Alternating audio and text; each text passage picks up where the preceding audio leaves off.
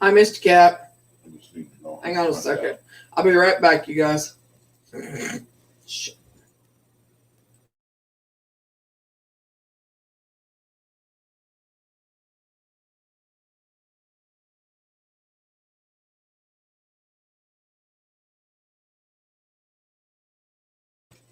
Okay, sorry. All right. I thought I canceled this, but apparently I didn't. So Oh, I didn't even know we were live. I missed a cat.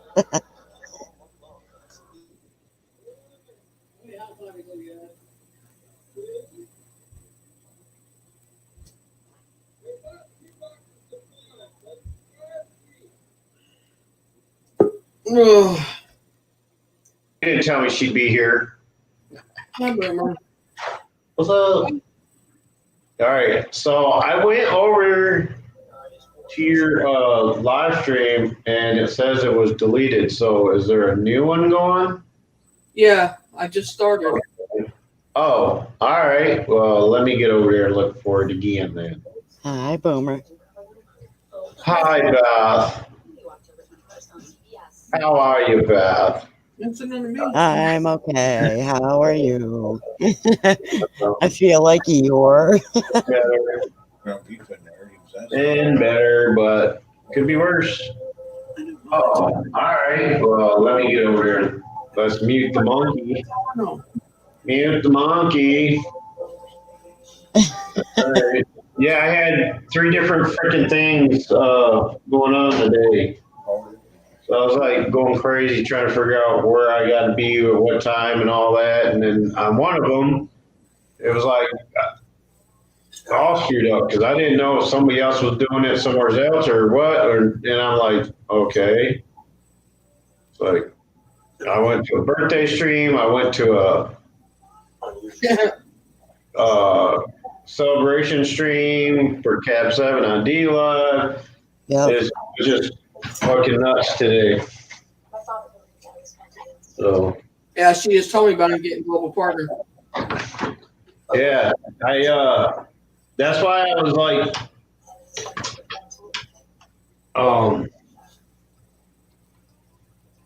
never mind, I forgot what I was gonna say. Fuck it. That's what you didn't know what I was doing. Well, I've been up all night and all day. You didn't even know what you were doing, Mary. I don't feel good. Really? 2 minutes and a thumbs down already? I am for the first time today. I saw you over there at Chris's, Yeah. and I was like, He wanted me to be on panel again, but I just couldn't. I don't feel good. Mom's surprised I'm not.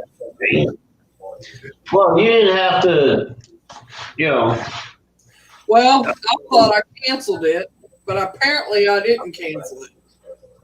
I thought if I canceled StreamYard, it would cancel it out there, but it didn't. So I didn't know I had to go over and cancel it over there. Yeah, I don't know how that shit. That's why I never do that with the. Like, I don't preset a live stream because it always ends up getting screwed up. I always end up having to launch a new one anyway. I don't know how to deal with that shit. Well, I know now. I know when you delete off one, you can delete off both. Yeah. Everybody must be over at the other one. What other one? The one you had up. Chris's? There ain't nobody at this one. Want me to go over here to Chris's and say, hey, everybody, get the fuck out of here. No, Chris is done. He's done stopped. Oh, has he? Yeah. I'm talking about over at my other live I had set up that I deleted. I thought I deleted it quick enough. You try to go look at it, it says this one has been deleted by Okay. the creator. So I just got the notification for this one. Did you? Yeah. It just popped up. oh, good for you, because I haven't got one yet. It took 4 minutes. Wow.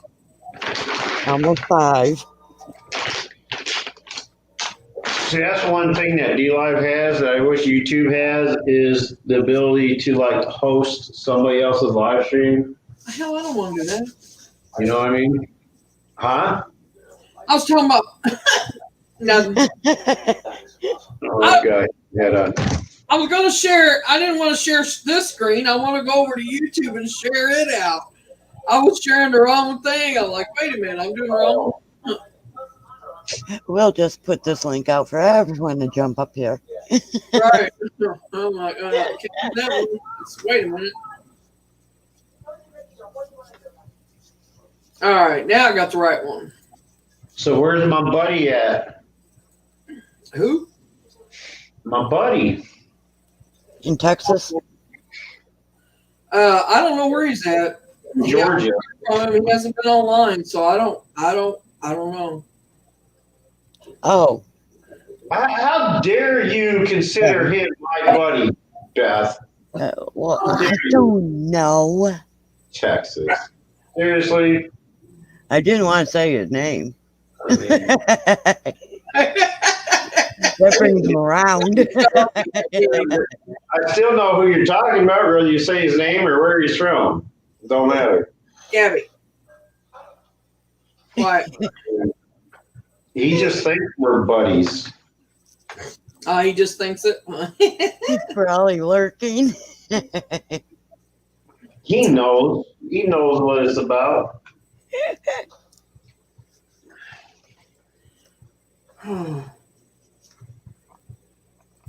I'm falling apart at the seams, y'all. Well, get yourself some sewing needle and some sewing thread and stitch that seam back up. I know, I need to, right?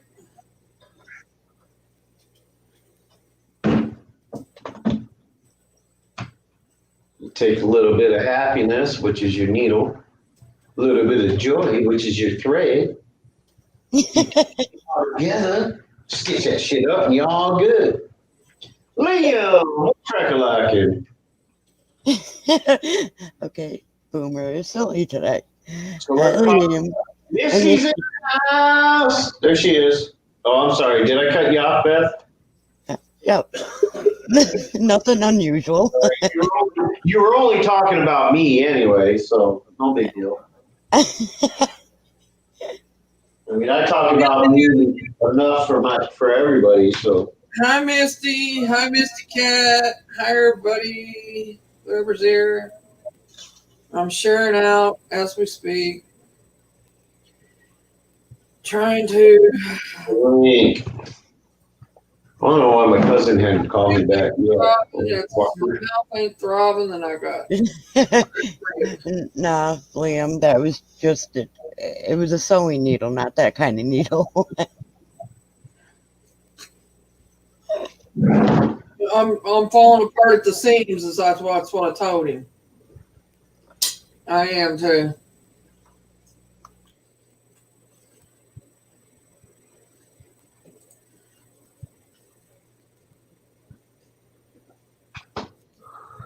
No, not that kind of needle. Let's talk ghosty shit. All right, we're going to. Hang on. What do we want to talk about? Well, I think of nothing.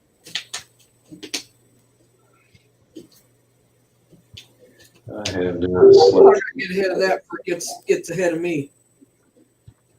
Well, I went to sleep about 9:30, 10 o'clock last night. Got up at 5 o'clock this morning. So You haven't slept either, Misty? Me either. I've been up all night and all day. I haven't felt good. That and I freaking think I got a damn abscess coming out. that sucks. It's not hurting, you know, but it's like, it's tender and it's like, Is that my jaw kind of paining a little bit, but it's not bad. So I just took some ibuprofen. It's been cutting it, but if you don't stop, I will call the dentist Monday and go have the sucker pulled out. Do you have any peroxide or anything like that? Yeah, I do. I got some stuff I can put on it. It's really Well, what I usually do. the tooth that's more the jaw. Yeah, well, I make well, that's where abscess start, is down by the root, which is in the jaw. Right.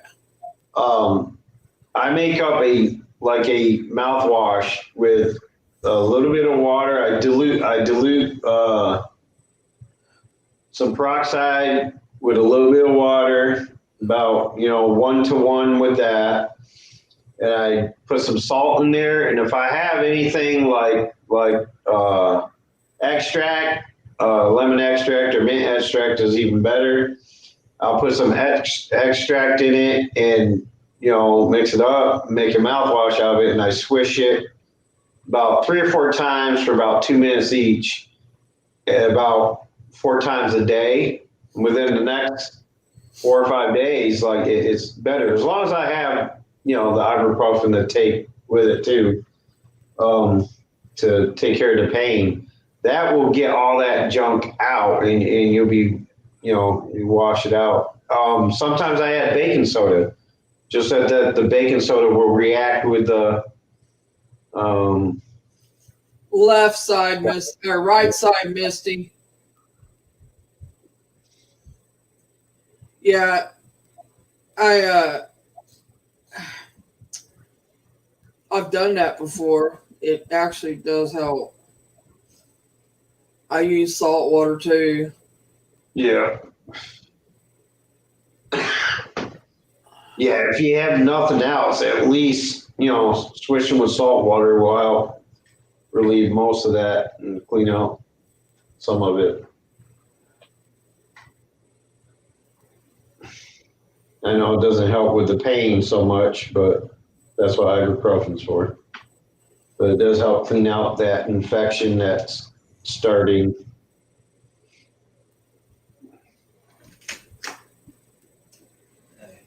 I don't think I got any antibiotic. I take it.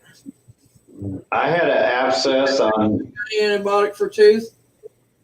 I had one on the bottom one time, and it got so bad, like my gum. It felt like my gum had like a pebble in it, like it swelled up, and like it was really hard and shit. And one day it just burst. Oh my god! I hurled. You don't want an abscess to burst in your mouth, man. Ugh. It's like it tastes like freaking rancid swamp water. Yeah, my son will tell you that. He's had a few. He had one that was so bad. Oh my god, it was bad. Wait, Liam actually wants to come up on the panel? Hang on. Any other time you ask him, he never comes up. I don't think I've ever been on a panel with Liam. Hang on, Liam. I'll send it to you.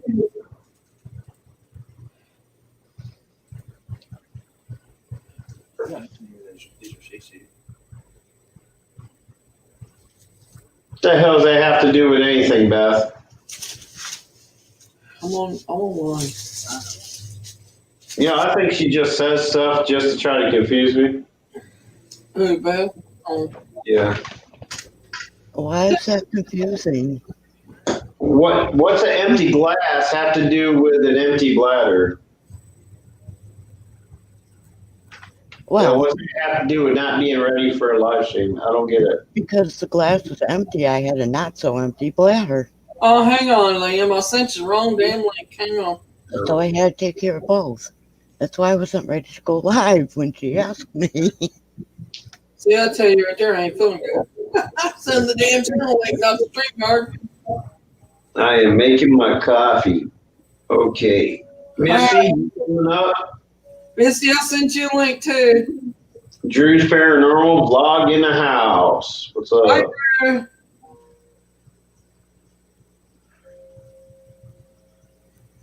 Yeah, it's virtually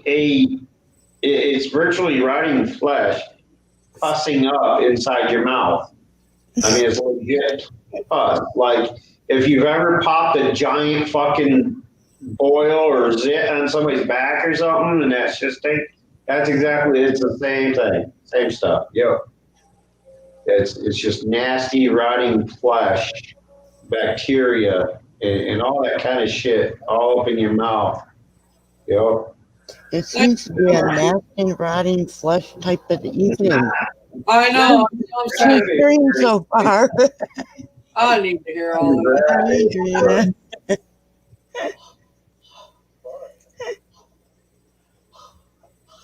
Well, I just took a pain pill and some ibuprofen. I think that'll take care of it. Why do you need milk to make coffee or tea? Now that's one thing I've never done. I never put milk. Blood? Blood, tea and coffee bloody. Anyway, I never put milk in tea. It doesn't sound right to me to put milk in tea. But I know it's an overseas thing, man, because it don't sound right to me either. It's definitely a UK thing. Yeah, I mean, my grandmother would. Her side, my dad's mom, her side of the family. Their heritage goes back to old Germany and stuff. So there's a lot of German, and she used to put milk in her tea, and I was like, I don't get it. Wow, how can you put milk in tea? Sugar, yes, milk, yes. But anyway. My great grandmother was straight from Germany. She didn't put milk in her tea. Carol. Yeah, I don't get it about Europeans. They like their freaking milk, I guess. I mean, I put milk or creamer. If I don't have creamer, I use milk, but in my coffee. But I've never put creamer in. Boomer has glasses. Yeah, I had to fix them. You had to fix my glasses. Oh.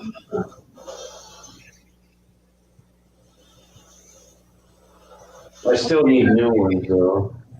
What I ended up having to do is I took the lenses out of a pair of old sunglasses, and I had to fashion a nylon strap to the bottom out of I unbraided a nylon rope and took a couple of small pieces and used it for the bottom to hold them in.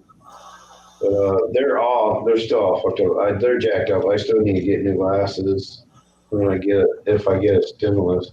Hey, Gary. Freaking super glue stuck to them. They're all scratched up and all that. And I need a new prescription anyway because these things aren't as great as they should be. Hi, Gary. Hi, Carol. Hello, Gary. All right. We're going to talk about some haunted places, and I found some here around Indiana that I've actually know of, and that some people's been to, some haven't. One is called Whisper Estates. Yep, been there. Have you? So no, I drove past it. Let's say I drove past it. Well, yeah. I've been past it too, actually, and just picking up from the outside of it is creepy enough. A real and active haunted house in southern Indiana, built in 1894. This house is home to two dozen ghosts, so it says, spirits, many of whom were patients, victims of the doctor that ran his medical practice from the first floor for 26 years. Did I ever tell you guys the 5-bedroom house that I had was owned by a doctor? And that he did have a medical, his father had a medical practice out of it when the house was first built, which the house is now 8-9 years old now. So, and I did have a spirit in mind. You know, the one thing I never asked her, though, was if she passed away in the house or not. And she may have. That's something maybe I have to check into. But anyway, since Liam's in the basement. okay, Yep. get Liam out of the basement, y'all. There we go, Liam. It says the most recent death in the house is of a father in 1966 and his special needs boy in 1974. It has been featured on multiple TV paranormal specials and was rated at fourth most terrifying places in America. Travel Channel, October 2010. Services we offer range from flashlight tours, they do flashlight tours, and many paranormal investigations to 3 hours to full overnight paranormal investigations. That's what they offer. But I thought we'd read up some more about it, so just hang on a minute. Hi, Liam. That Hey, was Bear. one screwed Hey, up, Boomer. man. Were you digging up bones down there? Now, Yeah, I found somebody's bones. is that the same place where there's a wood line on the edge of the property? They found like 15 to 20 full like skeletal remains within the woods down by a creek bed or something. Is that the same place? Oh man, I don't know. Let me keep reading here. Hang on, let me I find it. know there's one in Indiana that the FBI found a bunch of remaining in the woods by the property that was also owned by somebody. I think he was a doctor, or no, he was a professor or something. He used to he invited people over to the house, and he would kill them in the swimming pool.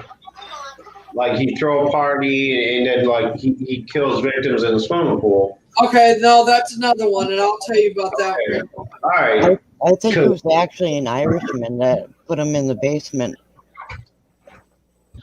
There's another house like that. It was a mansion, and he had a built-in swimming pool in the basement. Yes, that's what it was. Yes, that one. I'll tell you about that one in a minute. Okay. Says the earliest records show that Whisper Estates was built in the early 1894. Whisper Estates' first residents were Dr. George and Sarah White. Various historical records show that its second owners were Dr. John and Sarah Gibbons, who purchased the haunted estate in either 1899 or 1901. Not being able to have children of their own, Dr. John and Jessie Gibbons reportedly adopted abandoned orphan children. 10-year-old girl named Rachel, who was one of their adopted orphan children, met a tragic fate on Christmas Eve morning and is still believed to haunt the estate. On Christmas Eve, she accidentally started a fire in the front parlor, being badly burned, and died 2 days later in one of the upstairs bedrooms. Oh wow. Another death was that of a 10-month-old baby, Elizabeth. Elizabeth died in the master bedroom of unknown causes. Many paranormal investigators and visitors report smelling baby powder and can hear her cries that echo throughout the house. Jessie Gibbons would later die. The master bedroom died after, I don't know what that is. Master bedroom died after a fight with double pneumonia. I would say she died in the master. Jessie Gibbons would later die in the master bedroom after a fight with double pneumonia. Guests sleeping in the room often awake to labored breathing and coughing. Some even report feeling as if someone is sitting on their chest. The most common paranormal activity in this room is the closet doorknob will frequently jiggle for a few moments, stop suddenly, and the closet door will open on its own. The maximum reported count for repeatable occurrences is 5 within a couple minutes. Dr. Wow. Gibbons was a prominent doctor in town, having his office in the first floor rooms in the house. Given the time period in medical field, it is likely many patients died there during his practice of 26 years. Stories of subsequent owners and occupants suggest others have encountered their own demise, such as a gentleman in the 50s, 60s that died in the upstairs bathroom, a young boy that died from falling down the front staircase.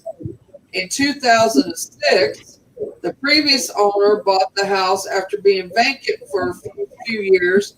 During its restoration, strange activity started to occur. Activity in the house continued and even increased, subsequently earning the name Whispery States after guests repeatedly reported hearing disembodied voices whispering in their ears. There are supposedly 4 graves in the backyard, not including what psychics have called a pit grave, which they say contain amputated limbs, internal organs, and aborted fetuses. Wow. Wow. Wow. Reportedly a portal vortex which runs up through the house from the front parlor into the third floor room attic. The room in the attic is said to be the heart of the house. Guests that are brave enough sleep in the third floor room report horrible nightmares and sometimes hear something trying to get in the room via the doorknob jiggling. Visitors have reported sighting a shadow which is now called Big Black, an entity which psychic says is not of this world. While most commonly encountered in the doctor's rooms, it has been seen throughout the house. Guests have experienced earthquake-like tremors while in doctor's bathroom. No, not those kind of tremors. We're referring to tremors of paranormal origin. EVP sessions have revealed many entities in the house at any given time. Many young women have reported hearing Dr. Gibbons whisper in their ears, as well as sometimes grabbing, groping them. Guests claim to see the bed, couches visibly shake, while still others sleep on beds, and couches have reportedly have been them shaking violently. Sometimes, upon leaving the servants' quarters, just after the last person exits the room, the solid, heavy wooden door slams with unrestrained force by unseen presence. Pleasant smells of baby powder drift throughout the house, but the scent of pungent cologne, aftershave, cigar, and tobacco, rancid meat, cabbage, dirty medical bandages, and more are not uncommon. Damn. It really. Yeah. You know what? With that kind of history, I would That's just one walk of the away. It wasn't worst. haunted. That's one of the worst cases known today of actual haunting. If it's true, if it's all true, I mean, Right. I can't believe, 100 different people throughout the years in different, time periods, being that wrong. But yeah, I mean, that's got to be one of the worst cases. Because that's some poltergeist shit as well. You got your spiritual hauntings as well. Yep. And most likely, you got the spirit of the doctor still there too. Most Right. likely. But, yeah, that's crazy. But yeah, I think Ghost Adventures did do a thing there. Drew, Hey, JC. you guys know who David Omen is? Yep. If you guys know David Omen, all right. And this is public knowledge. He talked about it on his live stream. He talked about it on my live stream. So it's nothing. It's no secret. But he had Ghost Adventures at his house, doing an investigation there. because supposedly his house is right next door to where the Manson murders took place. And it's haunted. He's had, I've witnessed on his live activity going on, but he said that was the worst mistake he ever fucking made was having Ghost Adventures with Zach Baggins there doing the investigation. Like they were fucked up like a soup sandwich. He said half his shit was bullshit. Yeah. And I would not put any faith whatsoever in Zach Baggins and his so-called paranormal investigating. But that's just me. That's my personal opinion. Yeah, David thought it was funny when you wouldn't get anything anyway. Yeah, David thought it was funny when I bitched out Ava for putting his name and Zach's name in the same sentence. He did not like it at all. Like he's like, I can't fucking believe this guy. You know, it's like, and he's trying to say that the house was built on an Indian burial ground. All right, first of all, Indian burial grounds do not build on it. Put them on cliff sides. Okay, like you don't dig inside of a cliff to bury your loved ones. How the hell could it be a sacred burial ground? It's on the side of a fucking cliff. He says. He's like, "Wow, you're a fucking moron." I missed a cat. It was funny. But anyway, sorry. Carry on with your next story. All right. What's the next one? Hang on. I'm hanging. Let me get that. Let me get. I'm hanging on. Yeah, I would be totally shocked if that house was not haunted. Yeah, Nick actually got sick of his shit in the within the first 3 fucking seasons anyway, so.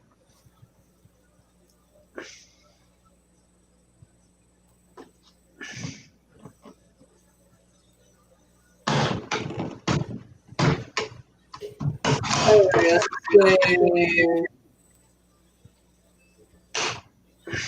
I'm looking for the house she was talking about, Brimmer. Hang on. I think that episode at Dave's is on Prime, if I remember right. Yeah, we found it the other day. Wait a minute. Let me do this. No, Andrea, he was never legit. He just got caught.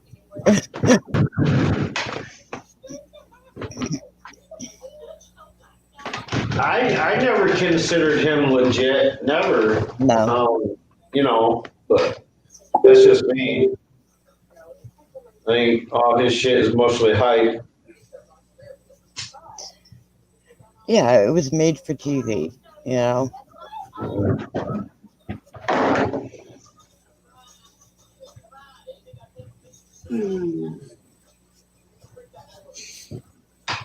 Gary says, Liam, where is Jibby? Hang on. I think here's the house I'm looking for. Wait, Mama Liam's in here? I think she mistook Liam for being Mama. Oh. I'm Liam. Hang on a second.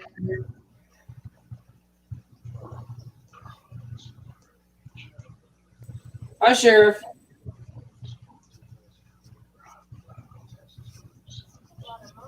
I pulled him up and he disappeared on me. Sheriff went boom. Yes.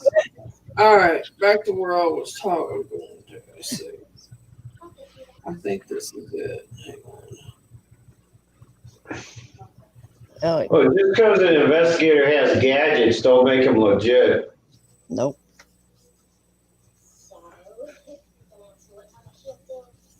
You can still make up stories, even with gadgets. Yep. I mean, the thing that pissed me off mostly about him was any of his shows that I watched. Like, what's that? What's the idea behind going ghost hunting? You know, being part of a paranormal investigation. What's the point? Like, what's your main focus there? To find To ghosts. find something, right? To find something, investigate it, see what it is, right? Every damn show I've ever seen of theirs, the first sign of any noise or sight, what do? They scream and yell and run out the door. Oh God, what was it? I'm like, you're there to do an investigation. Investigate. You know, you hear a noise. You investigate where that noise is coming from. Find out what the noise is. Yeah, don't Yeah. scream and run like a sissy. But they start screaming, cussing, and swearing and running out the door. Like, why the fuck do you have a show? I don't get it. You know what I mean? Like, it makes no sense to me. He was here and left. Who was here and left, Carol? Sheriff. He's back, I think. Hang on. Hi, Miss. He's trying to every time he pops out. So, I think Misty pushed him that time. I did not see Sheriff come in. What? Where'd Sheriff go again?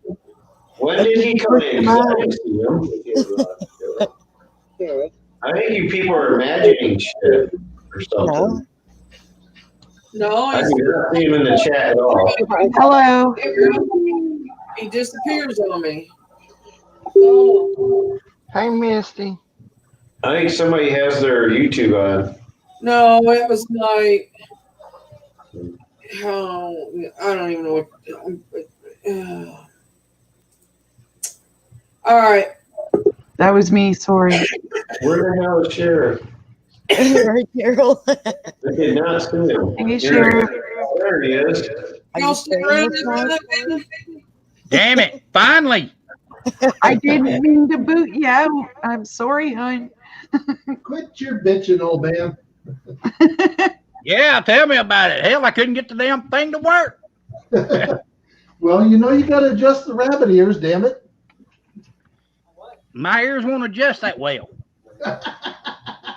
Oh, here, call this jackass again. I'll be back in a minute. It's wet right now, Carol. We're all having problems tonight. Well, I got pouring down rain over here. So What? Wait a minute. What? Mm-hmm.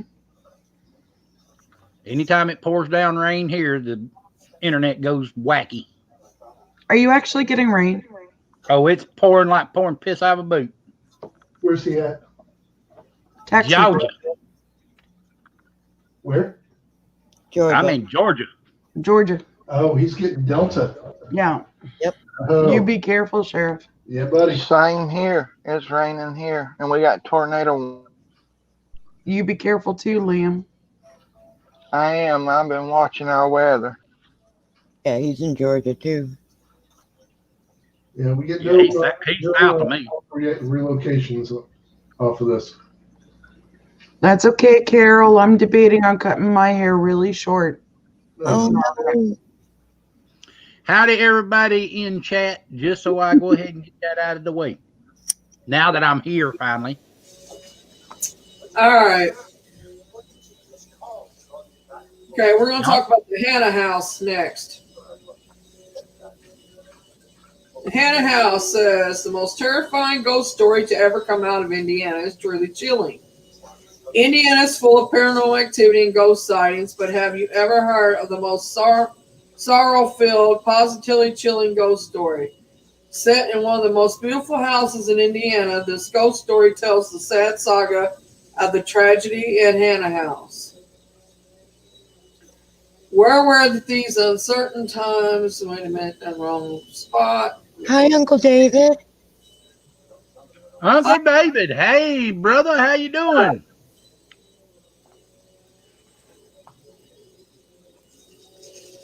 Okay. This incredible home built in the 1850s. Mary, hello. Perfect private estate. However, soon after this gorgeous house was constructed, tragedy struck. This house is believed to have been used as a safe haven for escaped slaves on the Underground Railroad. Legend has it that one fateful night in 1858, a group of slaves were hiding in the basement of this house when the unthinkable happened. One of the slaves knocked over a lantern, starting a large fire and burning all of the escaped men, women, and children alive. When the estate owner, Alexander Hanna, realized what had occurred, he covered his tracks by burying the bodies in the house basement. Many believe this trapped the souls of these slaves in the house forever.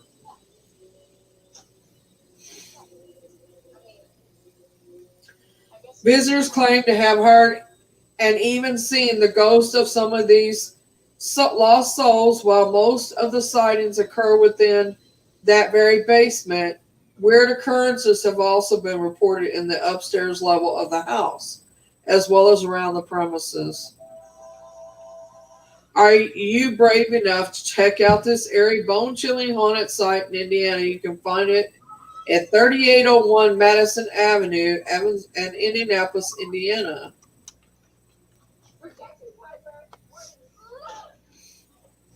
And here's the house. Uncle David's in the I chat. said hi to Uncle David for you, Mary. Somebody drop Uncle David's link. Uncle David, you can drop your link if you want to. I didn't say I wasn't paying attention to Uncle David. I said, Am I the only one that don't know who Uncle David is? B-Hop Nation. y'all didn't hear me whenever he come. I'm sorry. I figured that much out, Beth. What I'm trying to say is, didn't hear me say hi to him when he come in. I said hi. Yeah, Beth, so stop starting trouble. Oh, I didn't hear ya. I did. I was away from my phone for a minute there. Hey, Uncle David. Anyway, back to where I was going with this.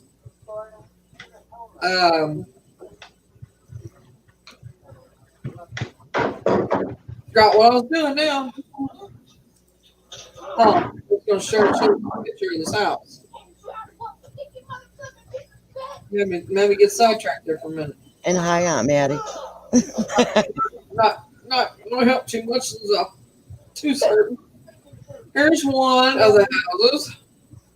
That's the house, but that's years ago. That picture was taken there, and here it is. That's the courthouse of it now, or the middle of it, where you meet in the middle of the house. That's because the house kind of wraps around. It's kind of the courthouse of the house. There it is. That's the side part of it, and there's the front of it. It's basically a mansion, and it's got this part on the back here, which that was at one time was the carriage house and maid quarters, I believe. The caretakers of the house quarters, whatever you want to call them. But it's still there. The house is, the whole 9 yards of it is. That's one of the original pictures of it right there. I don't know if y'all can see that or not, but see if I can work it.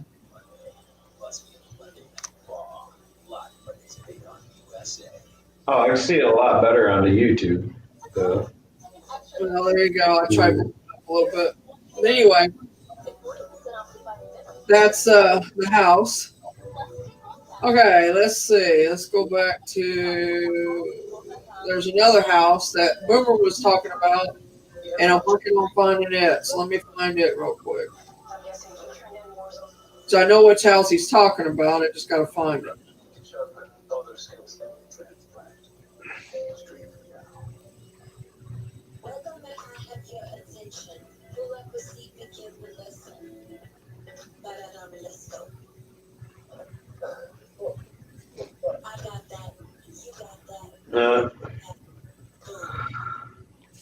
Well, you gotta remember, back in the early. I've been looking, but late 1800s, Drew.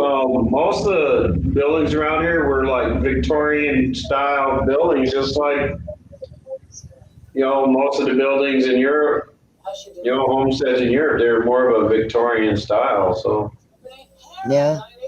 Yeah, here's look. I'll show you the Whisper Estates one now, and this is a good picture of it. nowadays, homes don't look like that. That's Whisper Estates, Yeah. and it's a big old 2-story colonial type mansion type house. Yeah. If you can call that a mansion, then I grew up in one. No, I remember driving past that way. Well, I'm just what they call I don't know what it's not a mansion, no, but I mean it's just a big ass house.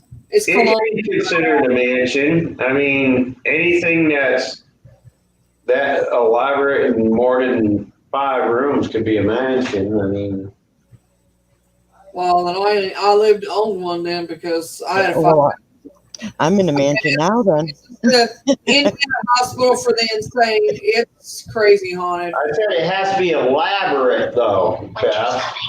Something elaborate. It's more than 5 rooms. Pillars and Still Black Step Cemetery is crazy haunted, you guys.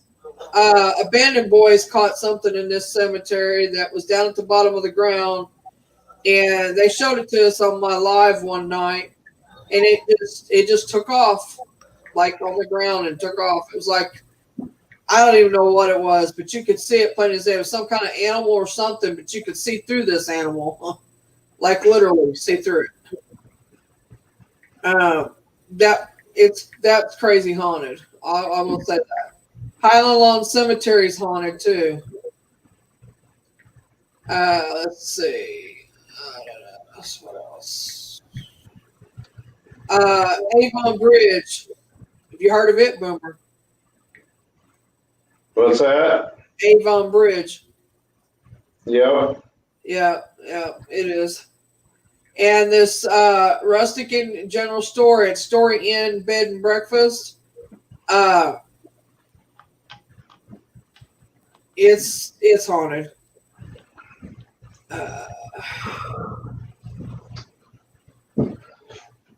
There's a lot of haunted places in Indiana. There is. The story behind this evil place in Indiana will make your blood turn cold. These are numerous haunted places in Indiana, ranging from stories of friendly ghosts to those of gruesome murders. There's one place in central Indiana that has a very dark past and may be the most haunted building in the state. You don't have to believe in ghosts for the history of this evil place to turn your blood cold. It's the mental illness hospital. People with mental illness are treated considerably better today than they were in the early 1800s to 1848. This building, the Indiana Hospital for the Insane, also known as the Central State Asylum, opened its doors. Its residents ranged from those suffering from depression and suicidal thoughts to those with extreme mental imbalances. Over the years, the number of admitted patients grew, and eventually there was a small community formed within the many buildings on the hospital grounds. Underground tunnels connecting the buildings were also dug. I remember hearing about that. In the hospital's prime, there was not very much scientific research into mental illness. As a result, treatment methods varied from restraining patients to chaining and shackling them in dark, underground basements. Patients were treated like barbarians rather than humans, and some lived in total darkness and restrained. It's very sad. Patients who died at the asylum were buried in unmarked graves and sometimes in mass graves. As uncovered when the grounds were being restructured, while many deny that this site is haunted, former workers on the grounds and the restored medical history building claim to have heard screaming from the tunnels or have spotted orbs and ghosts on the grounds. To believe in the paranormal stuff like we all do, this is bound to be a haunted place. I mean, when you're tortured and you're a tortured soul, chances of you still being around is pretty good. Because you relive, it's like they relive their tragedy. They relive their life there. It's sad. It really is sad. And to think that they just threw them and buried them in mass graves and stuff is just, it's crazy. And there being tunnels underneath it on top of that. I wonder how many escaped and got down in the tunnels, you know? You can visit the Medical History Museum for yourself. It's a pretty cool place. And see what you think about those allegedly haunted grounds. You'll find this building and the rest of the properties of 3045 West Vermont Street in Indianapolis, Indiana.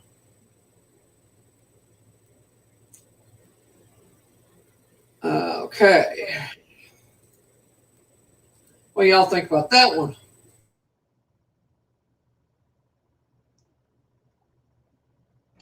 That's cool. I'd say probably so, JC.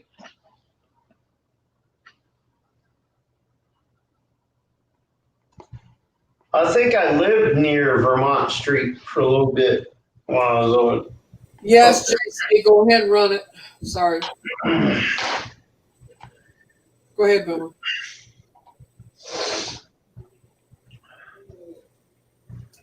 Boomer.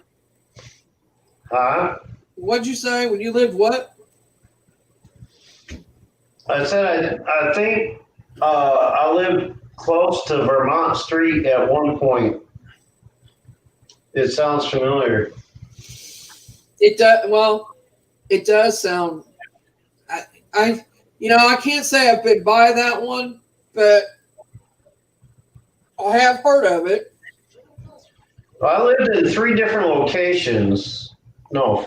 locations in Indianapolis area while I was out there. The longest was in Fountain Square. And then there's a few other areas I lived in for a little bit each side.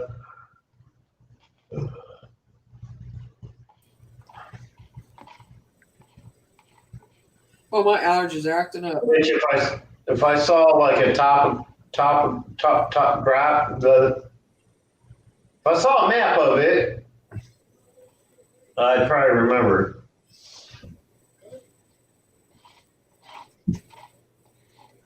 All right, let me find. Let's see. But do they have the addresses to any of them places? Well, yeah, it tells the address to them. The actual address or just the street? It is the actual address to them, yes. So what was the? Hang on, let me get to my Google Earth. What was the address of that one, the house number and stuff? Because I only heard the street name. Hang on, let me go back to it, okay? Because I done got out of it. Hang on, let me go.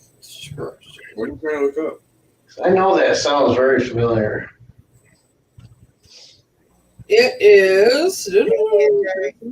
Hang on, that's the Allison map. I think it's the one we're looking for, though. Okay.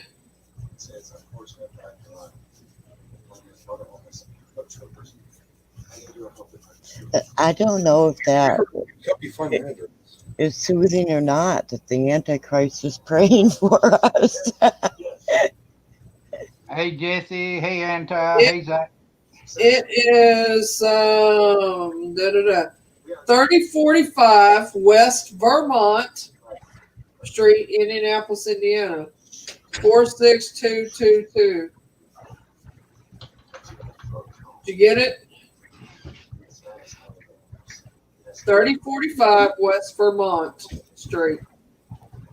Yeah, got it.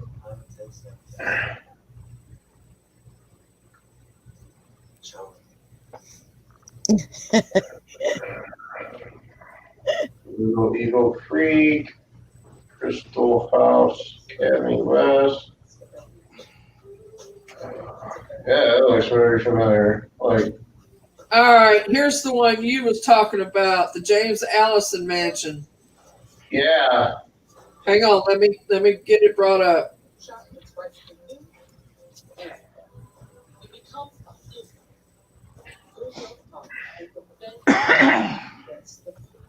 Well, yeah, 'cause we're not muted now.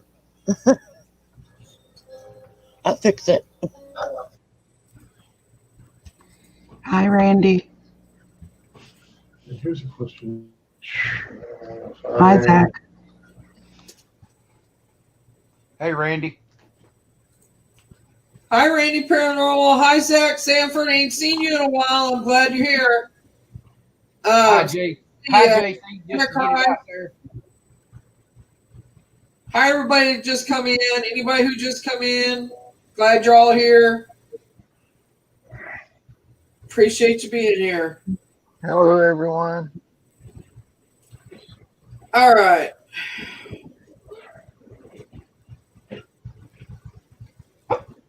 Let's say history.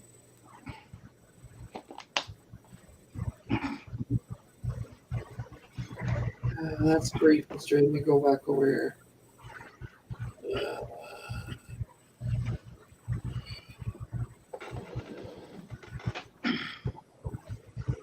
The story behind Indianapolis' most haunted house will give you nightmares. I believe it might be the most haunted house. It is a mansion. It belonged to James Allison, was a wealthy man from Indianapolis who was a founder of the Indianapolis Speedway and Allison Engineering Company, now a division of Rolls-Royce. He was the original founder of the Speedway, which does the Indianapolis 500. The mansion he resided in was built between 1911 and 1914. It is now on the National Register of Historic Places. Despite Allison's success, he died young from pneumonia at 56 years old. Lord, I didn't want to hear that. The mansion was later sold to what is now Mariam University, though visitors claim Allison never really left the mansion at all. Most stories claim Allison still haunts the mansion, rearranging books in the library and furniture as he sees fit. He died young from pneumonia. Let me show you a picture of it. What'd y'all say? Somebody say something? There's the mansion.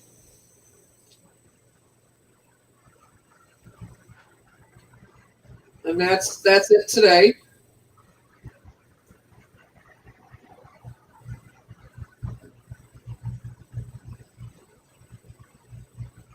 However, Allison's alleged paranormal activity isn't the most chilling part of this ghost story. It's rumored that the spirit of a little girl who drowned in the basement pool still lingers around the mansion.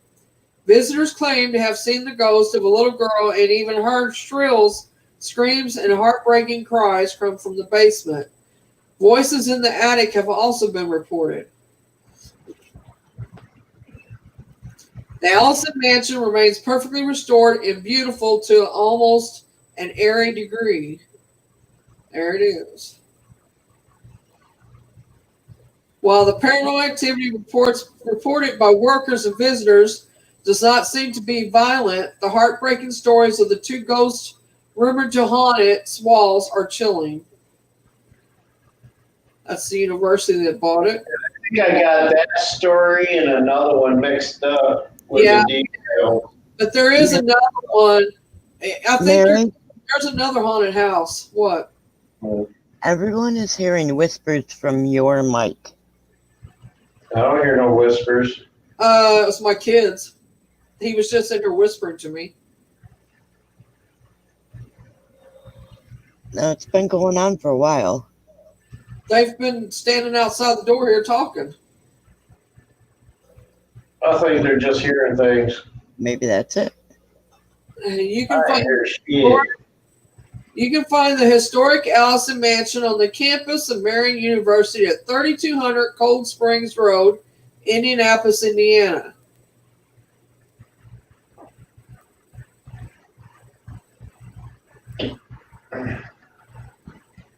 You know, I was on a radio show back in, what was it? 02, I think it was, in Indianapolis.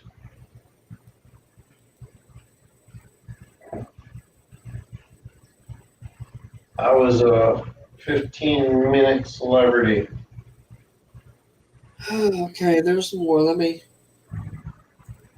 You was? Indianapolis. What was you? Huh? I would think it's probably the Hannah House was one of them, or that one that burnt where the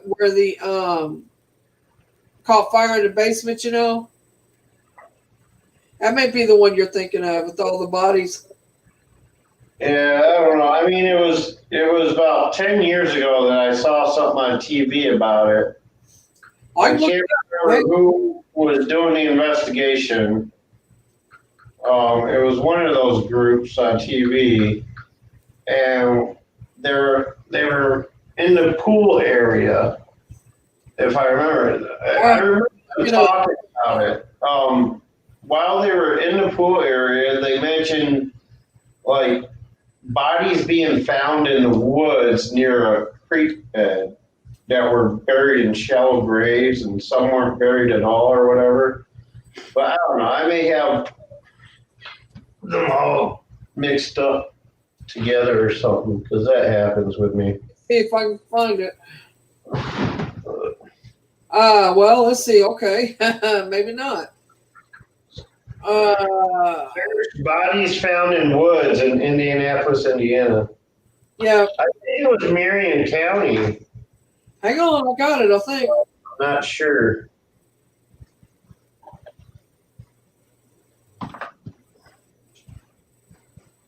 Okay, Rose Hill Cemetery. I know that name.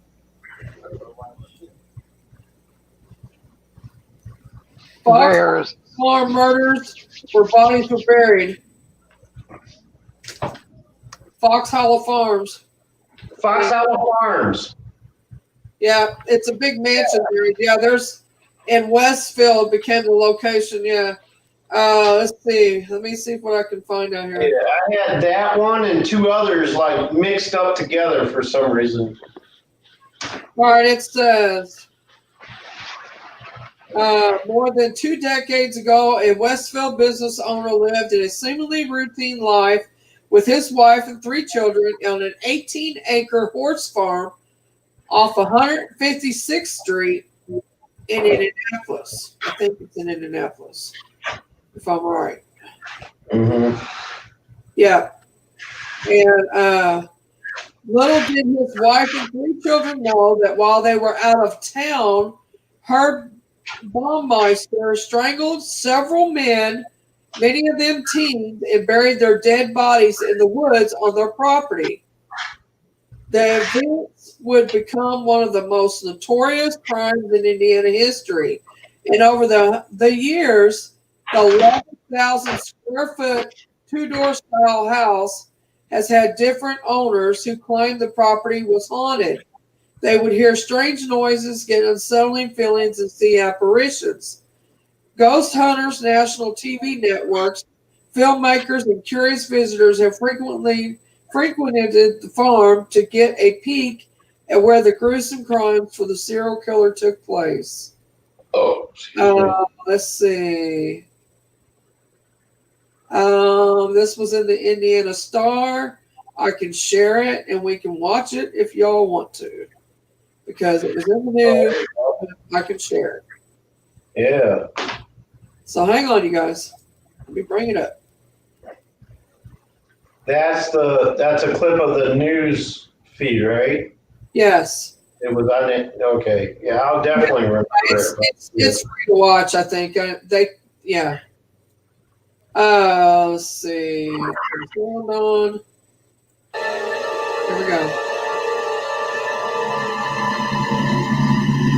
Yeah, that's the one I was thinking of. With the,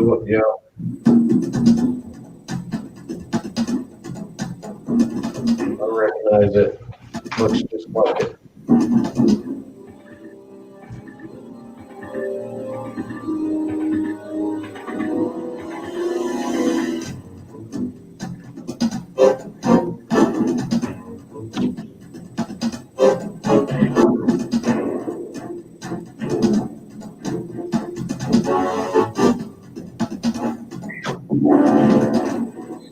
And by the way, I can't read the chat at the moment. Just to let you all know. Put another one in here. Sorry. Stop sharing there for a second. What are you doing? Talking about this.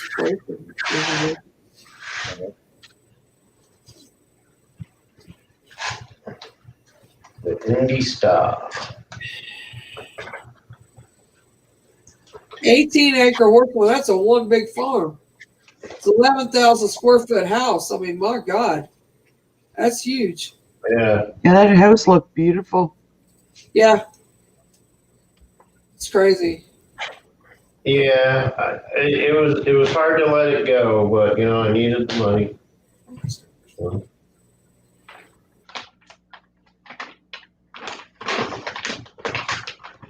You know, once they started discovering the bodies, it was time to go. You know, had to sell.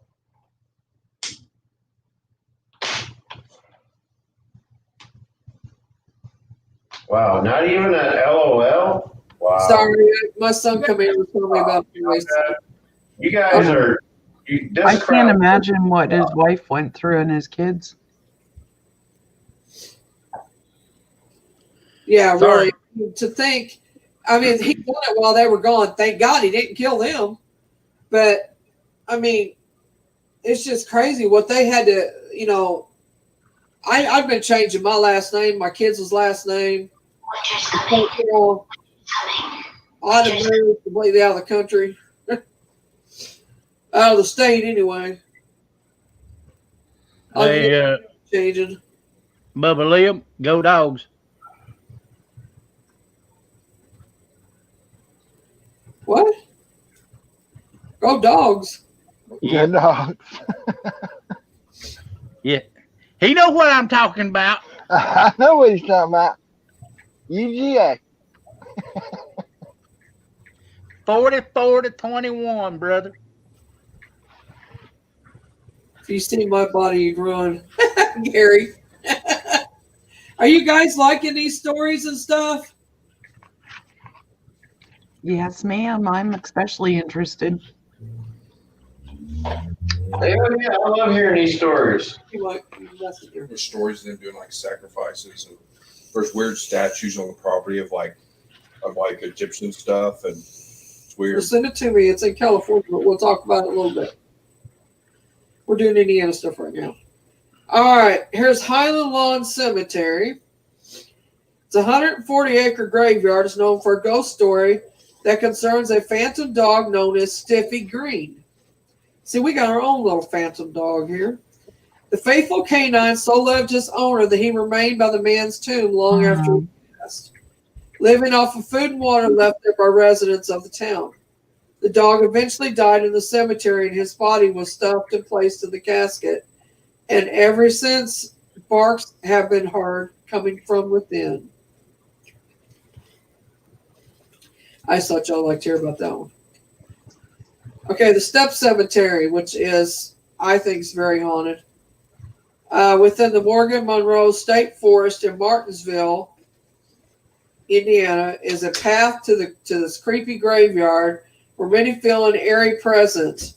Rumors say the ghost of a mother comes at night and digs up the bones of her dead baby and cradles them before reburying them. I knew a lady here in the town I lived in Mount Vernon She grieved for her baby that she lost so much, she went and dug the baby up. I know her personally. I knew about the baby dying, the whole 9 yards, about her going to get the baby. I actually was one of them that helped them discover that she's the one that took the baby. And because she lost it. I mean, she just literally lost it. She couldn't accept that her baby was gone, so she went and dug it up. And at the cemetery and brought it home. And her dad come home and said, "What are you doing?" And her mom and dad, stepdad. And she says, "I'm rocking my baby to sleep." And they were like, "But you know your baby passed away." "No, he didn't. He's right here." She went and dug the baby up. And they didn't know what to do about it. The mother called me, which I knew the family at the time. And I said, "You've got to turn this in. I mean, she's lost it. I mean, Howdy, Laura. Baby's got to go back, got to go back.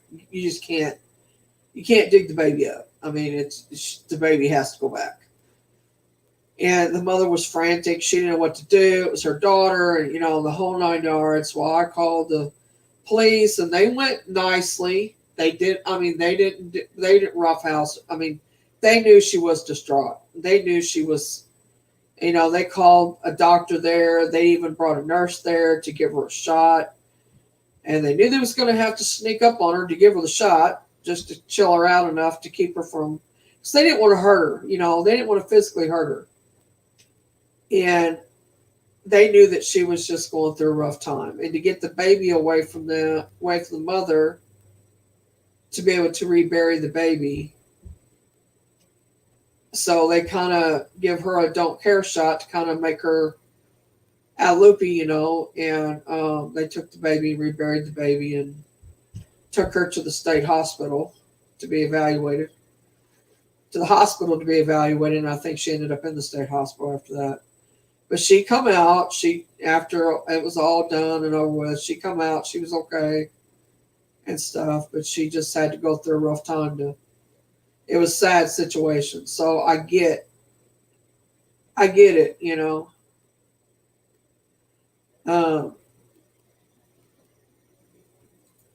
and let's see. Sorry, I didn't mean to go over to another story, but it was basically kind of like the same story on this. It says Morgan Moreau State Forest in Martinsville looks gorgeous upon injury, especially in the fall, which is where this cemetery is at. The stunning lakeside forest houses some pretty dark secrets. However, if you're daring enough to uncover them, okay.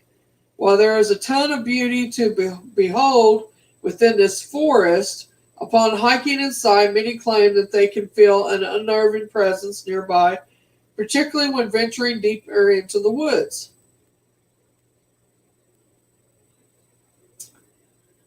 Sounds crazy? It's not. In fact, the state forest is home to one of Indiana's most haunted places, Step Cemetery, which should be the main event of this hike. This infamous cemetery is well known for its ghosts, apparitions, voices, and other paranormal sightings. Even the graves are off-putting with messages like "never at rest." I'll show you this because it says it plain as day.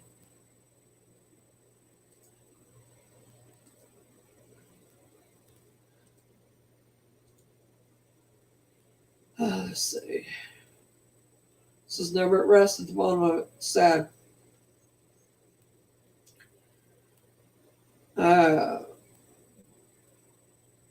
Perhaps the most eerie story of paranormal events in this cemetery is the one of baby Lester. The fading numbers on the grave say only 1987. There are no specific dates of birth or death. Legend says that Lester's mother's ghost often appears sitting on this tree stump, crying over her lost child. There's the stone, the stuff that's been left for the child, and it's crazy they'd leave a hair tie and a comb. Huh? I don't know. Others have even claimed to have seen this woman dig up her baby's bones and cradle them, returning them back to the grave before leaving. You'll find small tokens of tribute all over baby Lester's grave.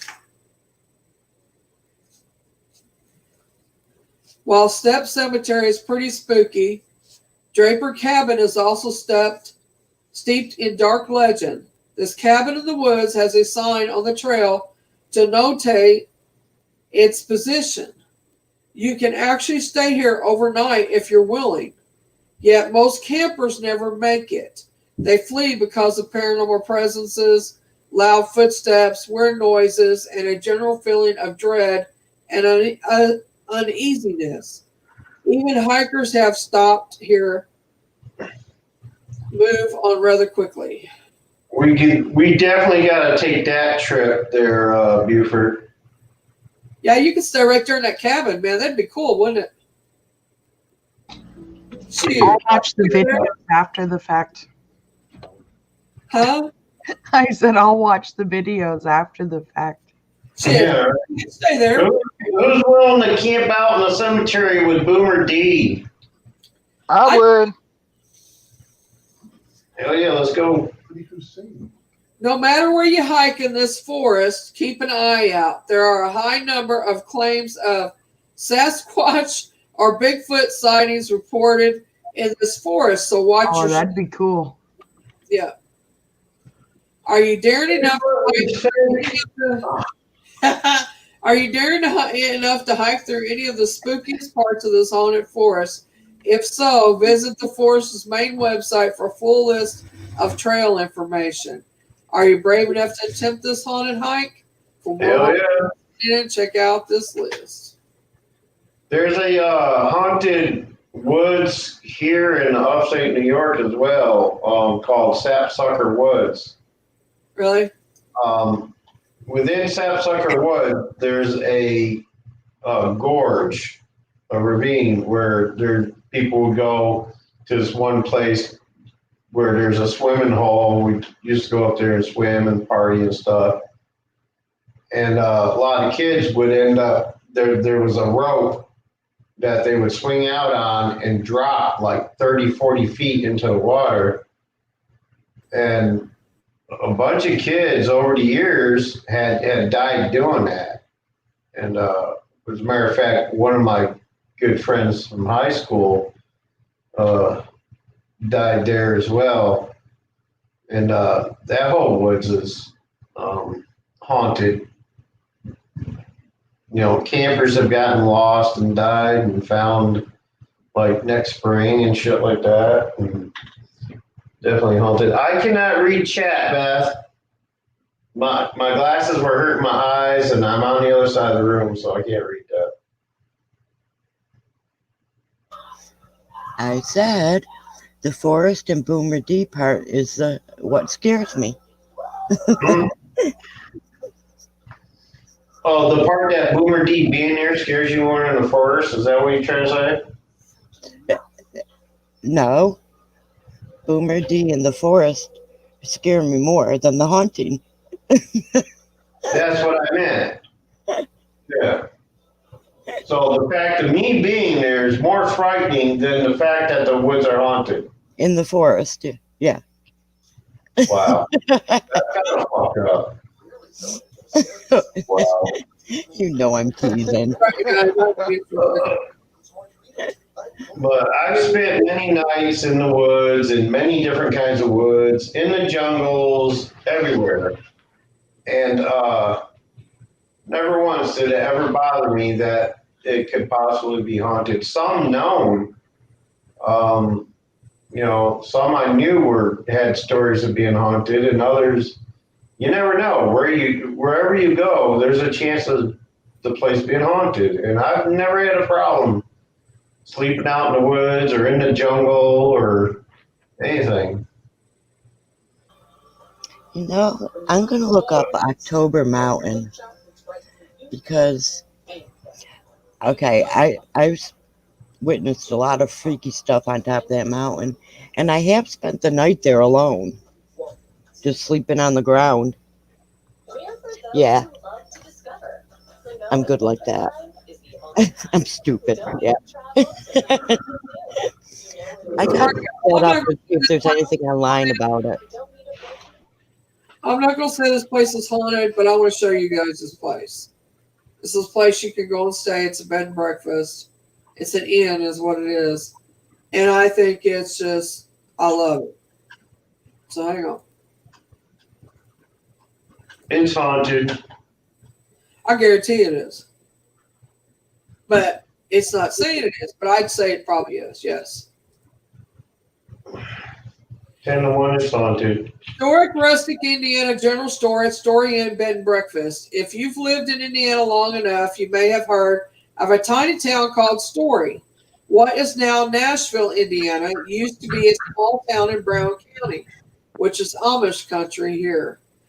I know that to be a fact. And Story Inn Bed and Breakfast was named after the historic village.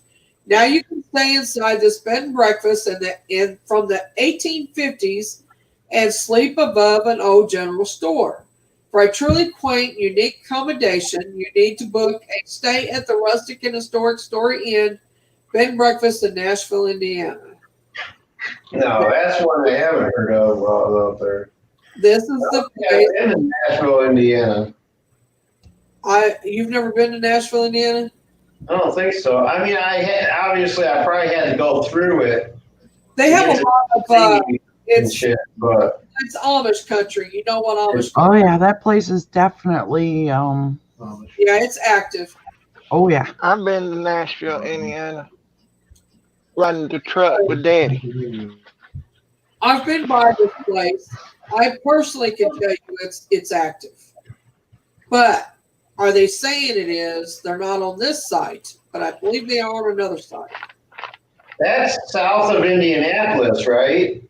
Yes. Not well. Yeah. See, I never traveled that far south.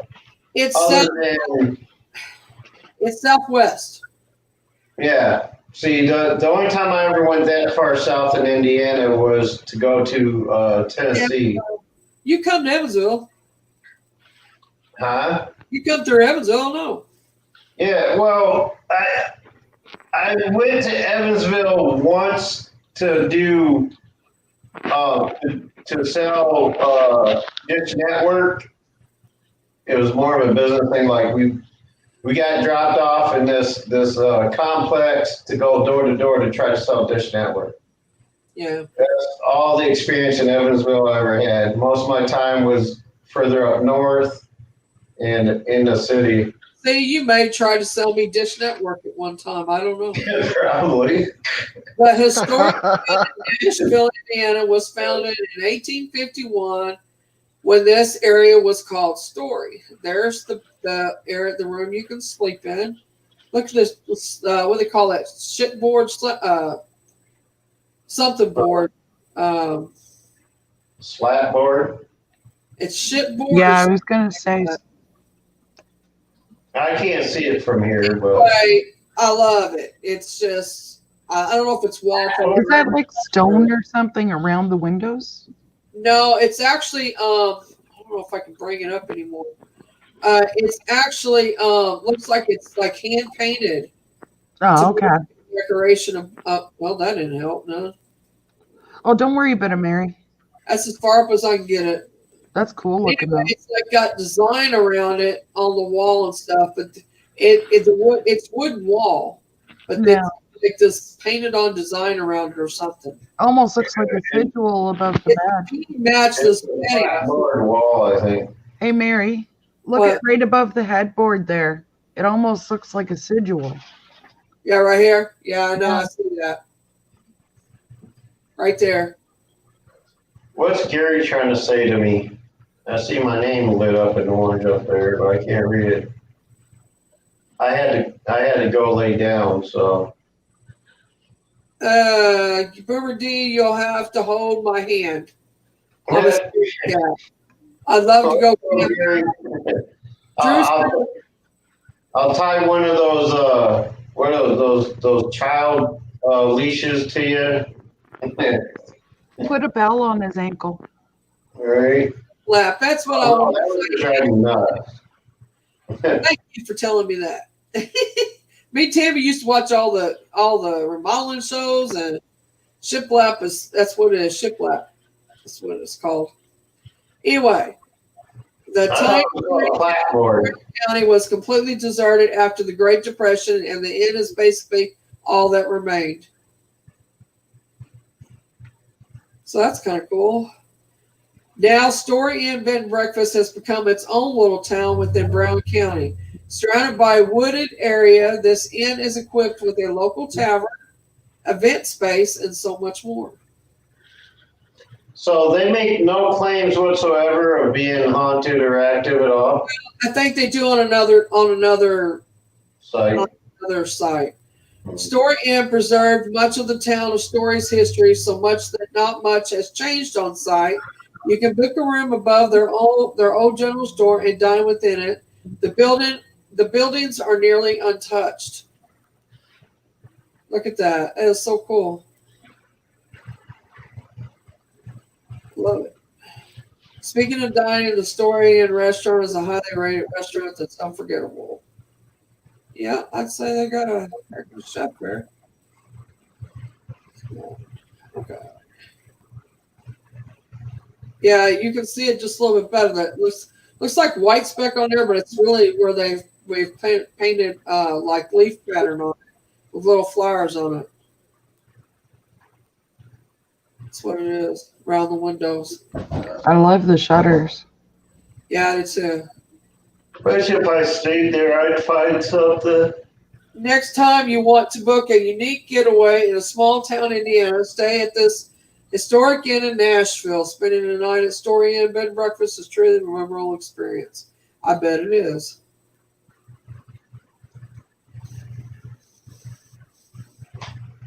I could live there. Or Indiana /135 Nashville, Indiana. Wait, does that say $30 a night? Is that what that is? Where? Oh, you were scrolling by. Right here? No, or where? No, scroll up. No, that's Walt Disney something, 30% off something. Oh, okay. Just an hour. I was gonna say, shit, $30 a night? Hell, I'd stay there. Yeah, I would do. Okay. Back to haunted places. I'm pretty Stay there sure. for a weekend.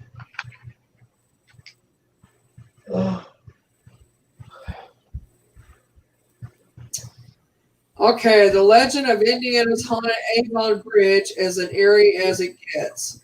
Avon is a small town in Hendricks County. I've been there. Picturesque parks and family-friendly activities.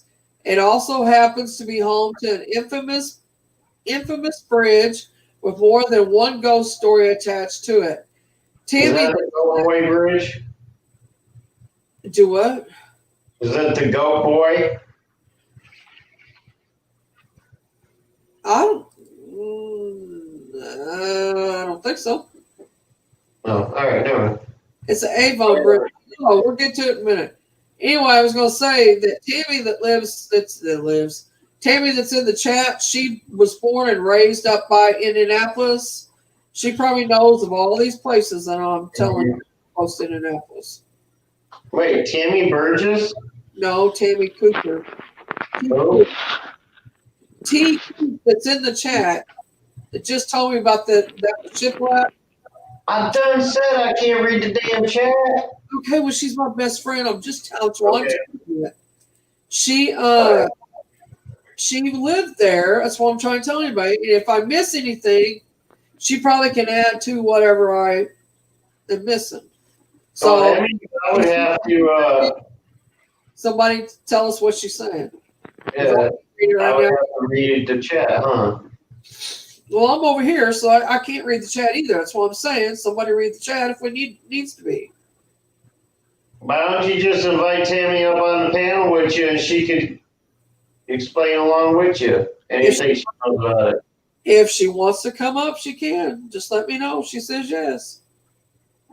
The Legend of Indiana's Haunted Avon Bridge. I just said that. It says, Boy, she gets agitated easily. what now? Nothing. Carry on. I get agitated easily? Is that what you're saying? I don't get agitated easily. No, I didn't say nothing. Carry on. I'm trying to breathe. That's what I'm trying to do. I must stop up. I'm just ticking you off. We all stopped up. So I'm not trying to be snippy. I'm sorry. I didn't say you were snippy. Oh, well, whatever. If whatever you're saying I am, I'm not trying to be. You're agitated because I keep interrupting you. Okay, it says, it also happens to be home for the infamous bridge with more than one ghost story attached to it. I already said that part. And whether or not you believe in paranormal activity, all it takes is one walk in this area at night to know that something sinister definitely happened here. Several somethings, as legend has it. The Avon Bridge was built. Let me show you.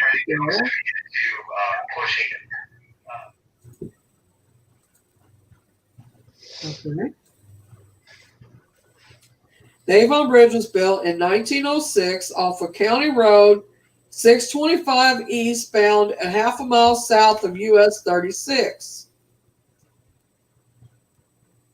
It was originally constructed for the Big Four Railroad. Unfortunately, the bridge construction wasn't an entirely smooth process, which is part of the reason for the alleged hauntings. I'm pretty sure there's somebody buried in the concrete. Rumor has it that a man fell into the cement during the construction of the bridge and was buried alive. Removing his body from the concrete would have been far too costly, so the body was left buried. That would probably make anyone want to haunt the bridge. According to legends, what? I said I would. Me too. According to local legends, some people can hear the screams and cries of the poor man who fell into his death at night. And the worst part is he wasn't the only one who perished during its construction.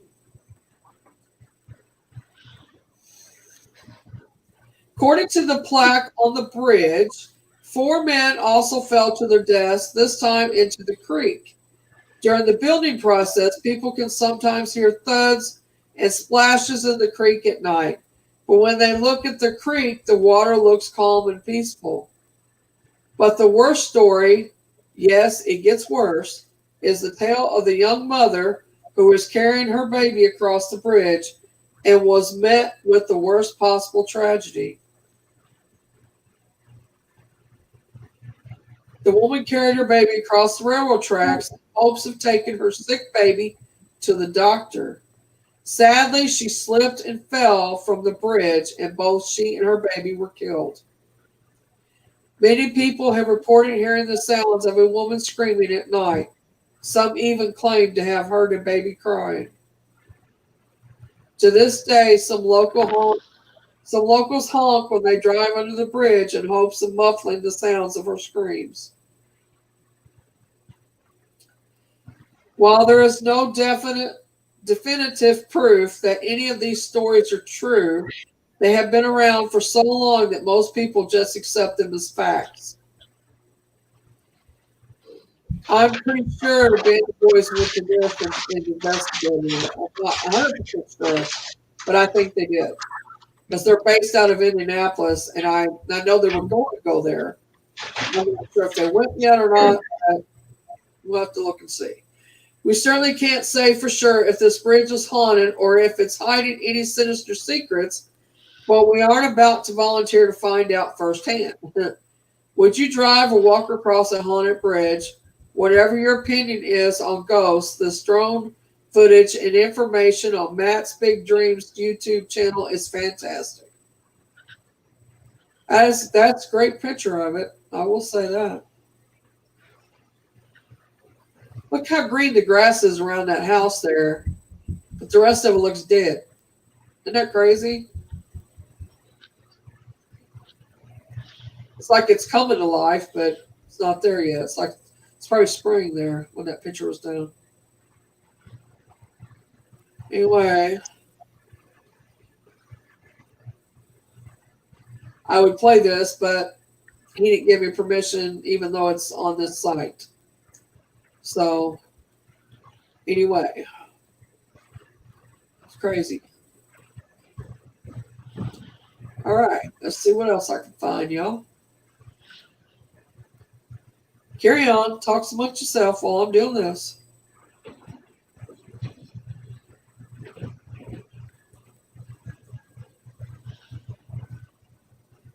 I know I've told y'all about my library, you guys, a million times, but do you want to hear the whole story about the library?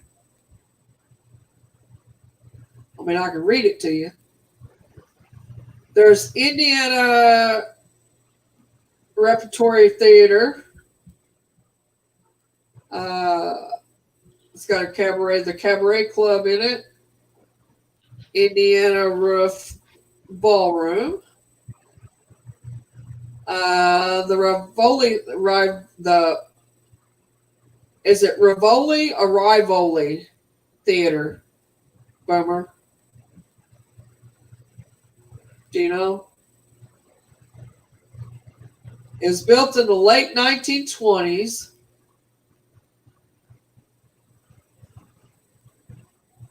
All right, let's go with it. Hang on, let me pull up the information on it. Is anybody out there talking? Can anybody hear me? I'm listening. I hear you.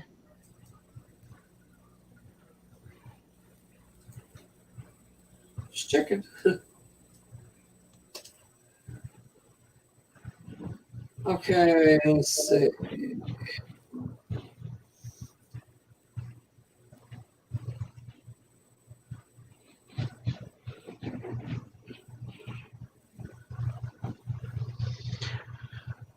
Did I really just doze off for a minute there?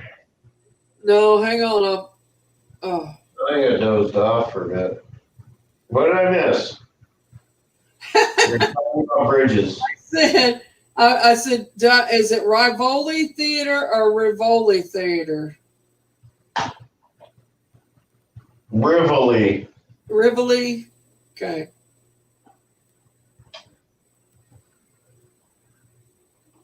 Rivoli. I think that's how you pronounce it.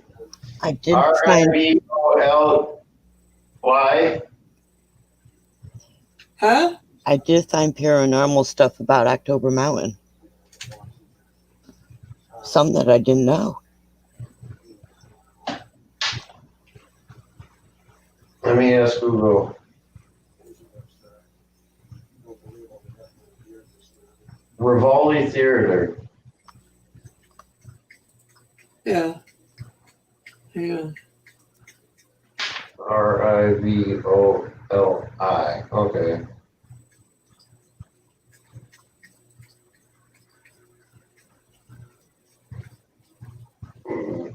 This one is this one's in Falsburg, New York. I know. I'm trying to find the one that's in Indiana. It's got a picture of it.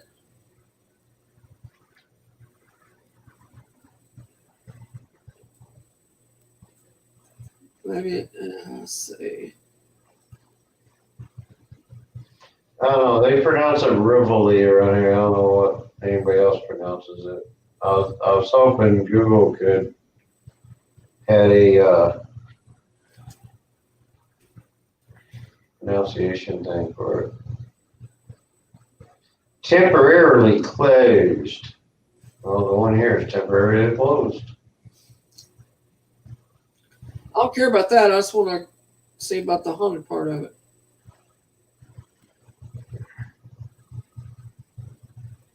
Yeah, I don't see one listed for Indiana. I found it.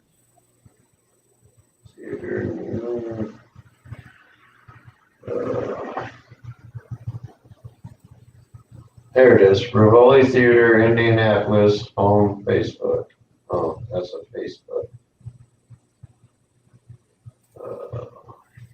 I just got to find out the haunted part about it. So that's what I'm looking for now.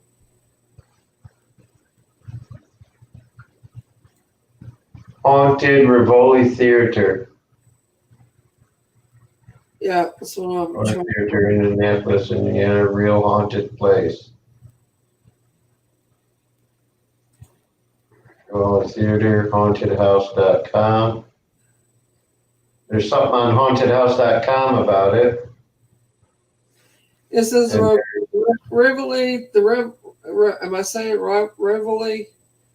yeah, It dates back to 1927 and is believed to have been built on top of Indian burial grounds. Witnesses have reported a ton of hauntings here, including toilets that flush on their own, apparitions, faucets that turn on by themselves, a smoking cigarette butt that has appeared in the ashtray out of nowhere, moving objects and items that have gone missing. Surely there's more to it than that. This person said, there's another site. right, sure. Where is it? There's hauntedhouses.com that has it listed. Hauntedhouses.com, real hauntings and attractions, Vaulty Theater. Overview. Read full story, back to haunted. Let's see, read full story.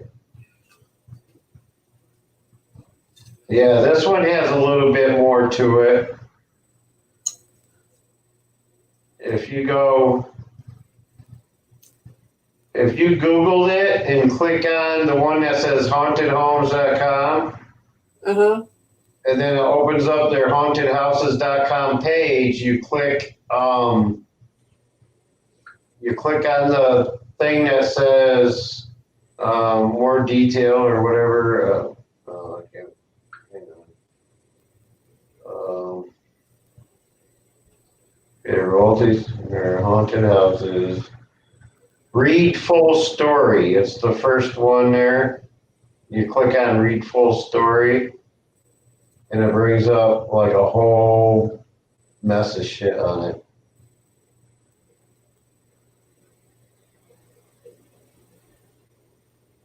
All right, hang on.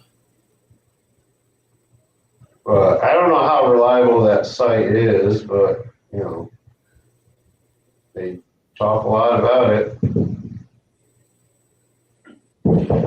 3155 East 10th Street, Indianapolis, Indiana. Holy shit, I lived right next to there.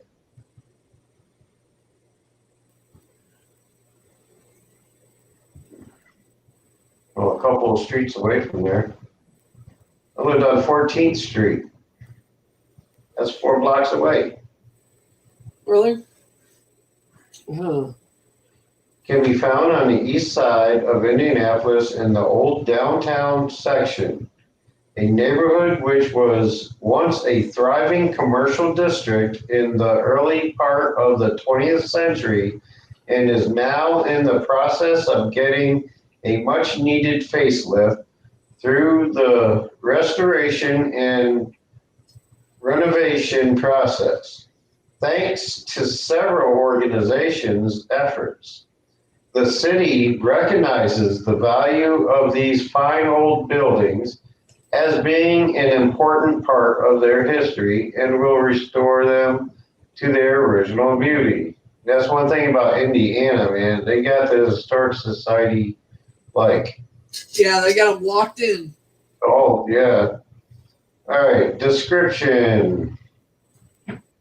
The Rivoli Theater is found in a huge building with 4 storefronts in the front, 2 on each side of the theater. On the east side of the building is a large apartment separate from the theater itself, where the owners, theater managers have lived. The Rivoli Theater was designed and built to be large, long-lasting, safe, and practical, yet beautiful, using skilled craftsmen and the finest materials available. In 1927, the architect Henry Ziegler Dietz, however you pronounce that, Dietz, had an eye for beauty as well as skill. All right, skip down to where it's haunted, man. Where's the haunting shit? History.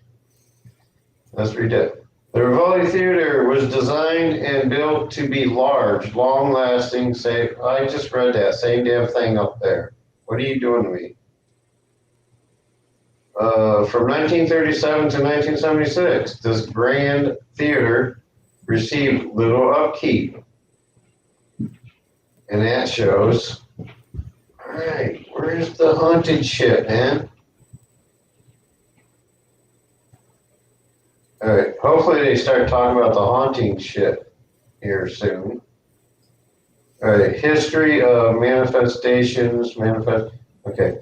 It seems that the Rivoli Theater was the home of entities from the time it opened and has attracted a few others throughout its long history. One, the land where the Rivoli Theater and its building was built upon had been a farm. A farmhouse and family burial plot had existed right on the spot. But before this time period, this same plot of land had been an Indian burial plot. Ooh, okay. You still with me? Yeah, I'm with you. Listen. Through some investigation, it was discovered that the people who lived in the farm experienced paranormal activity in their house and on the property. 2, past hauntings in the auditorium. Past owners had opened the theater for business, and much to their surprise, they found people already sitting in the auditorium, rushing down the aisles to confront them. Imagine their shock when these non-paying customers melt away before their eyes. That'd be fucked up, huh? Yeah. Yeah. One apparition of a man, this is B.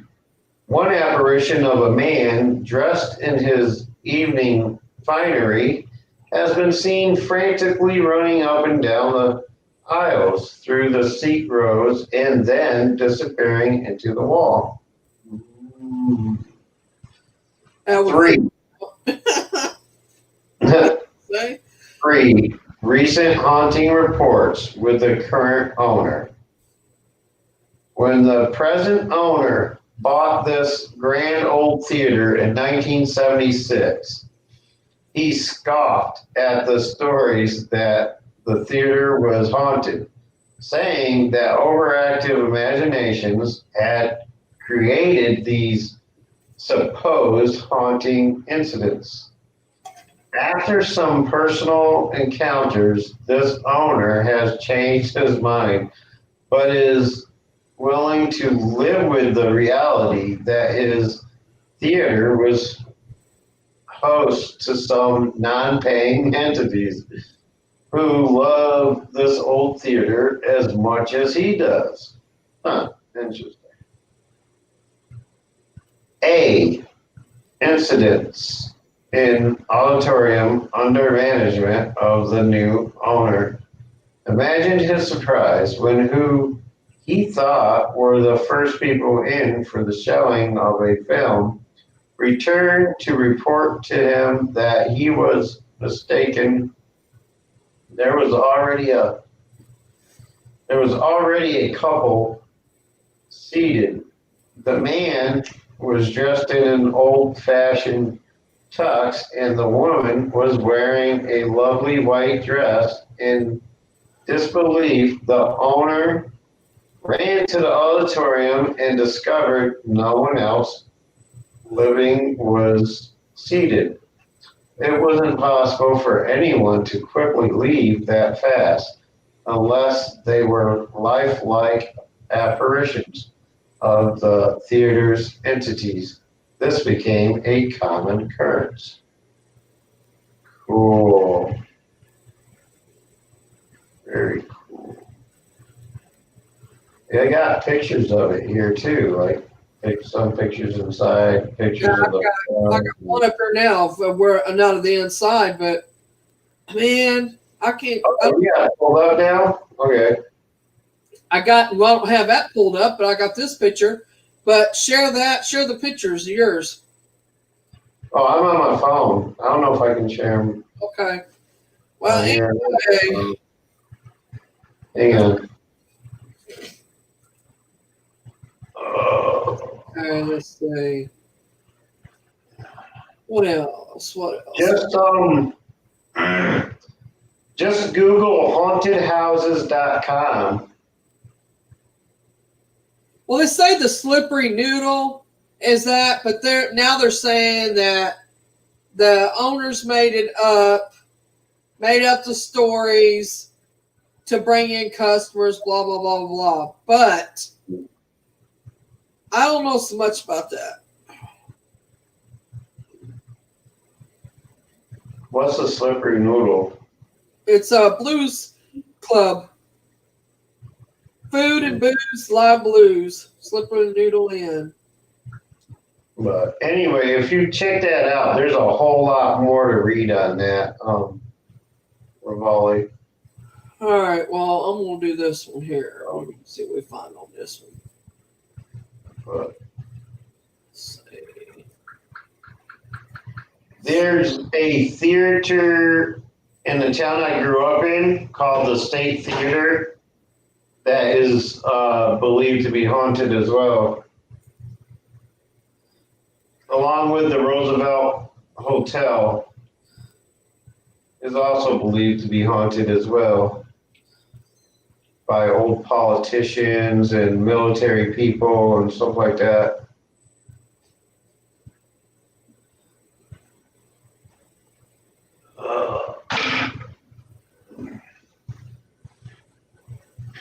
Okay.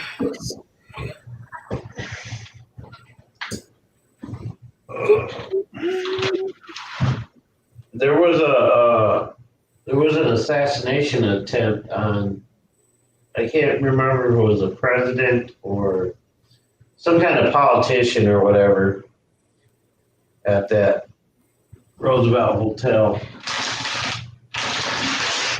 if I remember it.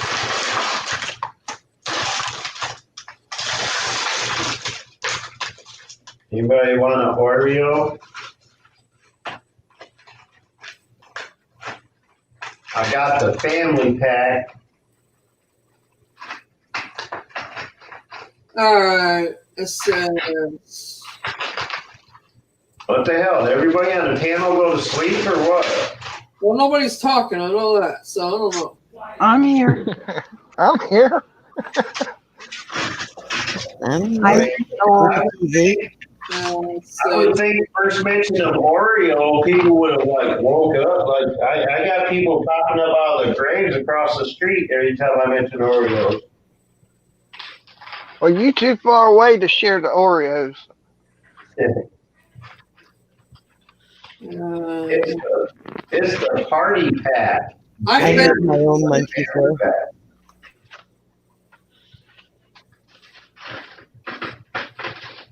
Did you find what you were looking for, Mary? I found a slippery noodle. Hang on. If you have Reese cups, we could talk. Too.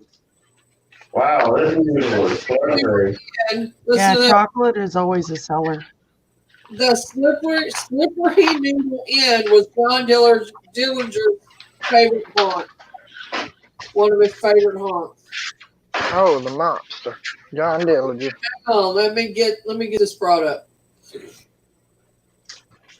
They tried to dig him up.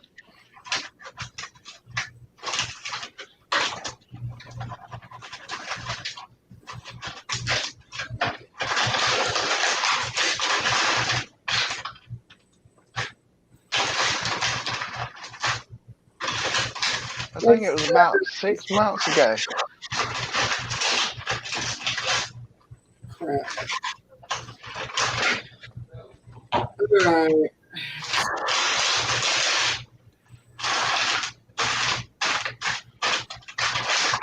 Damn. It's a bitch and a half trying to dig out a freaking Oreo out of Yeah, those who- new packages. Got the damn bag. That's you beating the bag up? It was pissing me off, man. It was like you gotta dig way. It's like you gotta tunnel your way into there or something just to dig out an Oreo. Way their packages these days. They're hiding from you, Boomer. I don't like it. They cut it and got that sticky stuff on it.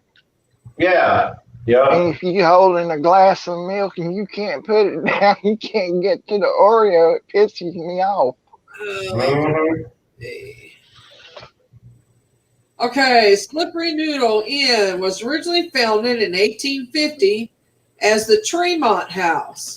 It is Indiana's oldest continually operating bar in the original building. The Noodle is listed in the National Register of Historic Places. Originally, it was a roadhouse predecessor to the Holiday Inn and a bar. It has traditionally been owned by people of German descent, and it was one of the first German clubs in Indianapolis. The Noodle has been through several name changes over the years. In the 1860s, the name was changed to the Concordia House. I think I'm saying that right. This name came from the first German Lutheran immigrant ship to land in the New World, the Concord. As a side note, there is a cemetery on South Meridian Street named Concordia. In later years, the name was changed to the Germania House. It remained the Germania House until the start of World War I, at which time German associations were to be avoided, so the owner, Louis Beck, changed the name to Beck's Saloon. Prior to Prohibition, Walter Moore purchased the saloon and named it Moore's Beer Tavern. During Prohibition, it was renamed Moore's Restaurant, although beer was still made in the basement. After Prohibition ended in 1935, it was renamed Moore's Beer Tavern. In the late 1940s, Morris... you guys are going to think I'm crazy when I say this. Peter Chef? I think that's right. Peter Chef purchased the salon. Another side note, Morris's son piloted the helicopter for President Lyndon B. Johnson when he came to town for the groundbreaking of the downtown post office. He was killed shortly thereafter while test piloting an experimental jet. Morris ran the tavern until early 1963 when Amelia Feinhut, I don't know. No, it's Finehout. Finhut or Feinhut, something like that. H-O-U-T is how. Hout, Feinhout, I don't know. The property owner took over. She found out all too quickly that she did not enjoy running a tavern and promptly put the business up for sale. Harold and Lorraine Yiden, Hal's parents, bought the bar in late 1963, taking final possession on December. Friday the 13th, the Slippery Noodle Inn was named by Hal's dad after a lengthy family debate. Well, let's see, I was born on the 9th in 63, so that's crazy. Now I don't know what day I was born on. Anyway, Hal was 6 years old. Names were thrown out for the family to vote on, And at about 5 a.m., Slippery Noodle Inn sounded pretty darn good. The noodle has remained in the Yagi family since that time. Hal took over the bar in 1985 after his father's death, and I know a member of this family. And since that time, it has grown from a one-room lunch counter into the Midwestern's premier blues club. The inn has been used in all types of activities in the Civil War years. It was a station for the Underground Railroad. Later years saw a bordello open in the one luxurious inn. It remained open until 1953 when a patron was killed. The customers of the bordello got into an argument over one of the women.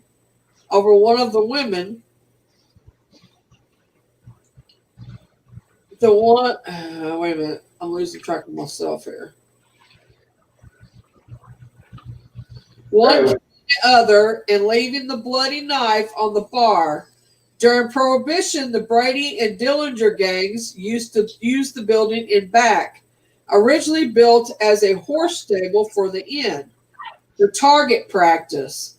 Several of the slugs remain embedded in the lower east wall, in addition to liquor and beer being distilled in the building. Cattle and swine were slaughtered and butchered in the basement. The meat hooks and water lines can still be found in the basement. The ceiling in the front bar room is made from pressed tin. It was installed circa 1890. The Tiger Oak Bar and Back Bar are well over 100 years old and believed to be original. The trough at the edge of the bar was used as the cash register in the olden days. The honor system worked, or else the Colt 45 did. The Eagle is the oldest commercial building left standing in Indianapolis, and the Tremont House sign painted on the north side of the building dates back to the 1850s. I'm going to show you the inside of the bar real quick, you guys. Now look up Beehive. All right, hang on. Gotta be haunted. There's the inside of the bar. You can see the tin roof on it.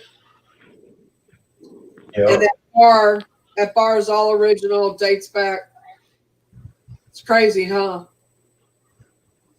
You know, I've went past this place. We almost went to this place when I went to the racetrack to see concert. Last concert I went to, actually. But we ended up not going. We almost went there. I wished I went there now. I didn't know at that time it was haunted. Musicians who have played at the Slippery Noodle include Luther Allison, Magic Dick, Jay Giles, John Mayo, Albert Collins, Buddy Miles, Charlie Musselwhite Jr., Wells, Rick Derringer, Rare Earth, Lonnie Mack, Edgar Winter, Commander Cody, Savoy Brown, Matt Guitar Murphy, Jim Schwall, James Cotton. Dang, I got a lot of big names. Big Head Todd and the Monsters, Yank Rachel, Larry Crane, Elvin Bishop, Duke Robillard, Pine Top Perkins, County Joe McDonald, Ronnie Earl, Little Charlie and the Nightcats, Sugar Blue, the Nighthawks, Clarence, Gatemouth Brown, and Johnny Clyde Copeland, to name a few. Celebrities to visit Slippery Noodle include Jimmy Fallon. The Nighthawks? Yeah. That was a band that Stevie Ray was involved with. The Nighthawks was? Back in the beginning of his career. Include Jimmy Fallon, Will Forte, Rick Riley, Tim Tebow, Dan Aykroyd, John Corbett, Mickey Dolenz, Dale Earnhardt Jr., Harrison Ford, Dave Matthews, the Blues Brothers Band, John Entwistle, I can't say his name.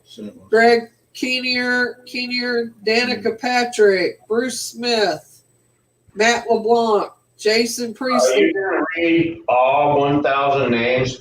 I might. Billy Joel, Mudvayne, Michael Bolton, Mike Fleetwood, or Mick Fleetwood rather. Michael, Gene Simmons, yes. Kid Rock, Tim Robbins, Doug McDonough, let's see, Candlebox. Robert De Niro. I'm seeing what the other I see, Joe Montana, Spike Lee, Montana.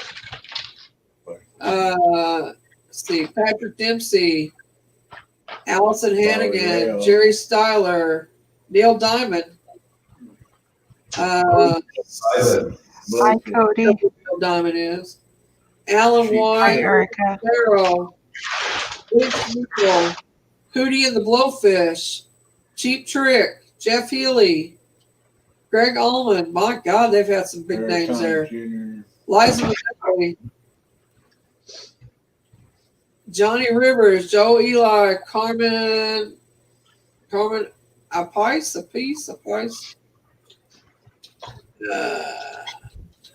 Saturday Night Live family was been there. G.E. Smith of Saturday Night Live family. Barry Connick Jr., David Hasselhoff, Ernest Borgnine. Who the fuck is David Hasselhoff? Kev Moe, Walt Willie, Jack Montgomery, From All My Children, Carl Malone, Kevin Call, Big Al, AJ Foyt, Johnny Parsons Sr., Dean, I don't know who that is, Bobby Rowell, Ron Stark, Bill. Bobby Ray Hall. I don't know who that is either. That's Ray Hall. Ron Meyer, Digger Phelps, and the list goes on and on. That's enough list. Jesus Christ. That's a big name there. So they all played at the Slippery Noodle, huh? On what? Must have been the highlight of their life. Something to brag about. Yeah, I played at the Slippery Noodle back in 1975. Back then it was the Sticky Noodle. They didn't have strict then. And that's just a partial list. That's all that is. Okay, let's see. What'd you say? I say what? Sorry, I was talking to him. Look up the Beehive. Look up the Beehive. All right, Yeah. hang on. I think that place is haunted because if you've seen some of the dancers there, them bitches got to be possessed. Beehive, where in Indianapolis? Yeah. Oh my God. Can I do October Mountain since it's somewhere I know?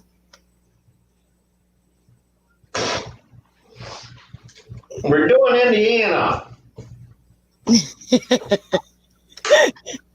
We'll do bumfuck Egypt next week. It's Massachusetts, next door to you.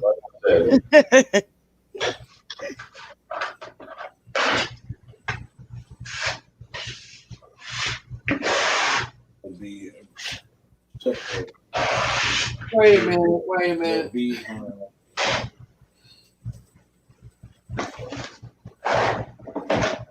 But anyway, if you guys ever get a chance to check out the Roosevelt Motel in Ithaca, New York, it's got a lot of history to it.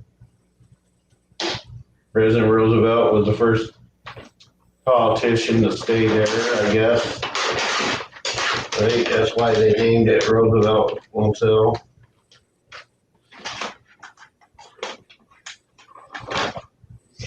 Okay, is it Beehive Lounge? Is that what it is? Nightlife? Yeah, What's that? Beehive Lounge. Yep, that'd be it.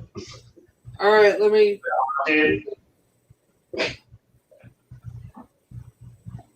Okay, let me see.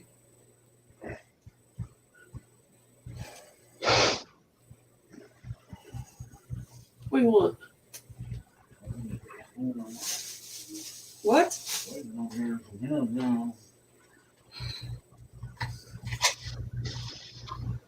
But I guarantee you, man, like fucking anybody could get a job there as a stripper. Like, I'm looking.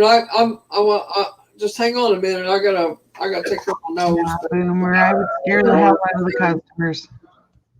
I was there one time, and no doubt, this chick, she was like skinny as a beanpole, and like looked like she was 10 foot tall and 9 months pregnant, up there on the stage, just dancing her pregnant little ass off.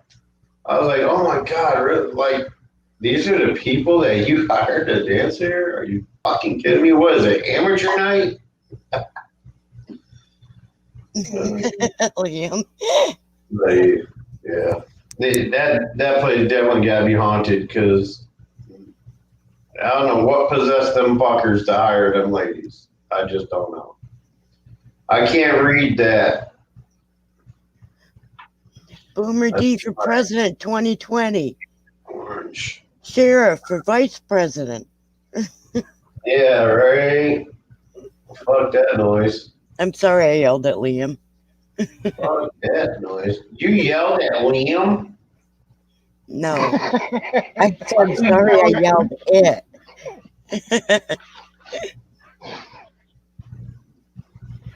Yeah, he'd only yell back, so I'm not even going to bother. Hey, look at that Eric in the house. We'll make Yeah. Loon our Secretary of Defense. Zach Stanford in the house. How are you been, Zach? Well, what am I? We make you Secretary of State. The Secretary of State. You're scary if you get pissed off. Secretary of State. You'd be Secretary of the State of Bumfuck Egypt.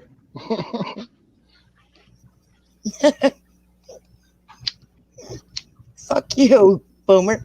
What did I do? I didn't come from bumfuck Egypt. Now, I live in Egypt. You're more in the boonies than where I grew up. I'm nowhere near the boonies. I said you're more in the boonies than where I grew up. And I said I'm nowhere near the boonies. Oh, God. Beth, know what if he you were to said. come, if he were to come to Dublin, he'd be lost. I grew up in a real city. Yeah, I'm feeling like I need to pull a chair up and grab a bowl of popcorn. There you go. Grab some popcorn there. That Well, or Misty, gloves. you bring the popcorn, Misty, and I bring the wine. The history of it. Hang on, I'm trying to find it. Oh, that's all right. We're waiting patiently. We're just having a conversation. But yeah, you must know I had to use some nose spray for my nose because it's all I'm all fucked up.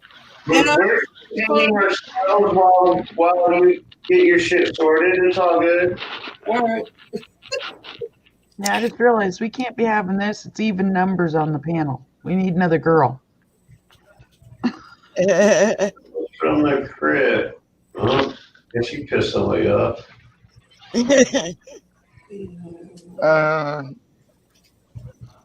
I'll put something in. Yeah, I can be up here doing what I'm doing and taking care of business. Erica, I already got rid of the ding dong. Yeah, that doesn't sound good, Beth. My batteries need to be changed. Well, I got rid of 2 ding dongs, but that's okay. Yeah.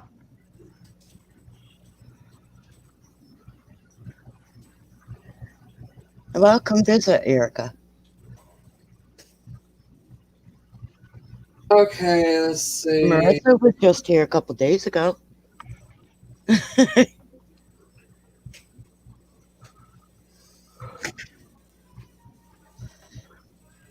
It's, And we lost her daughter for a little while in the dark. It was scary.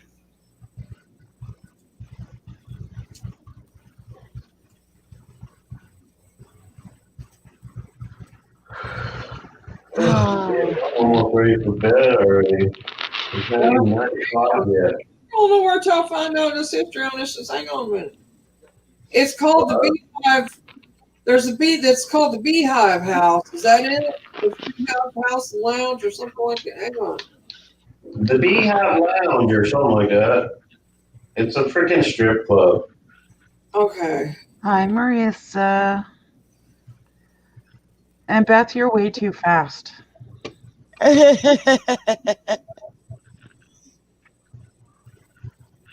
Well, that's not even Stony.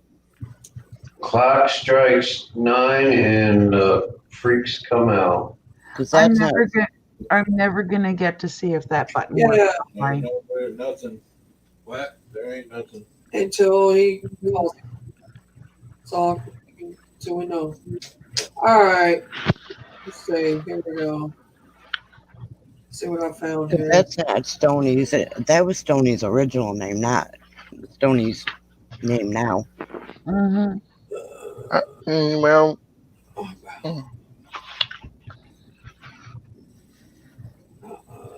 Actually, sheriff probably would make a good president or vice president. Just don't want to know.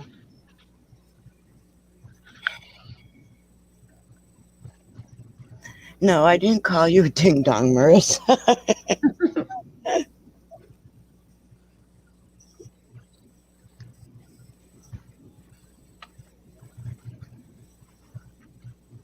And you know the things it's called the Beehive in Indianapolis. I found it, but I'm not finding where it says the history of it. Yeah, the best of everything, Erica. You don't speak to it at all? Oh, that sucks. I'm not. I found where it says other things like the Beehive House, and then there's the Lion House. It was a Barry's at the zoo. The Beehive House was a boarding home for young women. Oh, that's in Salt Lake. Never mind. That's not here. I looked up for Indiana, too. That's what I'm looking under. See more results. Let's see what that says. Beehive, there it shows. Last I knew it was in Fountain Square, Indianapolis. Well, there is one. There is. Well, it is. Let me get this out right. It is, but I'm not finding the history of it. Mm-hmm. What do you know about it?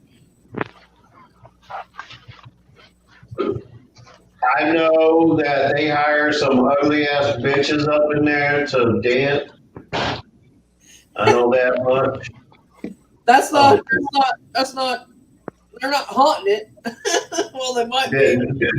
You go up in there and tell me that place ain't haunted looking at them bitches. Oh my god. They could only be haunted, man, because what would possess them to hire women like that to make money dancing? I'm like, my God. Like, County University. There's a lot of men that aren't going to get you out you there. know that who's the big hairy dude on Popeye? A hairy dude on Popeye. The mean one. Brutus. Yeah. I mean, there was some Brutus looking bitches up in there. There was some olive looking bitches up in there. Like, there was a whole mess. Like, oh my God. Like, damn, what is this place haunted? It's got to be haunted, right? Come on. I'm on Candid TV, ain't I? Got a Candid camera here somewhere? Because, like, damn. Like, So you want my dollar? You better bring out something a lot better looking than that. That's all I got to say. Gary, if you put it on live chat, you'll see it's Haunted ass bitches. What size batteries? I don't know. Just like a minute. I gotta get to it for a second. Now, can I tell you? I just wanted to see if you would look it up. Are you really serious? Oh no. I'm trying to find it. Just so that you can discover it's a strip bar.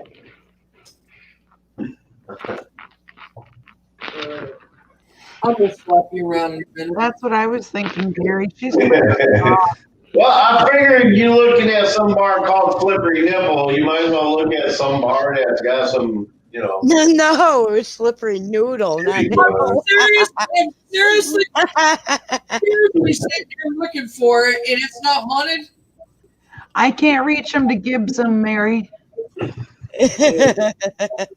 Actually, it very well could be haunted. I mean, I just wanted to know if it was or not. I've never heard of it being haunted, but I was curious as to maybe it could be haunted. I mean, after all, it's in Fountain Square. I mean, have you seen Fountain Square? The history of it, so I guess we ain't gonna watch it. See that anyway. I guess there's no history on it then. So I can't find none. Apparently, it's not haunted. Apparently not. So let's do this one. Did you ever do a Google search of the most haunted areas in Indiana? Yes, that's why I'm looking Like on a broad search. She's not searching for broads. Maybe you are. Is that how you found the other ones? You just searched most haunted areas? In Indiana, in Indiana, yeah. Oh, okay. That's the most haunted in Okay. I thought you were looking for each of those specifically. The ones you did. What's so damn funny, Beth? Marissa. Oh, there goes the neighborhood. She's been here.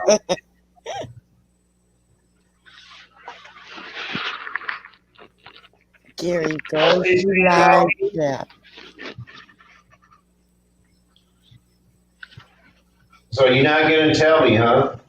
What? Who? What? You're going to make me put my glasses on? Yep. That's fucked up, Beth. You're giving Mary a hard time. I'll give you one. Okay.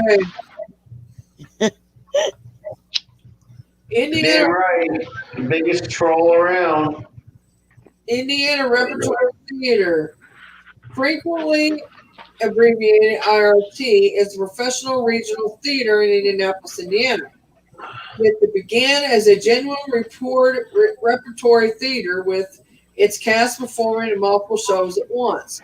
It has subsequently become a regional theater and a member of the League of Resident Theaters. A standard season typically consists of 9 or 10 plays or 2 different stages, with at least 2 selected especially, although not exclusively, for student audiences, one of which is often a Shakespeare play, and the bulk of its seasons include a holiday show, usually Charles Dickens' Christmas Carol, performed on the One American stage.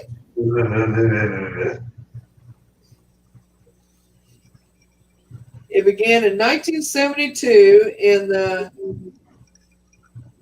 Athenaeum.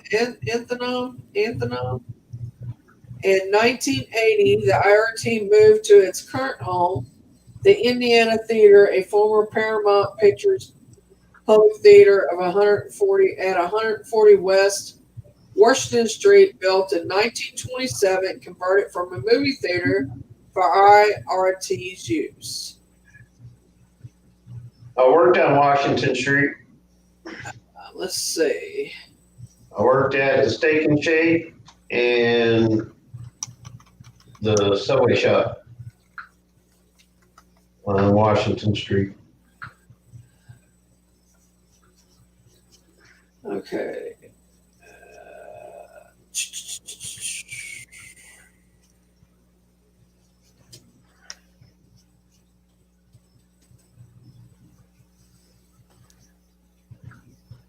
Hey, Wolf Girl. Hi, Wolf Girl. Hello, Wolf Girl. Let's see. Listen to what I got to say. All right. Here's the haunted part about it. Oh, before you go on, real quick, yeah, I just reminded myself looking at my phone. I changed all my PayPal stuff, just so y'all know. All right. Okay. I have only one new account, PayPal account. It's a personal account. Got rid of the business account. Just to let y'all know. Because I know somebody was asking about that painting or whatever earlier, or not earlier, but the other day. Both buttons on both my channels go to the same one. Just to let you know. And yes, unfortunately, if you do a PayPal, you'll see my real name. So. Hi, Erica. Because that's how they do it with personal accounts. All right. Ah, that's why Mary didn't say anything about BFF. Carry You didn't see on. it here, Erica. What? I said carry on. Hi, Judy.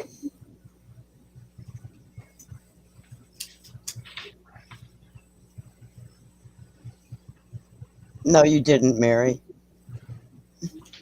I'm going to have to get off here pretty soon anyway, because Well, I'm probably getting up looking at that side, but dozing off. I can't see her saying that, so I don't think that's the real one. No, it's not. Oh, so That's why I just quietly got rid of it. y'all quietly getting rid of a lot that I haven't seen. Yeah, there's been a lot of trolling going on. And I already know who it is because I got an IP.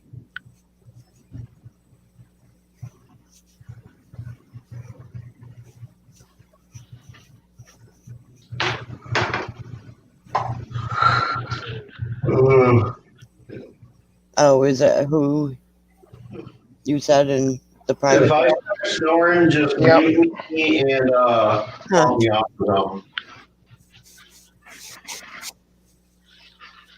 Not you, Erica. You're not a troll. No, she called me a troll. Okay. What I think of that. No, that was Marissa that called you a troll. And you know what you just said? Not Erica, Marissa. Oh, I thought you said Marissa. No, I said Erica. Oh. Well, sorry, Erica.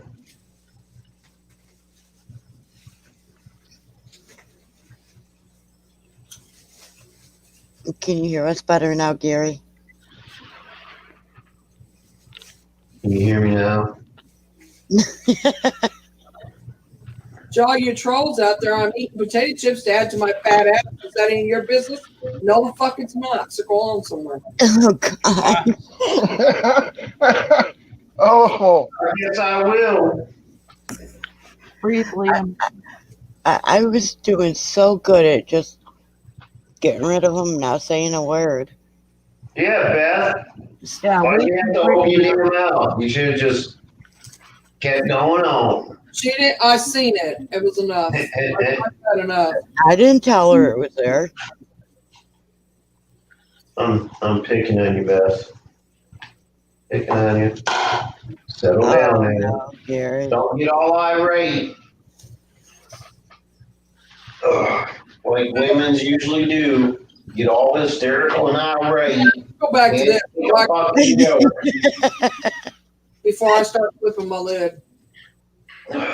Don't worry about it, Mary. Yeah, They just jelly. keep reading, Mary. Keep reading. Go back to this.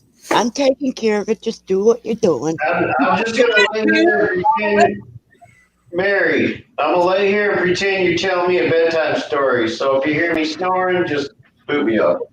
Okay. Oh, my God, Erica, you didn't hear me one night. I wasn't so charming. Beth? What? You're interrupting my story time. Is this your channel? Mary is reading me a bedtime story. Oh, Shut the fuck up.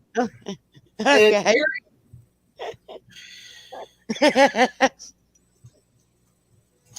Mary, control your children. Okay, that wasn't fair. I just did a spit take. Oh, what? I took a big swallow of coffee just in time for Beth to say, Mary, control your children. Oh.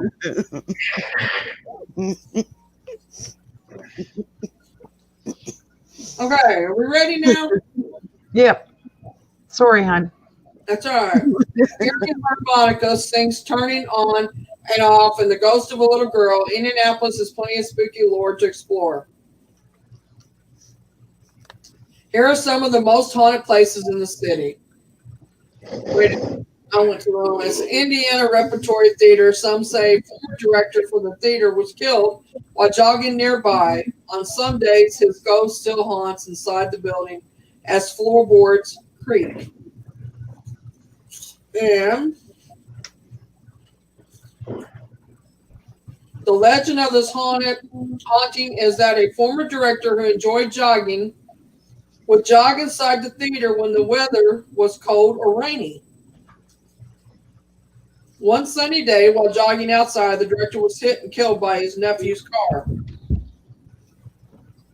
Witnesses state that on cold and rainy days, the ghost of the director still jogs indoors, and the floorboards beneath him creak ever so loudly. Huh.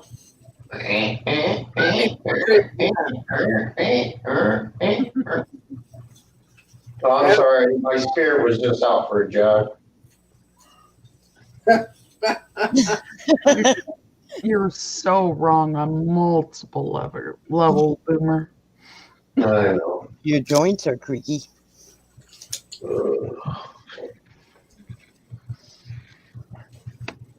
Okay, I'm going to show you pictures of it. Hang on. Oh, wait, there's pictures in the story? I'm busy looking at Misty. Don't look at me. I'm not here. I'm a figment of your imagination. Imagination? I love this building because look at the detail to this building. I can't see it. I'm blind. Oh, that's gorgeous. Boomer is the problem child. That really shows it there. Look at that.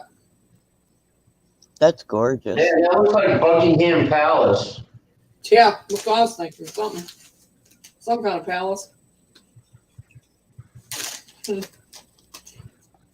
Yeah, I got to tell if I go anywhere near that town, I got to have at least 3 SD cards. I mean, not that I ever stalked Queen Elizabeth and Google Earth or anything, but you know. And crosses on it. It's pretty. That's some This is deep. one of the oldest buildings in Vienna. Did they say how old that place is?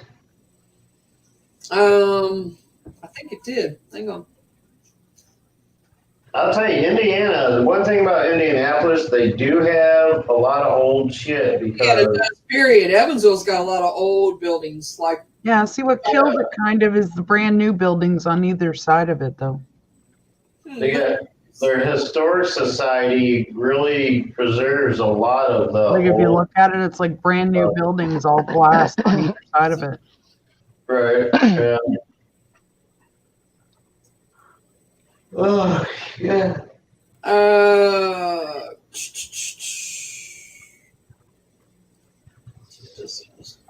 More story, mommy. More story.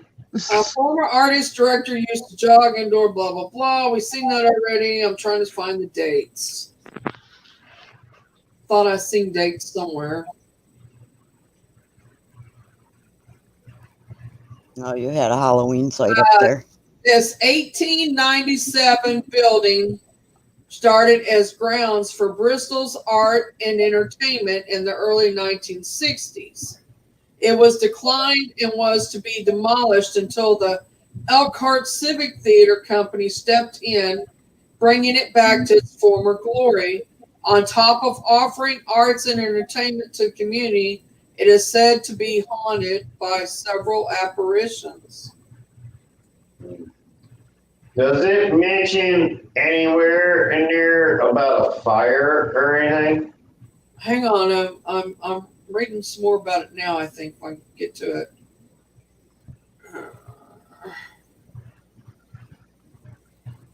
Because for some reason, somebody's showing me a very large building that's on fire.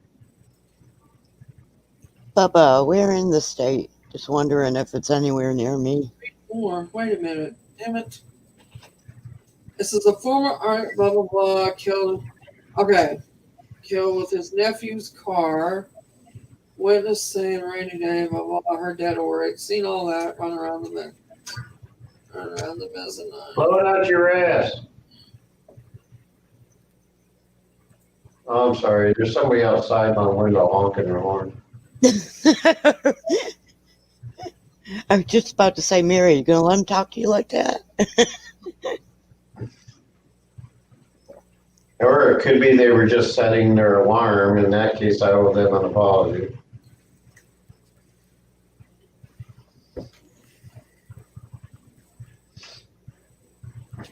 Because it did only beep twice.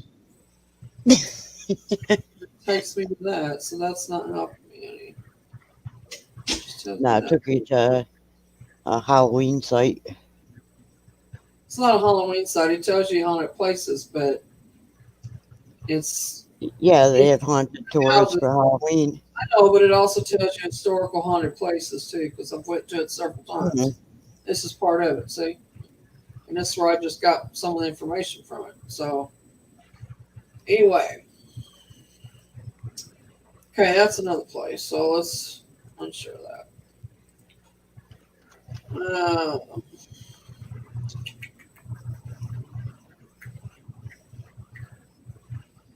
Now the building in my vision looks more like a large church because I think that's a steeple or bell Doesn't it? tower. But it doesn't say nothing about it ever being that. It's always a theater.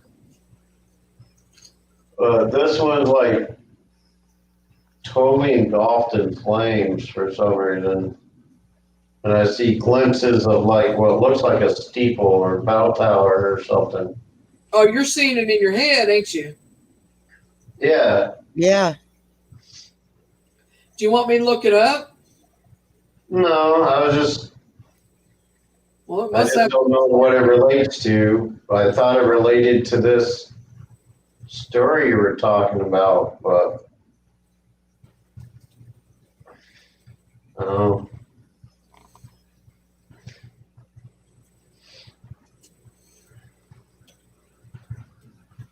They're showing firemen battling the blaze, like old, I'm going to say very late 1800s or very early 1900s. They got those like pump carts or something.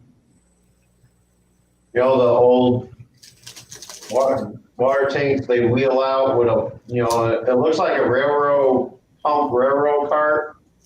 You know, they pump the handles and get the water out. That's what I'm seeing them using to battle this fire on this huge ass building.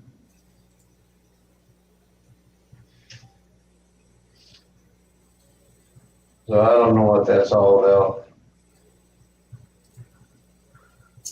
I thought it had nothing to do with the story, but maybe not.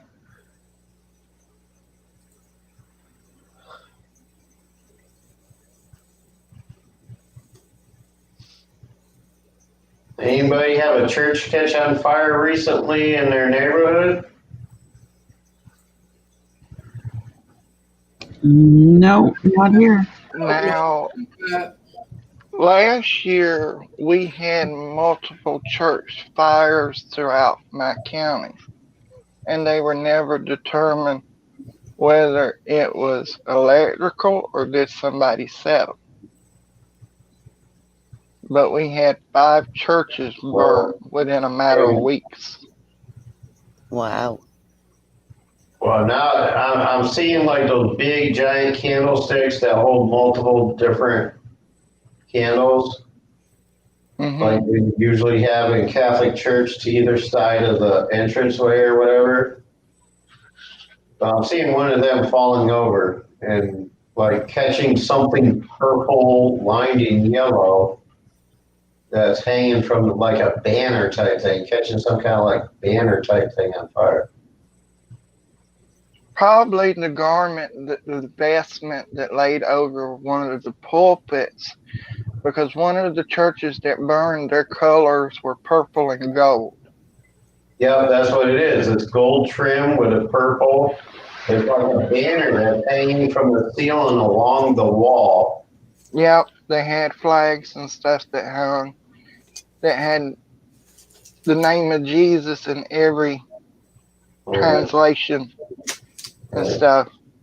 That was the first church to burn. Was there anybody within the ministry that died in that one or anything? They didn't die, but there was somebody that got hurt from that neighborhood that went to the church trying to put it out before the firemen got there. All right, because I'm getting a name, Father Randolph. I don't know who Father Randolph is, but that's the name that came to me.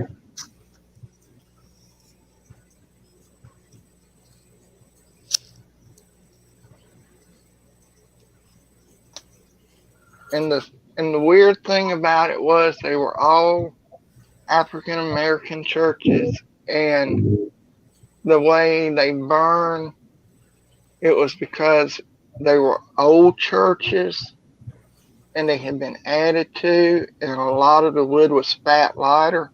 So when it caught, it burned, and the only thing that was left standing was the brick walls. Oh, wow.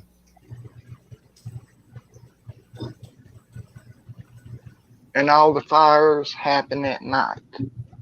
So they were under the assumption somebody set them. I don't know what the deal is with this image because, for one, it's happening during the day because I can see clearly that it's like I can see the firemen pumping on the water cart like clearly. You know, it looks like it could be 1930s, late 20s, early 30s, maybe, or even as early as late 1800s, 1890s, or whatever. Because there was a horse-drawn water pump thing. You know, it has the 2 handles on each end, and you pump it kind of like a railroad car. They pump it up and down, and it pumps out the water. And it's like in that time frame, that era. That's weird. Now, I know Dublin had a great fire in the 1920s, but I don't know what all it burned. This and the image, I don't know if they're just being generic with it or if they really mean that it was like a huge, I mean, this is a huge ass fucking church, like large, almost castle looking like type, maybe Catholic church or something. Like it's a very big building. Let me search, Boomer, because our historian keeps up and I can search his blog. Perhaps with some wood paneling in certain areas. but mostly stone front. It's good. They keep showing me white paneling, wooden paneling, in just certain areas of that outer structure. And it's all yellow inside. The walls are yellow, or almost a gold color inside. Freaking stained glass everywhere. Natural wood trim, and like you said, golden purple, or more like a lilac color, I guess. But yeah, gold and purple decorations, whatever you want to call them, pennants or whatever they are, hanging, and fucking huge ass large candlestick holders with like multiple candles in them. So it gives me the feel of a Catholic church that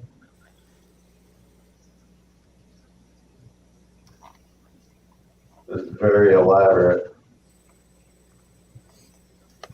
But when I'm getting the inside view, they just show me the candlestick falling, but when they show the actual building on fire, it's an outside view, like I'm looking at it from outside across the street or something, with the firemen working on it between me and the church or whatever. I don't know why I suddenly started getting that. I don't think he's paying attention, Gary.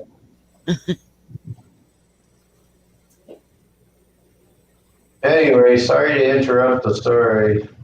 I thought it had something to do with that building you were talking about, but then as it started looking more and more like a church to me, they started showing me more detail inside and stuff. So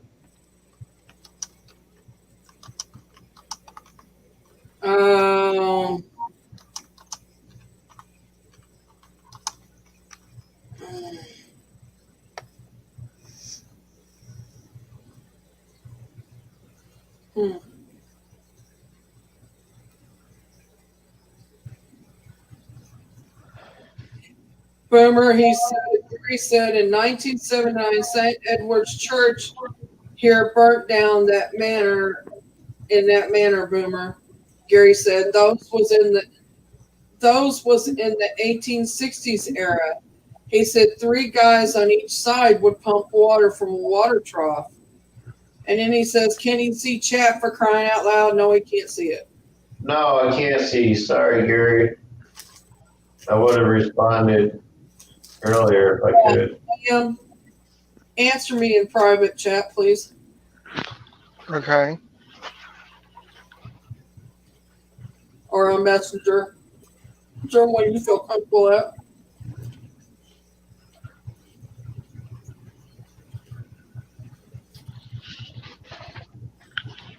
Okay.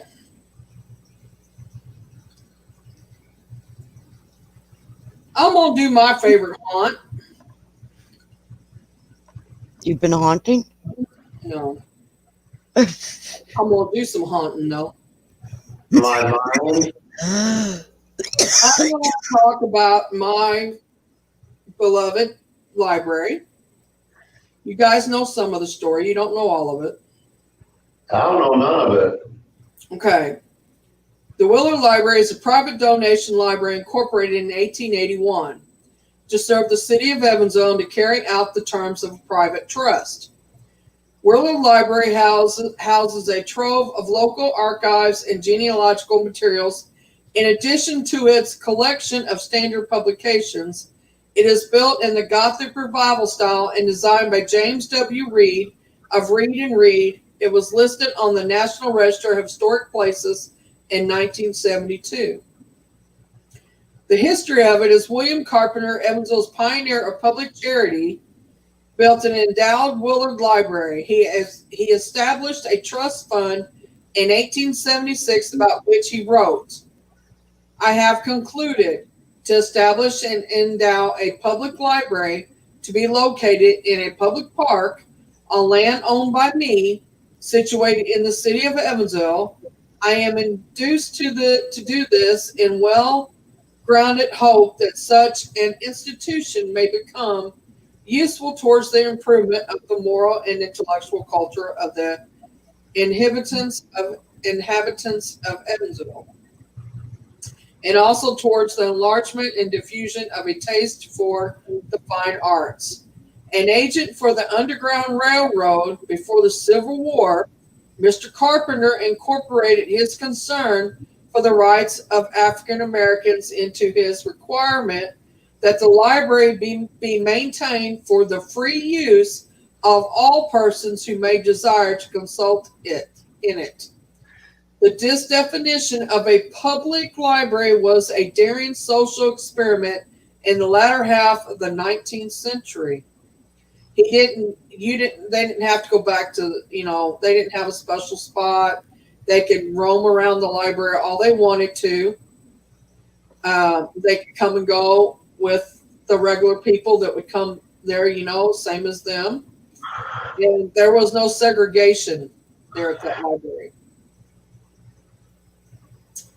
The library was named Willard Library rather than Carpenter Library because while living in Troy, New York, Carpenter became enamored with the Emma Willard School, a Troy female seminary founded by Emma Willard. He decided to found an educational institution and name it Willard. Although initially conceived as a college, the idea was refocused to constructing a library. The library building was started in 1876 at First Avenue and Pennsylvania Streets in Carpenter's Field, a place where circuses once pitched their tents. A depressed economy halted construction in 1877. The building's foundation lay for 5 years unfinished. The building was resumed in 1882, and Carpenter devoted the rest of his life to the supervision of the building. He worked with the architects, hired the workmen himself, and saw to it that only the best materials were used. And I can believe that. This is one beautiful library. I'll show you pictures here shortly. Reed and Reed became the architects and are credited with the design of the superstructure. The former opening was held March 28th, 1885. And if it wasn't for COVID, this weekend that we are on right now, no, it would be next weekend, would be my Willard weekend that I would be at the library doing my overnight investigation. But because of COVID, we canceled it this year. First time, this would have been our 25th anniversary. I haven't been that many times, no, but it's been 25 years that it's been going on. For my group, and my group's the only group that we have a guest group every year that comes in with us and does the overnight with us. But we are the only ones that there are stationed every year there. Genealogically and local historian collections, it has a wide variety of that. I want to get to the haunting part. The Willard Library is purported to be haunted by a specter known as the Lady in Gray. The library has hosted a popular webcam since 1999, which allows visitors to capture images at various locations. In mid-October, the library hosts a free annual ghost tour. They do free ghost tours through the library every year. They run for the month of October on the weekends. And but the night that we have ours, they do the last one at 9 o'clock. They're out by 10 or 10:15, and then we've got it the rest of the night on a Saturday night.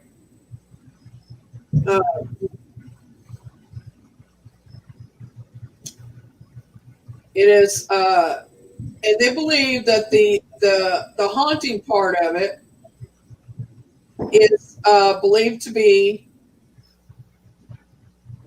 They think it's his daughter,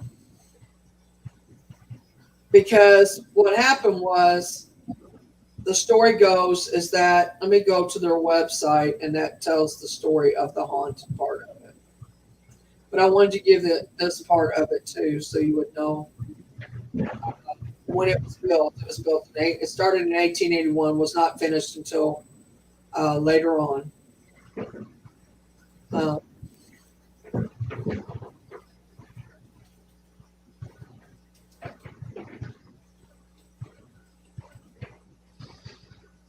I think that did it, Mary.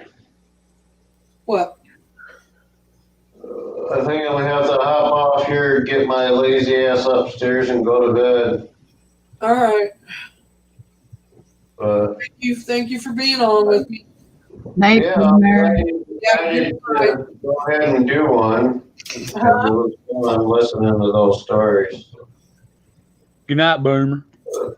All right, y'all. You know what? I'm actually going to give you all a chance to say goodnight before I do my because Good night, I Boom. hear later how you don't get a chance because I'm down. Good night, Boomer.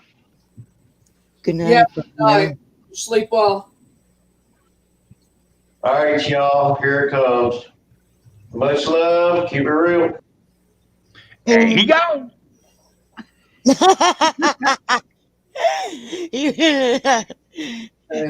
He just came on to say that. Good one, Sheriff. I told him bye. Yeah.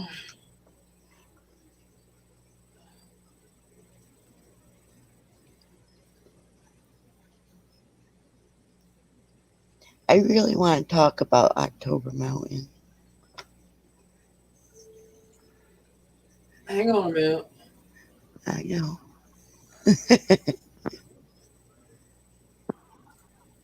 I'm so excited I found stuff online about it.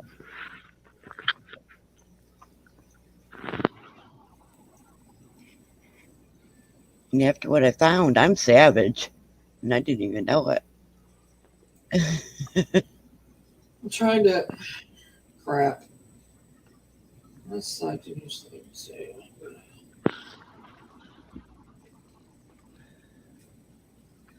Okay. Well, I kind of knew it, but I didn't know to what extent, actually.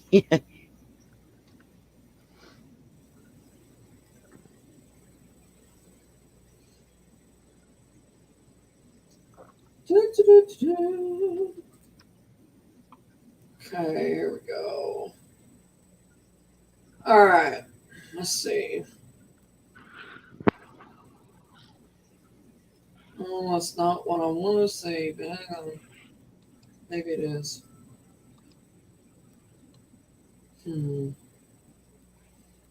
I didn't say. No, I didn't let it.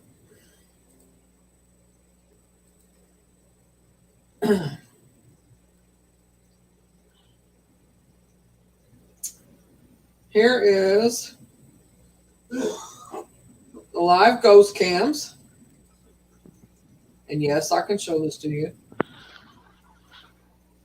They are refreshed. This is a stairway that goes upstairs and then downstairs to the basement. This here is the main floor area. There is the picture of Willard Carpenter, his wife, his daughter, and his son, or son and daughter. This is the children's room. There's a lot of activity that goes on in that children's room, like a whole lot. I don't see if it goes to. Trying to give you the history of the ghosting part of it, so that's not what I'm looking for. But anyway, let's see. Here we go.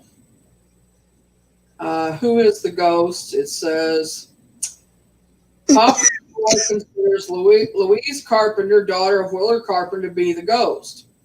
Willard left the bulk of the family fortune to support the library, and he did. He left all of his money to that, and what he didn't leave it to his daughter, I will tell you that. And they said she was very perturbed about that because he did not leave it to the family. He left it to the library. Um, said Louise was unhappy and she sued the library over her father's estate. Yes, she did. She considered it her inheritance. She lost. They said he had an ironclad will. Louise questioned her father's sanity during the trial and was apparently quite angry over the whole situation. Louise was very much like her father, which is probably why they didn't get along very well. Some say she held a grudge against the library and its trustees, and that might explain why she haunts the library to this day. However, Louise died in 1908 in Newark, New Jersey, 29 years before the first reporting sighting of the Gray Lady. I personally don't think it's her. I'll explain that more in a minute. Others say the ghost has something to do with the property. It does. I believe it does. Or the land. Their thinking is that the ghost has never been seen as a malevolent figure. Some who have worked at the Willard Library for a number of years actually regard the Gray Lady as just another staff member. That's where I come in at. I believe that it is Mrs. Gray, last name of Gray. She was a librarian there for several years. She loved this library. They said that she would spend her days off at this library reading books. Anyway, they just take it for granted that they would see the lady in gray every so often. Some psychics who have visited the library have said yes, it is Louise. Others say no, it's not. One psychic went into a long trance when she visited Willard Library.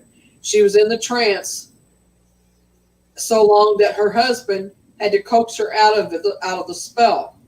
I give you 10 guesses on who this one was. Anyway,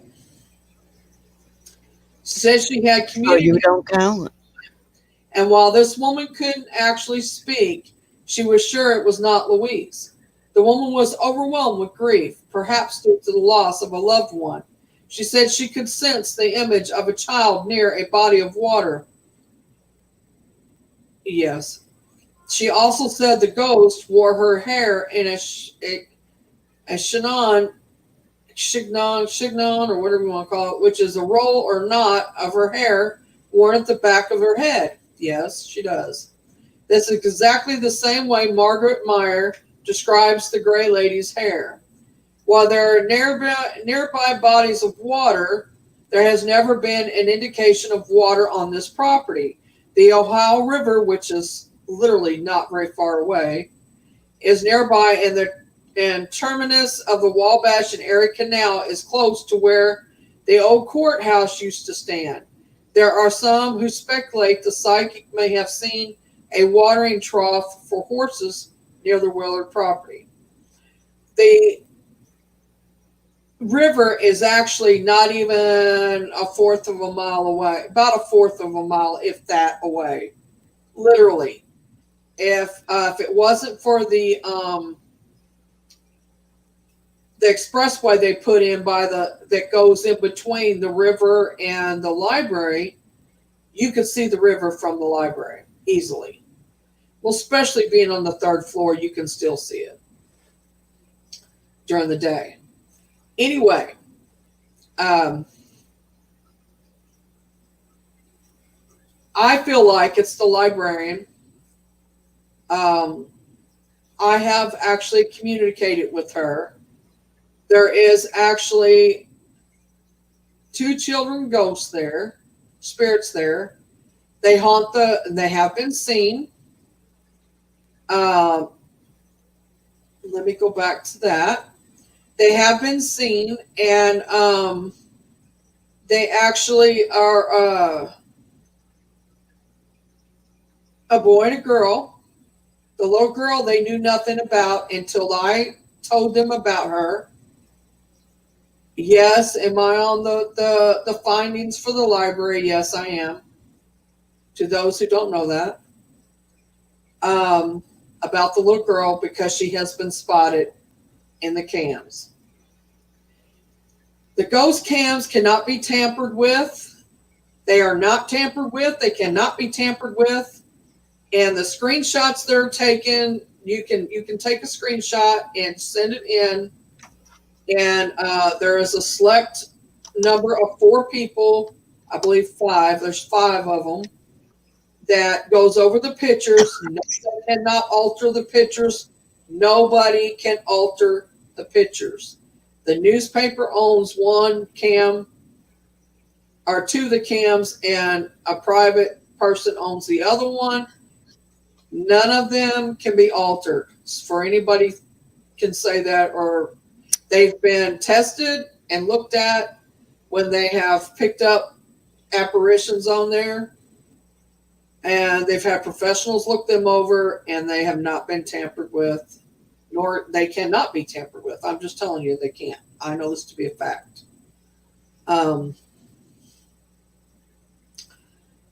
Let me show you some of the pictures, top captures. Let's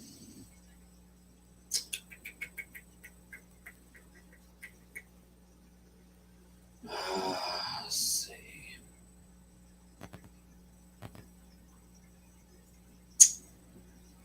There's like, I wish I could find the one with the little girl. You guys would crap. Because I did have it in my personal pictures. See that right there? I don't know if you guys can see that or not, but it's 2 orbs, and then there's one right there too. This library, there's nobody in it at night, none whatsoever. The computers have turned on when they've been turned completely off. I've seen them turn on myself, my own eyes. I've seen the water faucets turn on by themselves in the bathroom. I've heard the toilets flush when nobody's in there. And no, they're not automatic flushers, and no, they're not automatic faucets. They literally can turn on, they've been turned on, and you have to go in there and turn them off. So, no, it's not like that. But you can go to this site, to the WillardLibraryGhost.com or WillardGhost.com, and then it bring up the homepage, which is this right here. And it will show you a lot of the main captures that it has caught. Let's see if I can bring them up big enough for you guys can see them. Not sure I can, but I will try. You see her? Yep. This cannot be altered, people. Has not been altered. This is an older one. That is one.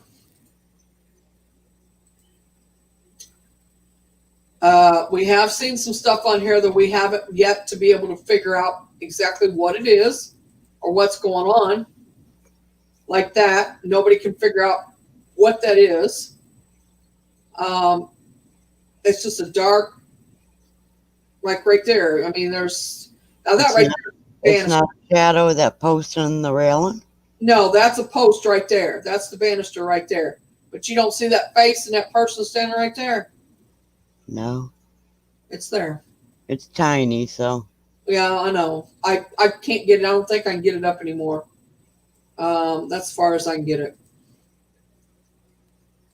Yeah, I think that's as far as it's going to go. All right. Anyway, let's see. There's that one. I can't get it. Let me go down.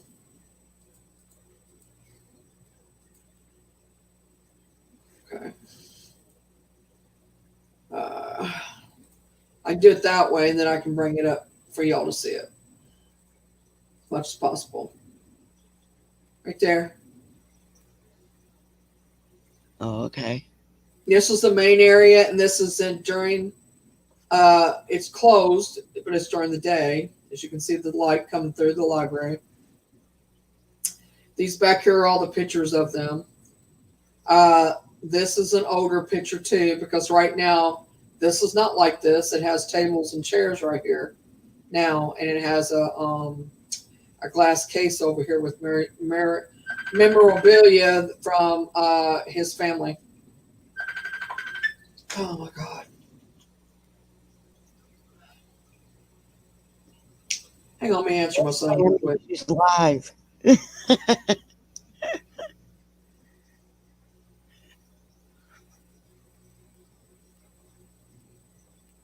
Oh, is this going to be like last time?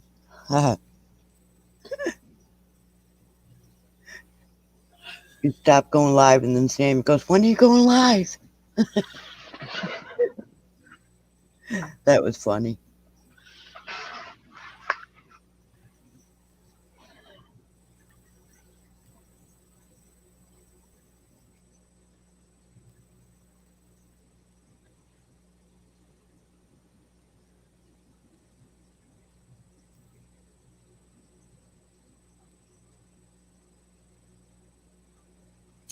Okay. Back to what I was doing now. Let's see. Trying to see if the girl's in here somewhere. I don't see the girl picture. Oh, this might be the little boy. I think it is. Let's see. Crap, I'm gonna have to, hang on, I gotta bring it down to bring it up. Does that make sense? I gotta take it down to bring it up.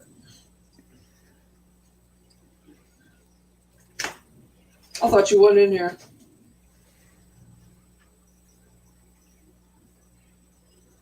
Not really sure. I think that's the little boy standing there. It might be the little girl. Now the little girl we've caught, like, you guys probably can't see that well enough to see what I'm seeing. But anyway,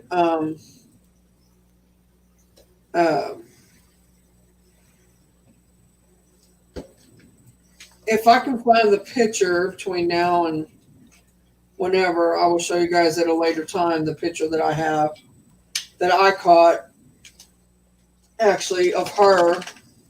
Well, I didn't catch the photo itself, but I caught it. I can't tell you how I caught it. But anyway, how I found the picture. Yes. Because I can't tell you how I found it, because it's just put this way. I'm sworn to secrecy that I do it for the library. That's all I can say about that. Uh-huh.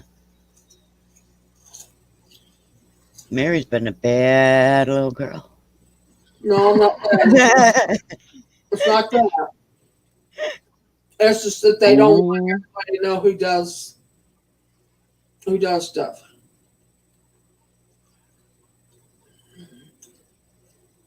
Who the watchers are. I'll be like that. Mm-hmm. Right there. Anyway, there's hundreds of pictures on here of stuff that people has caught. This is random people. This library is watched all over the world. People watch these cams, and I do mean watch these cams from all over the world. I mean, from France to New Zealand to Spain to Russia. I mean, all over the world watch these cams. They run 24/7. And they're free to watch. You can watch them on. If you got nothing else you want to do, you can ghost hunt on here. I mean, it's a never-ending thing. There's a face right there. You see that? Mm-hmm. There's that right there. This library is closed, by the way. I don't know who that is, but it's closed library. But there's a face right there. There's one right there. crazy. There's one right there. It's the second most haunted library in the world.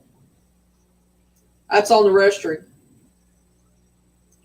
So, just saying. I love this library. If y'all can't figure that one out yet, it's close to my heart. I love the people who have anything to do with it. I adore them.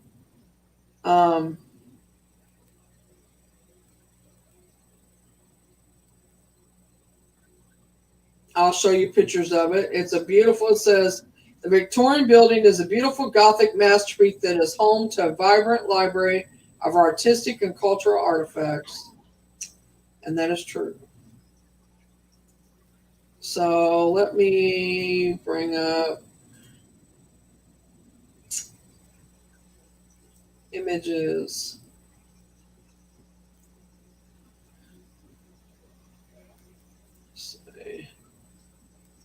There's my library. It's beautiful, beautiful building, beautiful library, beautiful. I love it. Right now, this is an older picture. It's got a new part built onto it in the back now. There's the new part that's built on. And while they were building this on, which I use this ramp right here to go in, when they were building this on, Got a phone call. Huh? I got to take a phone call. All right.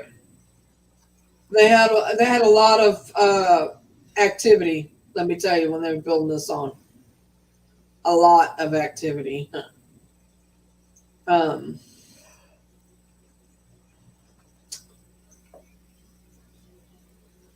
It's got the Gothic. It does have the Gothic look to it. There's one of the pictures here of the library. That's the children's library downstairs, basement.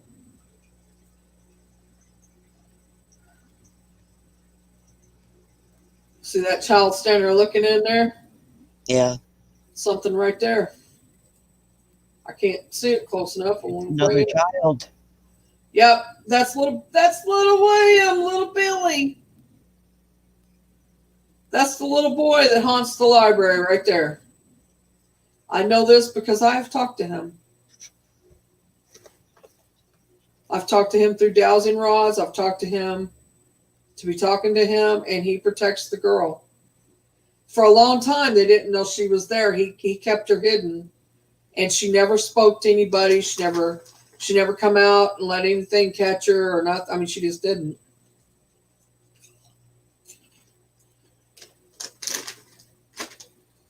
She never let anybody catch her.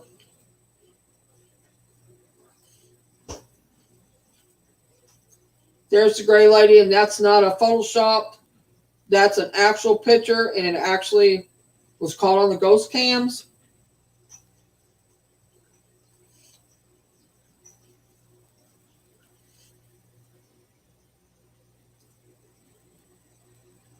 This picture here has actually been tested.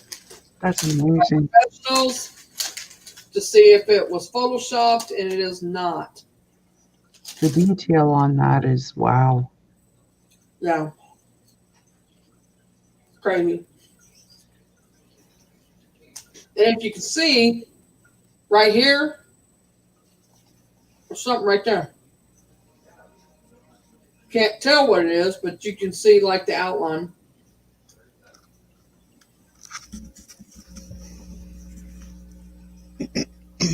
Right there.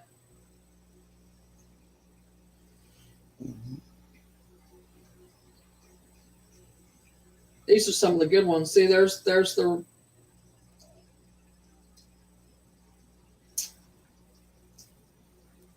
that was in 2004, October 26th of 2004. It's time stamped, everything.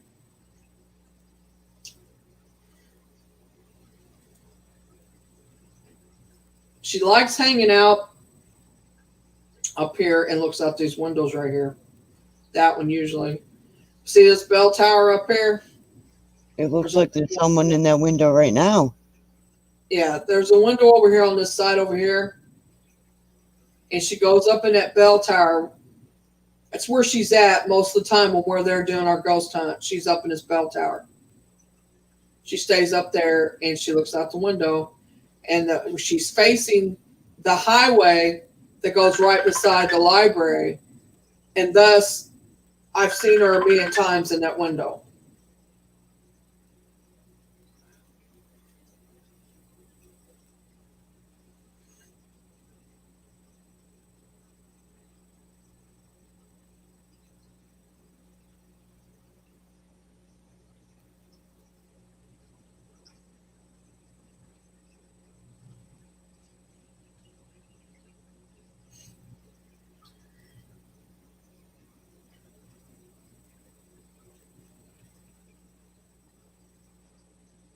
Hang on.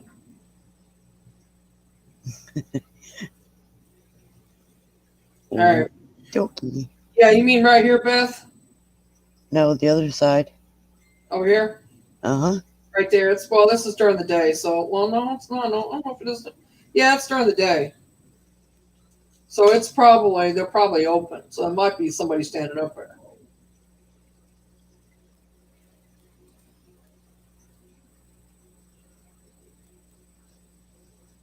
It says ghost. Right there. Oh. Yep. We have no idea. I don't know. Don't know. Okay, that's really creepy. Uh-huh. Oh my God, it just moved. Huh? It moved in front of my eyes, too. Well, it is creepy. Check that out. And I know that's a still picture, but it moved. Check that one out, though. Huh. Did somebody forget their leg? In the leg, but the leg, there's nothing there, just the bottom half. Wow.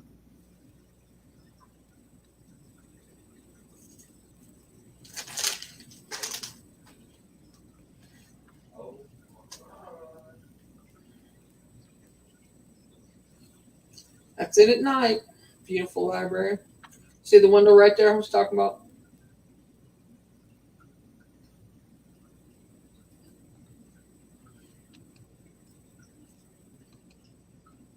That's years ago. That's the original drawing of it. Before any other buildings and all that was put there. The city I grew up in has a lot of Gothic style buildings like that. The original library looked a lot like that one, actually. Okay, am I seeing things, or is she holding on to a doll or a teddy bear? It's something. That's Billy, and it's a teddy bear or something. Hmm.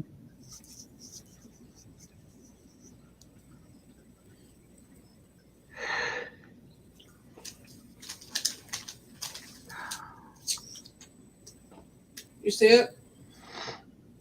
Mm-hmm. Yeah.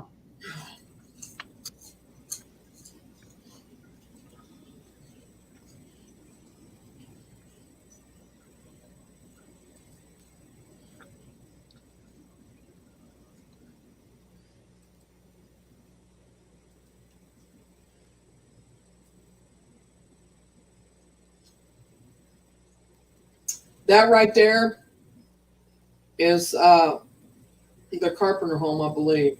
It's either that or the Wright's home. It's one or the other. I think it's the Carpenter home, the original home.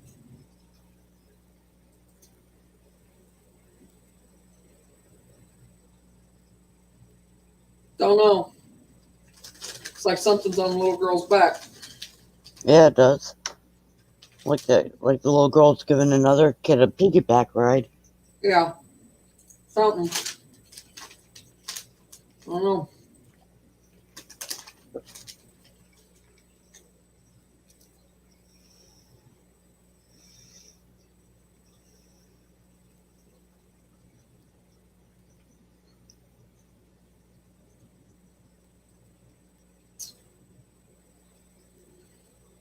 they keep the cams and stuff cleaned off, and they, stuff from spider webs and stuff. And if there's a spider web across it, we'll go on our page and we'll say, hey, and we'll send an email to them, say, hey, you need to clean the cam off, or we'll say, there's something across it. Don't, so everybody knows that it's there, that we're aware of it. Look at the detail, the work on the woodwork in there is like, Yeah. and it's been redone. Them steps have been redone since then. Restained. It has original floors in it, mostly wooden. But in the entryway there, it has tile, or ceramic tile, right?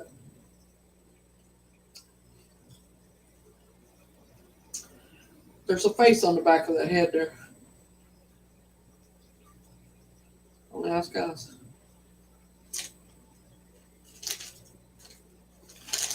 And that little girl looks haunted as hell, don't she?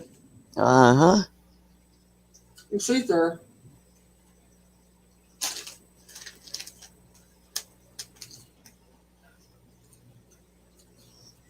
Little girl visiting her favorite library, apparently.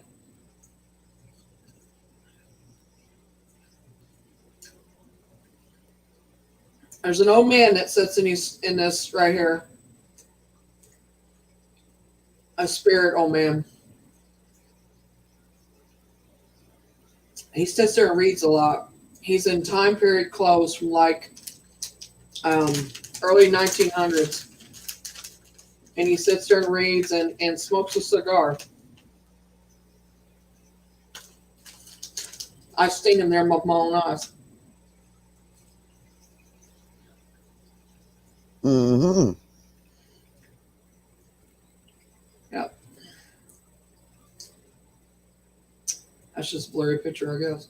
Yeah.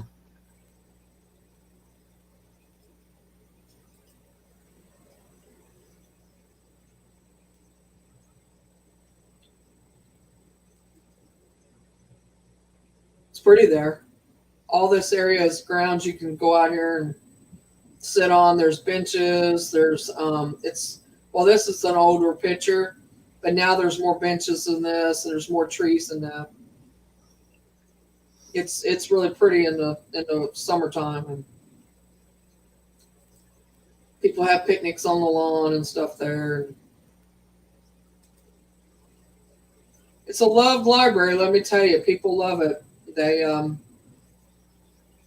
it to this day, it is still funded through the trust of his estate.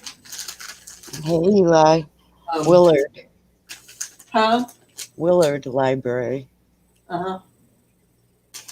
Eric is asking. Hi, Eli. Through his estate, through somehow or another, they generate somehow or another. I can't remember. Like they have fundraisers and stuff, that helps keep it going.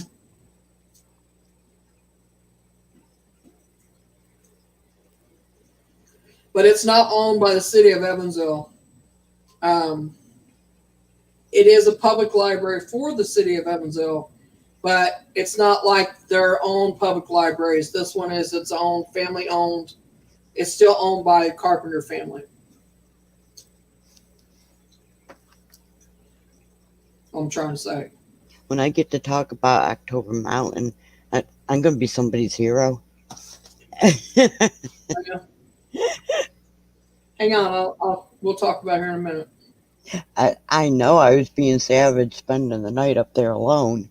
I just didn't know how savage, though. Now this is now. This is all the new part back here built on. They widen the driveway out a little bit because they have the ground to do it with. A cat, no. Stories. There's ones underneath. This is considered the first floor basement, and then there's this floor, And then there's the bell tower, and there's an attic over here. But it's considered 3 floors. It's the first, second, third. Because you can actually go in on the bottom. This takes you into the basement, bottom half of the library. There's an elevator. The elevator's been there for years. And you come out of that library, you come out of it, and you go down to it's the boiler room. You come right down into the what used to be the boiler room, and the maintenance care worker that used to work there years ago, his spirit haunts right there. You can feel him if you're sensitive like I am and feel things. You'll feel him as soon as you go out, step off that library, off that elevator in that basement. Hi, Eli. So has everybody enjoyed tonight? Is this something you guys like? Yes. Honest opinion from everybody, including on panel and chat. I mean, we can pick different places. I just picked Indiana tonight because that's where I live. I've enjoyed it. Mm-hmm. I mean, past the time, we've done 3.5 hours of it. And we're talking about So I won't take nearly that much time with October Mountain. What? What, Beth? I promise I won't take nearly that much time with October Mountain. Well, there you go. The floor is yours. Take it up. All right. You want to share pictures? Just you know how to screen share, right? I do.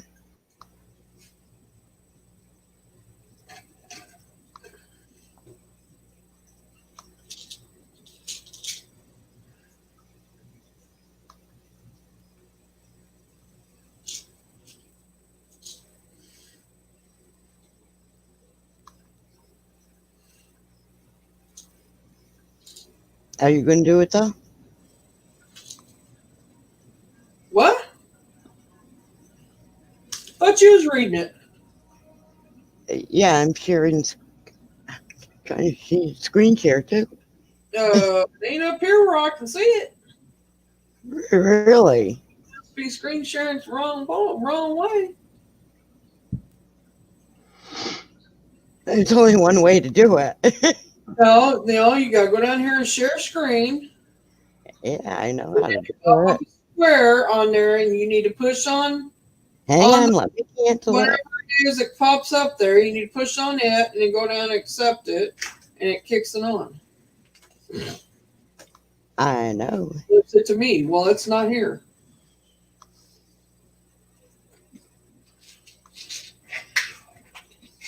It should be. Well, it is not. Or I would be.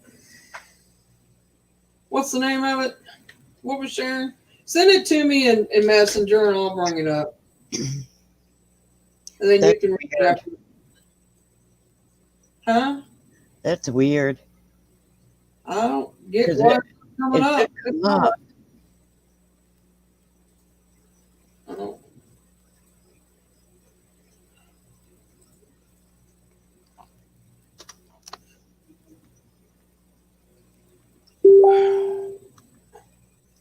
Okay. Okay, hang on. Oh, Lord.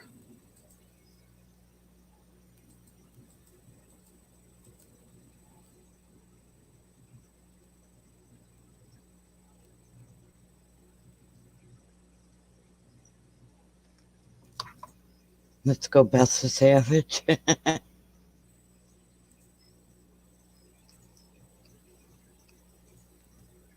All right, you read it.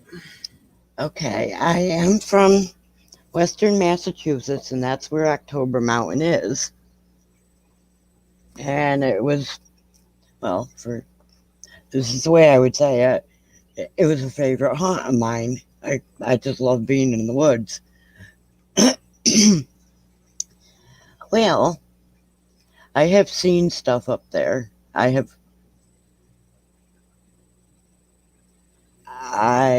felt stuff up there. Let's just read this.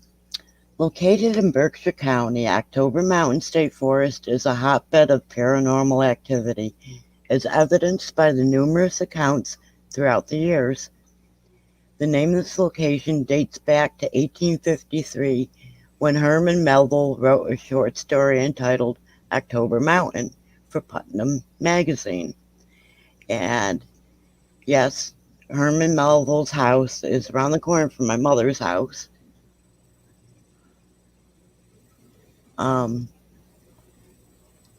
Let's see, I'm not going to get into all that.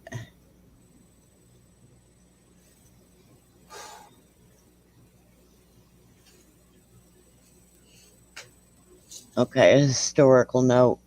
Gideon Smith was a loyalist who was well known, described as obnoxious, and very active in Berkshire County. Smith had harbored a British prisoner of war and had to flee, and eventually he ended up hiding out in a gorge which became known as Torrey's Glen. The Indians who were living in the settlement in Stockbridge protected Smith from the determined British patriots and brought him food on a regular basis. His wife and children also visited him. He survived the war, and after enduring these three mock hangings, eventually befriended his old foes. So he was hiding out on this mountain, is what he was doing. Okay, about the paranormal sightings. October Mountain contains a small, long-forgotten cemetery from the 19th century and is reputed to be haunted. One of the most popular stories is that of an apparition of a young girl who has been seen in the cemetery. Her name is Anna, or Annie Pease, and she died on January 22nd, 1829, at the age of 10. She was the daughter of Olivia Pease, who died in 1850. Anna is the only child located in the cemetery. Now, that part's not true. There are other children. I am familiar with this cemetery.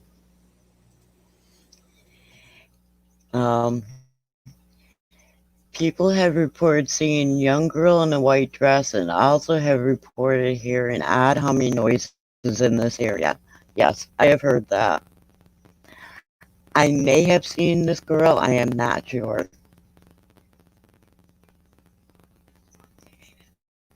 Reports of strange lights were investigated throughout the 1970s in this area of Massachusetts, and these two lights visited the same location over and over again.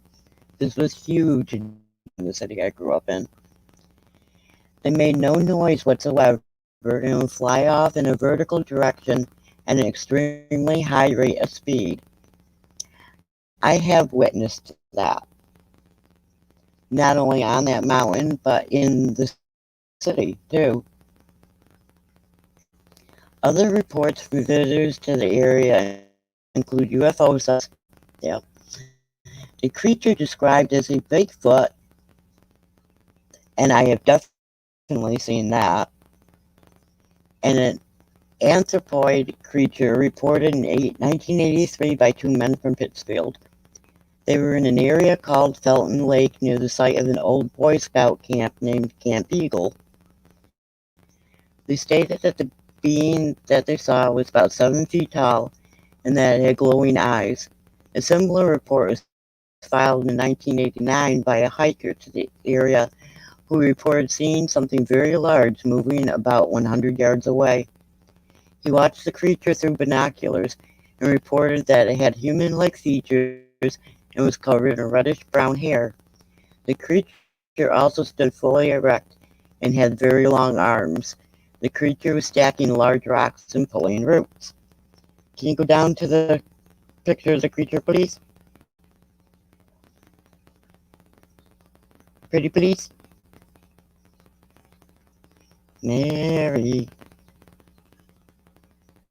Mary? Oh, Mary.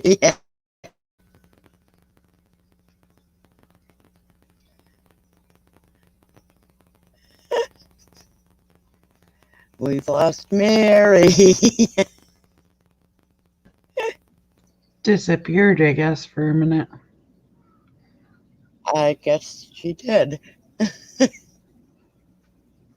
It was the fur was a little bit darker in this picture, but this picture is pretty damn close to what I saw. I was kind of a little startled when I got down to this picture and saw it. Uh-huh. If nothing else, it's confirmation for you, or am I wrong? No, you're right.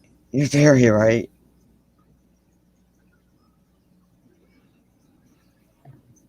I estimated it to be a little taller than 7 feet, but I was closer to it too than this guy that reported it. Much closer, actually. Which was a little frightening.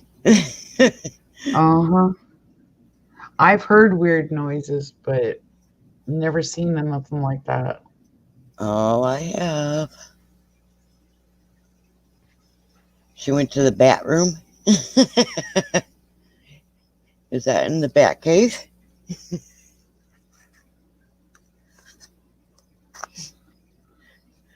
Mary, Gary's yelling for you.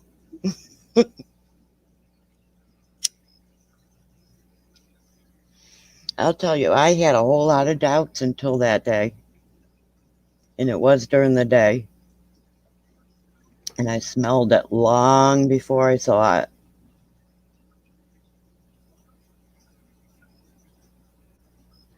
Well, I don't doubt that they do exist, because you think about how many other creatures they've said have been extinct. Right? That have shown up. Right? It's like they say there's no cougars up here, but I'm sorry, somebody caught a picture of a mom with a baby.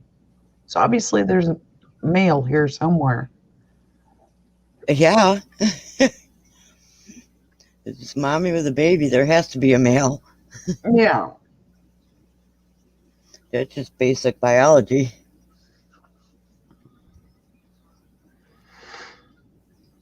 And somebody caught a picture of a black wolf about 2 weeks ago, and supposedly there's no wolves up here either. I'll tell you, this Bigfoot creature is not the only thing I've seen up there. Oh, really? Oh, yeah.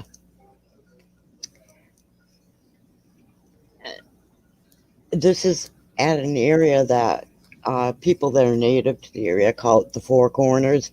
And when you say the Four Corners, everyone knows what you're talking about. Yeah. And a witch's coven meets there. I was going to say, when you use that terminology, usually there's...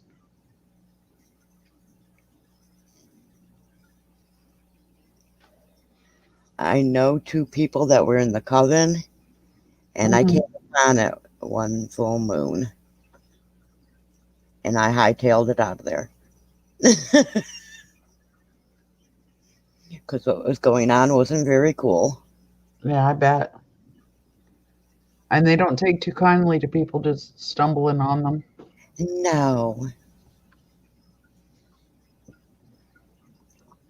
And I was in a vehicle, so I wasn't quiet.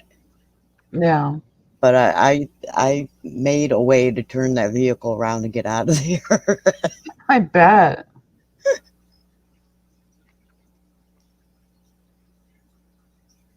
Right. And most of the roads on this mountain are only 1 vehicle wide.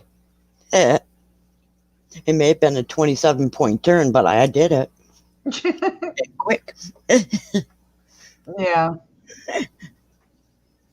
Well, it's like my neighbor he's got trail cams on the side of his house on the other side of my lot. And he keeps saying he's seeing flashes of light and stuff in there. Yeah.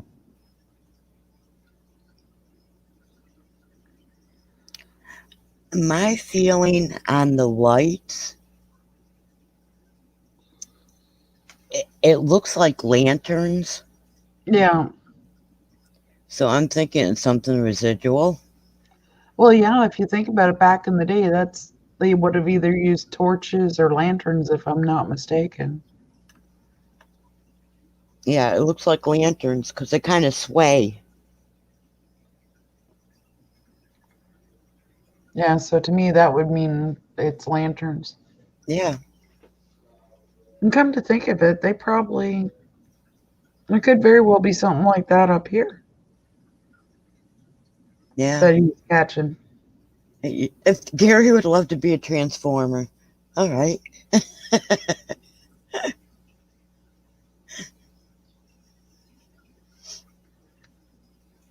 Yeah, I think if I reincarnate, I want to be reincarnated as a hummingbird.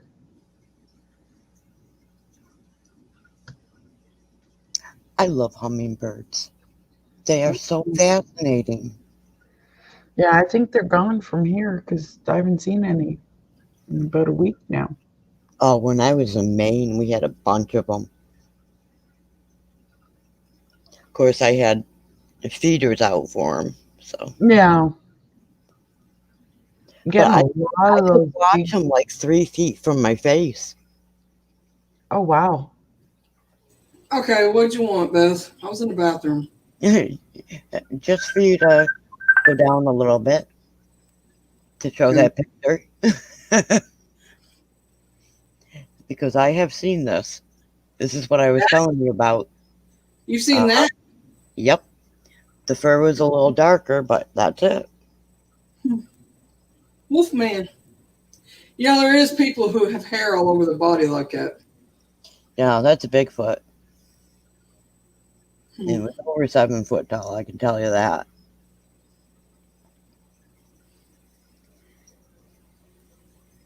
Did you read all of it? Not all of it. I wanted to stop right there. Well, actually, that was all of it. It is all of it to that. Okay. There is a cemetery up there, very close to that, within that four corners. And if you want to play that, go ahead. I haven't seen it, but it looked interesting. Well, who's got it out? News people? Yeah, this is news. Yeah, it's WGBY. Yeah, it's a local station there.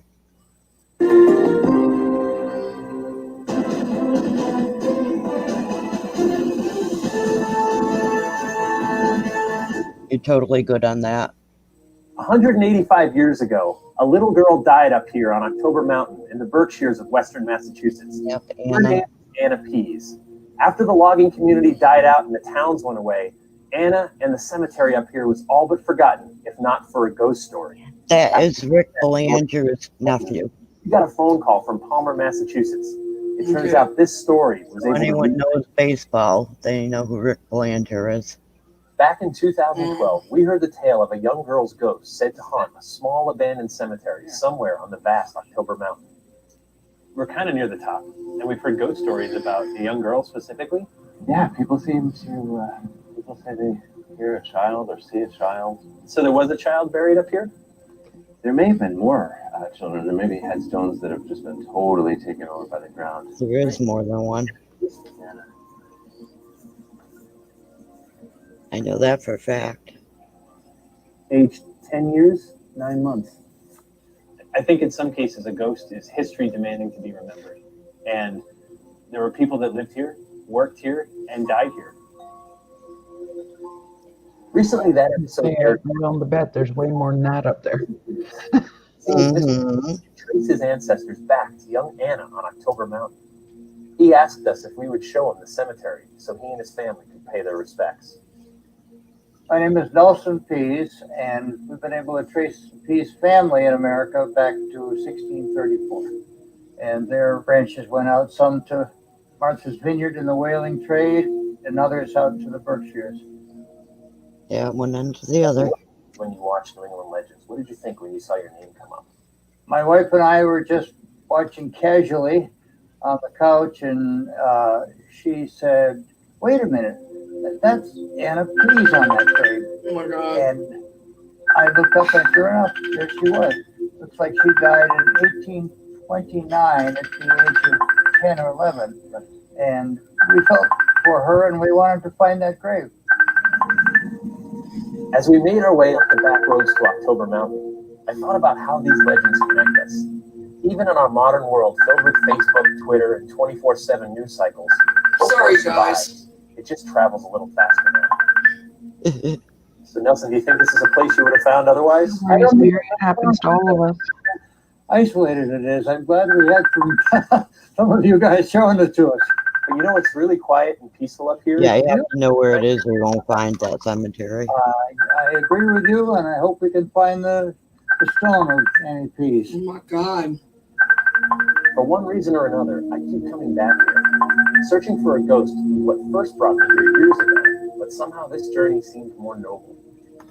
Here we are on the top of October Mountain. This cemetery's been all but forgotten. It certainly has. Except for a story that drew me here years ago, and someone showed me where it was, and it's really an honor to bring you guys to the very spot. We're glad to be here.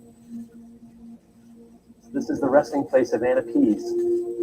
Wow, and here we are. Look at how it's fallen down and probably hasn't been visited for 100 years. Or more. Today.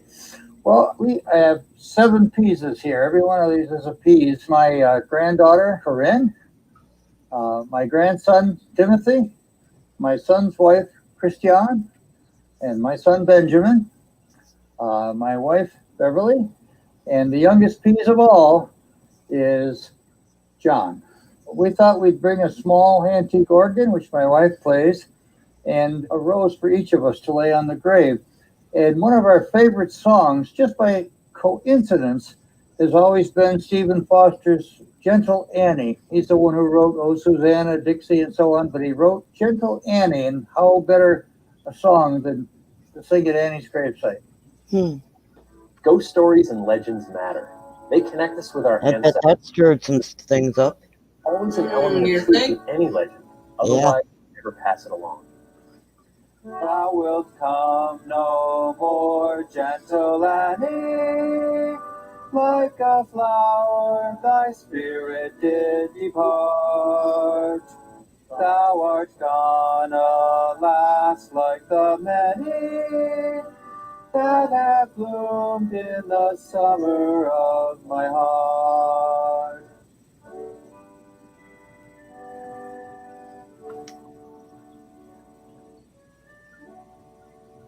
This is a special segment on the news.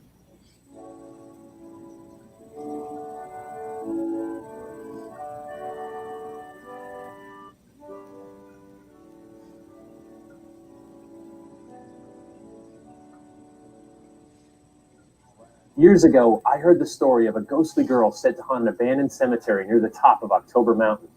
Through researching that story, we were able to give the girl a name again, Anna Pease.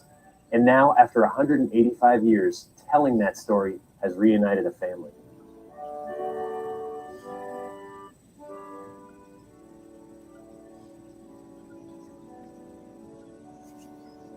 You have to know what trail to take at the Four Corners to get to that cemetery.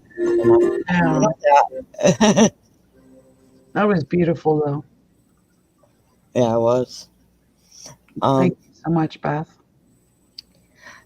There's other there's a tree at the Four Corners. That Four Corners, there's a lot going on there, I'll tell you.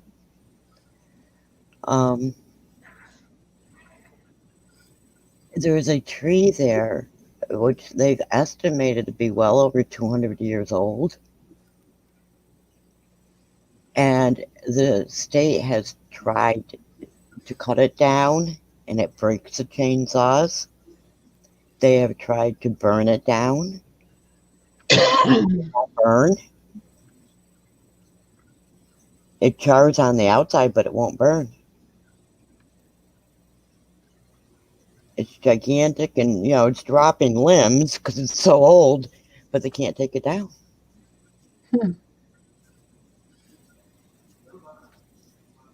Any tool they use on it breaks, and it can't be burned.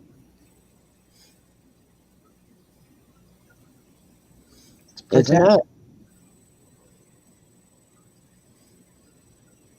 And it's very foreboding when you look at this tree. Very. Oh yeah. Oh yeah. You don't think somebody might have been hanged or something on it, do you? I don't know. I don't know. I sort of get that feeling, but I don't know for sure. Yeah, because that's kind of what came to my mind when you were talking about it. Now, when I was pretty young, my dad decided he wanted to go for a nighttime drive with the family, and that was my first time on this mountain. And we got to that Four Corners, and I'm like, Dad, keep going, because he stopped. I'm like, keep going, we got to get out of here. And I started crying because I felt it. And he finally did. And I'm like, keep going, go faster, keep going, But the further we got away from the Four Corners, the better I felt. And he got a ways away, and he stopped, and he's like, I'm not surprised that you're the one that felt that, Beth. I'm like, what is wrong with that place? Yeah. I'm like, that was scary. He said, yeah, I'm not surprised you're the one that noticed that. My mother's like, noticed what? I'm like, something was really wrong there, Mom. God. Something really bad is going on there. Now, see, my dad knew about the stuff. He filled me in on other stuff that I don't remember now. Yeah. I was too scared. I was still trying to calm down. And I swore up and down I'd never go back to that place. Well, as a teenager and above, that became a favorite haunt.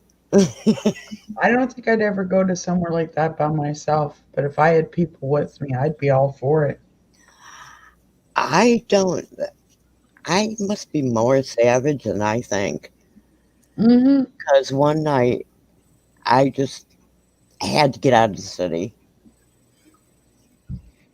And I was drawn to that area. If you go a little past that cemetery, yeah, there is a really a big body of water. I'm not positive what it is, water treatment or a pond or what it is. And I get the feeling that there was a house there too. There is, right beyond the cemetery. Yeah. Kind of like in between. Yeah. You can see the place. I know you can. And I had taken a blanket, a pillow, something to eat, something to drink, and I was just getting away from it all. And yeah, I was up there all night by myself. Yeah, I don't know that I could. The water. And I slept good. And, well, until I started getting bopped in the forehead with stuff. That's what I woke up to. And I hear all this chattering. And I opened an eye, looked up, and there's chipmunks up on a branch above me throwing chestnuts at me. I mean acorns, sorry. acorns. I'm like, really? That's And I just awesome, Gary. and they have good aim.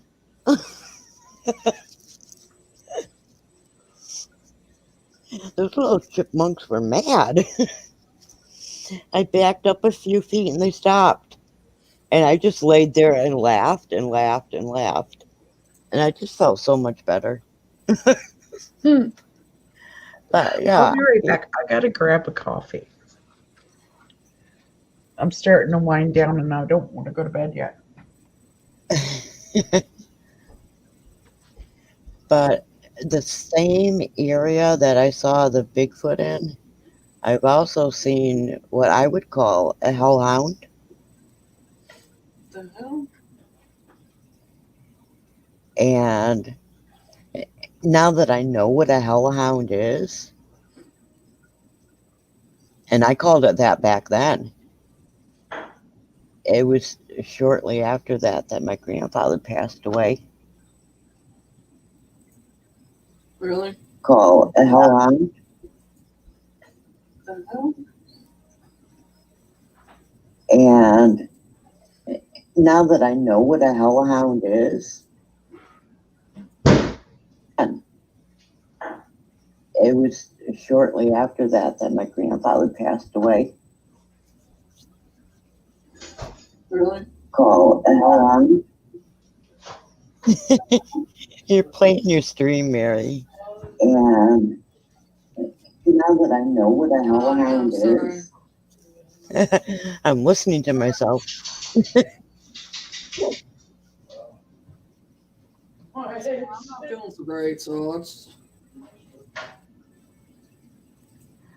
I can tell you so many things about that mountain. It's like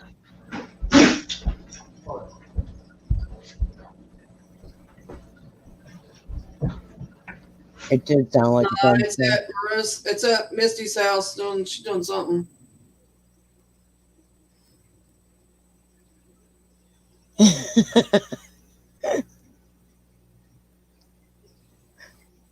Dang.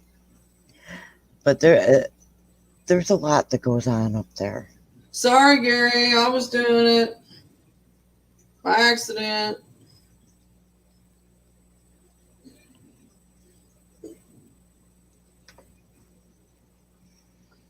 I mean, I know of a murder that happened up there, and I know where it happened. I know one of the boys that was involved in it, even. There's a lot. That mountain is where the Hells Angels clubhouse is at. And don't you dare go near that without an invitation.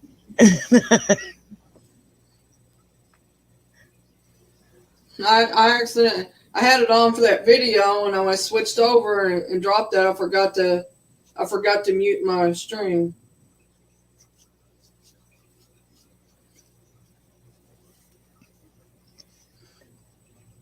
Oh, I know, Gary. I know you didn't mean nothing by it.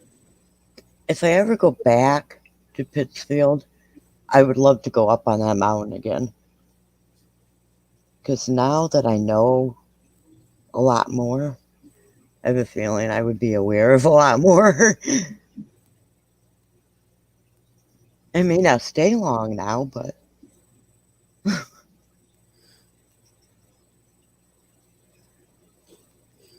but I may have seen that 10-year-old girl. I'm not sure.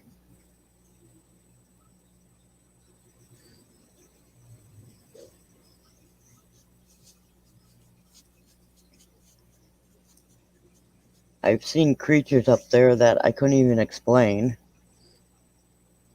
But in my mind, I think I was seeing shapeshifters.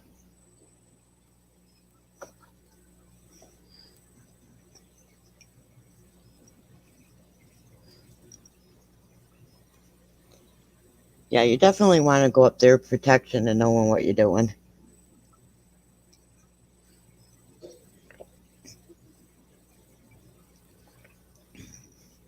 There's been stuff conjured up there. Definitely. I have no doubt. Especially since I know 2 people that were in the coven. And one was a girl that I went to school with, and she told me stuff, so. I'm back. Sorry about that, guys. She told me stuff that she wasn't supposed to tell anyone, too. Welcome back. Yeah, welcome back.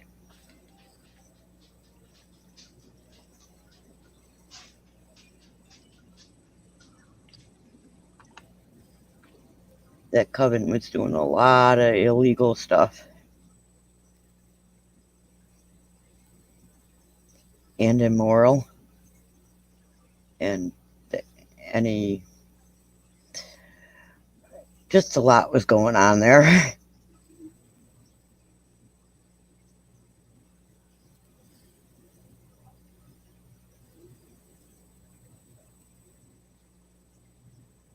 Heck, her mother would have killed her if she'd known that she had told anybody. And I mean that literally. Yeah, I was going to say, I get the feeling they've hurt a lot of people. I was petrified of her mother.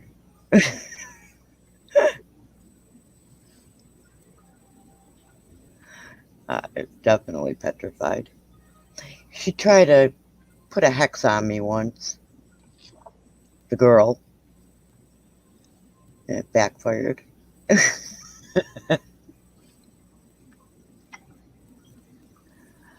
Oh, wow. Remember what you were telling me? Marissa, if you look up the info for that, you can go live if you want to, or you can do it on your channel, but you can come up here on my panel and tell about it if you want to.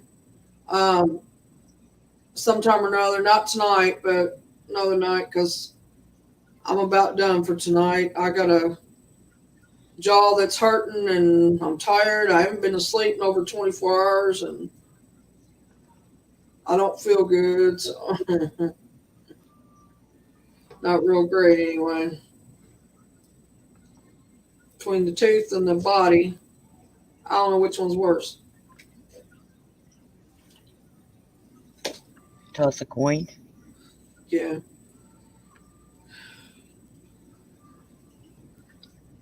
Is Sheriff still with us? Not sure. Well, he's up here, but I don't know if he's still with us. He's been very quiet.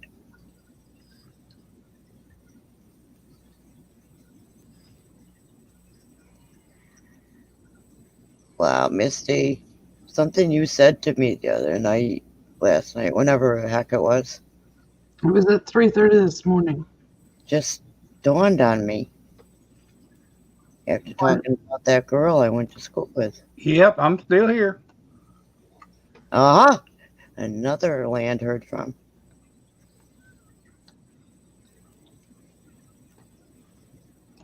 Been here the whole time.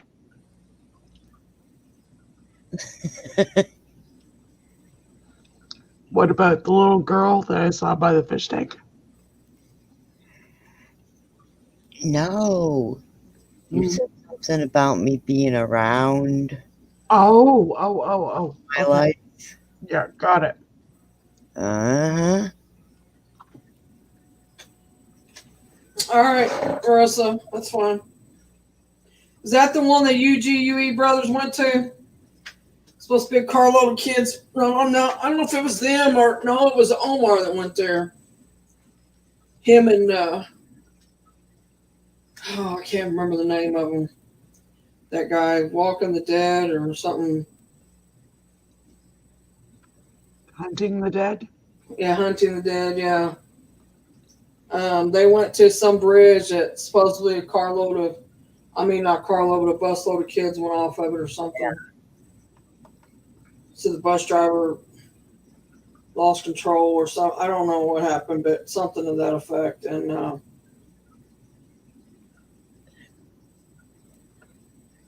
yeah, Jody.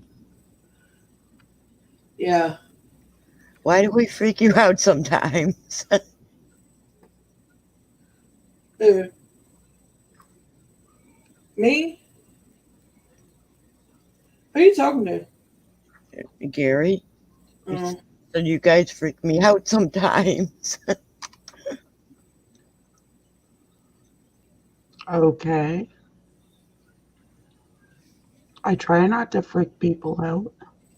Yeah, I try not to either. Although I'm tempted to do it to the girl that does the tarot cards.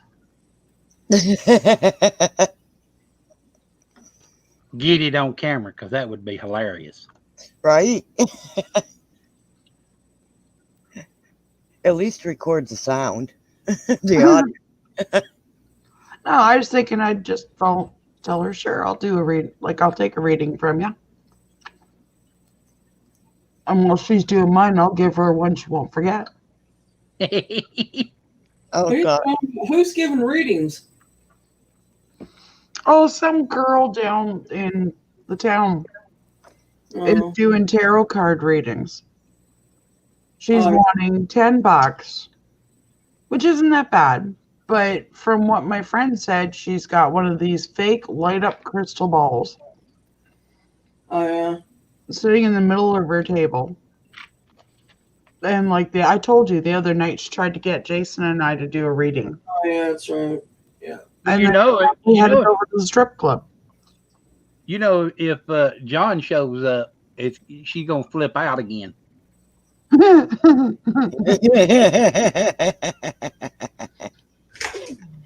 Oh, God.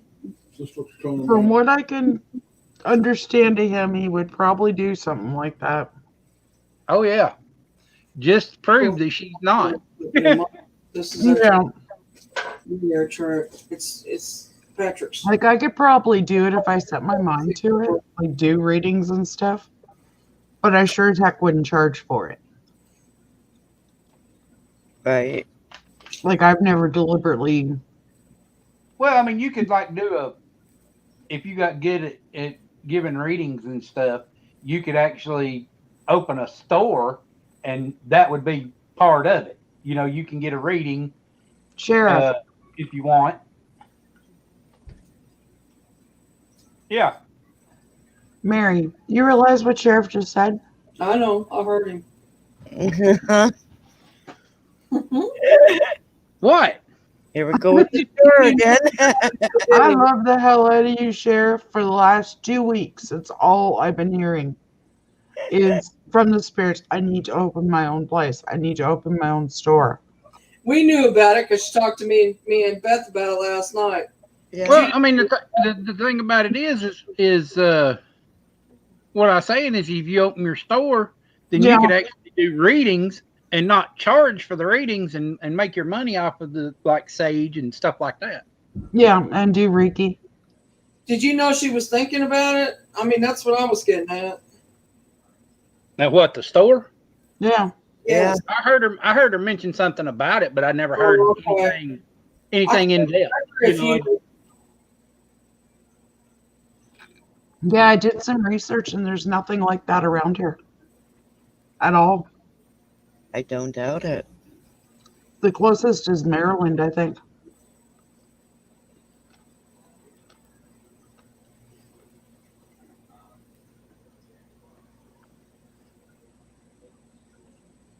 But yeah, I mean, you know, you could do something like that, and it actually wouldn't. You wouldn't be actually charging. One thing you'd be charging for is the merchandise that they buy out of the store. Yeah, or do like a donation jar or something. Right. Yeah. And you could put that donation money back into your YouTube channel, you know, buying equipment and stuff like that. Mm-hmm.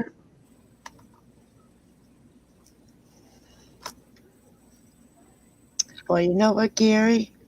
I'm realizing that there's a lot of I did a ride through video through the park. Yeah. Holy smokes, was that footage crystal clear. Yeah, I got to watch some of it and then my internet crashed. Oh no. That was captured on my GoPro Hero 8 Black. Oh really? Yeah. I've got a thing mounted to my dash, and I've got a little stand, and I set the camera up on that little stand and left it right there in front of me.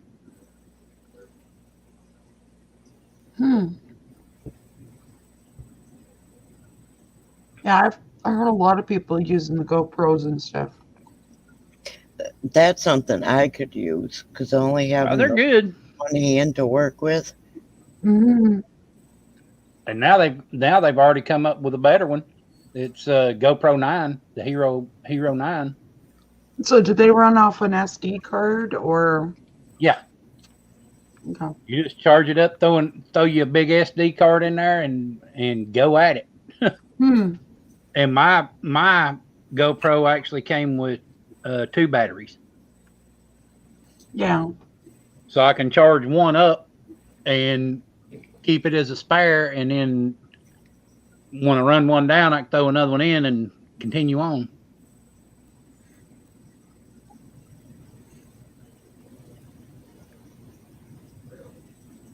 It sounds like you need to get your ears candled, Gary.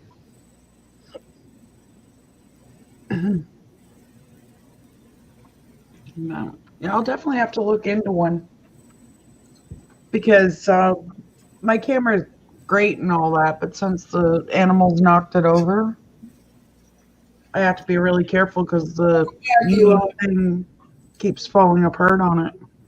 One of the cool things is if you're ever caught out in the rain and you're videoing, the Hero, the camera I've got is completely waterproof. Oh, no way. Yeah. It's good.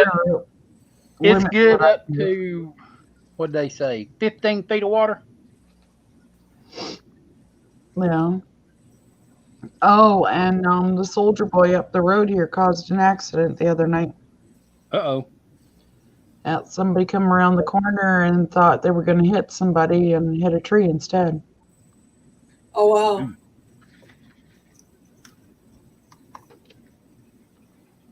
So they're talking now they're going to put a street light or something up on a mountain road, no less. Did it hurt him? As far as I know, he's okay, but he hit hard enough that it set his airbags off. Dang. But all he kept saying was he kept asking if he had. And I guess there was nobody there. No, nothing. No footprints. No nothing. The cops looked. I don't think Gary knows what candling is. Well, there was a DUI test coming. Because you know that's going to be the first thing they do since they can't find footprints, and you're swearing up and down that you almost hit somebody. Drug test and DUI. Yeah. Well, the nice thing about it is the police officer that patrols up in this area actually lives up here. So he's familiar with some of the claims. But well, they probably ain't the only one that's run off the road there. Yeah. If that's the case. If he's accidentally making people wreck there. Yeah. Yeah, because I don't think it was deliberate on his part. Like, I really think that he's a residual haunt. Right. And then he was crossing the road by, Like that one is. The one up on my house up here isn't, because I've actually had it turn and look at me. Right. But the one down on that corner, yeah. And yeah, I think it'll work. I took it. He just kind of comes to a certain spot in the road and just stands there. And he doesn't look either way. He's staring straight ahead like he's standing there on guard or something. Oh, yeah. Misty, can you explain what candling is to Gary? You're sort of right. It's like a special paper coated with stuff that'll burn. It looks like a funnel, and you light it. You put it in your ear, lay on your side, and light it. But you have to watch that it doesn't burn down far enough. It's going to burn you. And what it'll do is the heat will actually draw the wax up out of your ear. Skin infection. Yeah. Deb rocks will work too. Mm-hmm. I think I got an ear infection, jaw infection, something. I just started antibiotics a few minutes ago. I had he went in there and got it out of the. Nobody had found it, took it. Thank God. Yeah. One that other people was allergic to and couldn't take it, so. And it's mine. Yeah, you want to be careful with the infections. Well, I'm on it like flies on dodo. Yeah. Causing me too much pain right now. I get a lot of ear infection. When it's keeping me up over 24 hours, something's up. Yeah. And I'm wide awake right now, so what's that tell you? I just don't feel it. That's why I'm letting y'all do most of the talking right now. Well, and it's really stuck in my head, like I told you guys last night there, that the bit about the dream catchers with the sigils, that's really, really sticking in my head.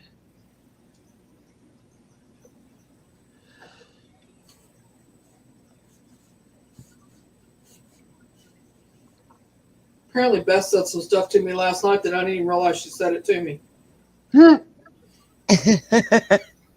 I can't help it. Now, I zoned out. I told y'all I did. No, I know.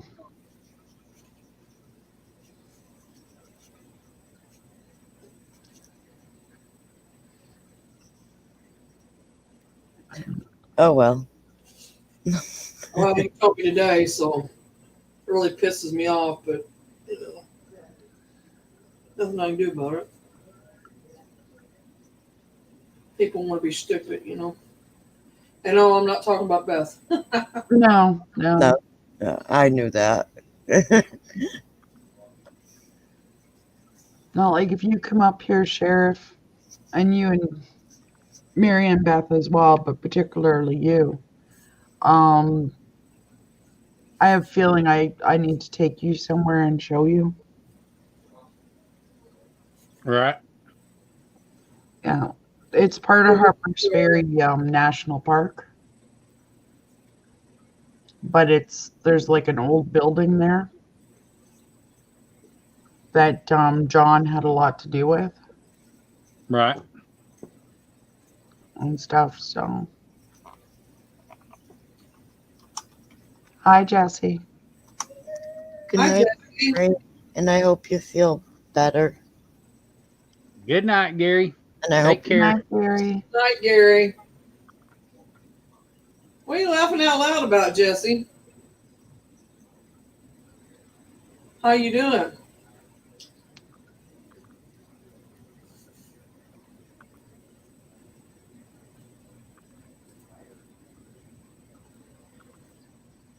Much love, Gary. Best mic quit working. Sleep.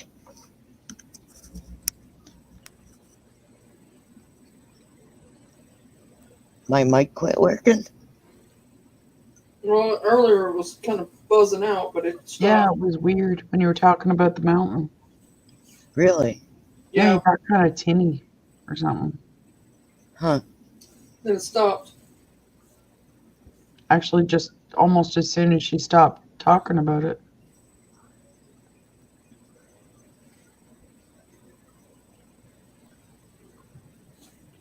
Oh, what Mary said to me. I knew she wasn't talking about me. Oh, I was going to tell Liam. Actually, I don't know which Liam it was they were asking for during my live stream. Mm. The other Liam. Yeah. Remember, because I asked if he was sick, and they said yes. Well, he'd been sick because I talked to him the day after. Yeah. And they did on my spirit box. And that's when I did spirit box, wasn't it? I was talking about him. I do spirit box when you're live. Or was after I went live that night? I don't know. Anyway, I told him that. Yeah. I guess I switched him up. Yeah, I was actually impressed with how well it went when I did my live. I was really nervous about doing the spirit box because that's the first time ever I did it in my house. But I've missed you, Jesse. We all have.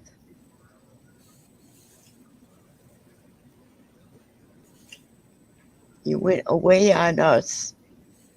You're not supposed to do that. Good then, we miss you. It's okay.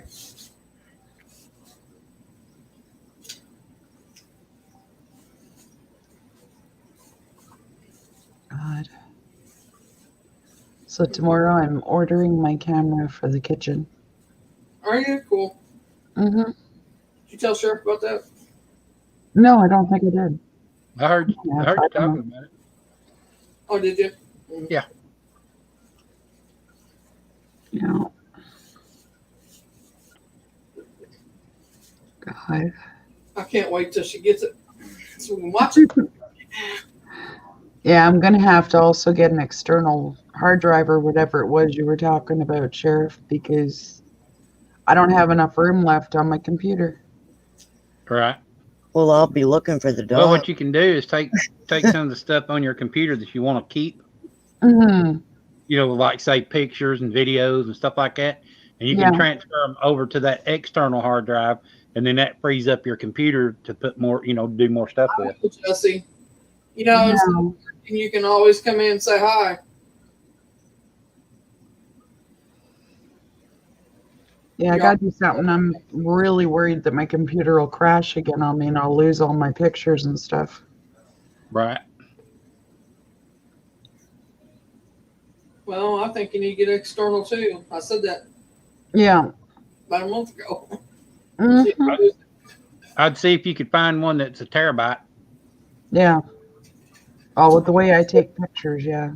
And I'd put all the pictures over on it. That way you don't lose them. Yeah. And that way you've got. And you can categorize them. That way you've got a whole freaking hard drive. It ain't nothing but pictures, that you and video probably. Yeah. And see if you categorize them, put them in order, what's what, and like pictures of apparitions or pictures of orbs or what I mean? Yeah. You can kind of categorize them that way. If you want to show pictures or whatever, all you got to do is pull it up and go to the one you want, and there it is.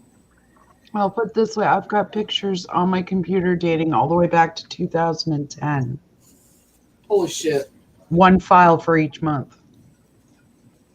Wow.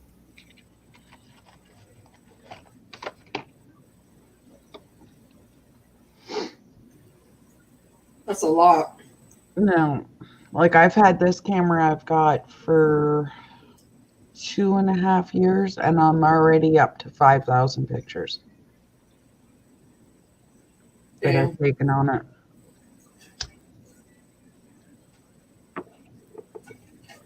Not to mention it slows having a lot of pictures and stuff like that will slow your computer down. Yeah. Yeah.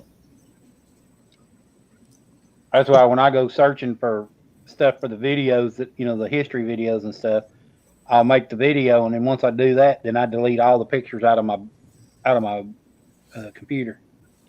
Oh, really? Yep. I mean, I don't even have any of my videos or anything. Oh, wow. So if you believe that we didn't do Spirit Box tonight? Yeah. Yeah. It was actually nice. I enjoyed tonight. Me too. Those pictures of the library are wow. They would do anything I've done. By far. The what? As far as I'm concerned, those live cam stuff from the library, screenshots, that outdoes anything I've done. By far. Oh, this is several people. Anyone watching it can screenshot it. Yeah. Send it to them. No. Well, it automatically sends it to us. If they screenshot it and they circle it, it sends it to us directly. Hi, and thank you, Chris. I um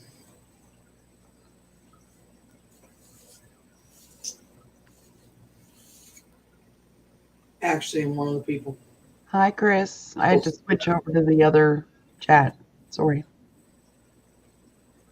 Hi, Chris. Howdy, Chris. Thank you for stopping by. You can stick around if you want to.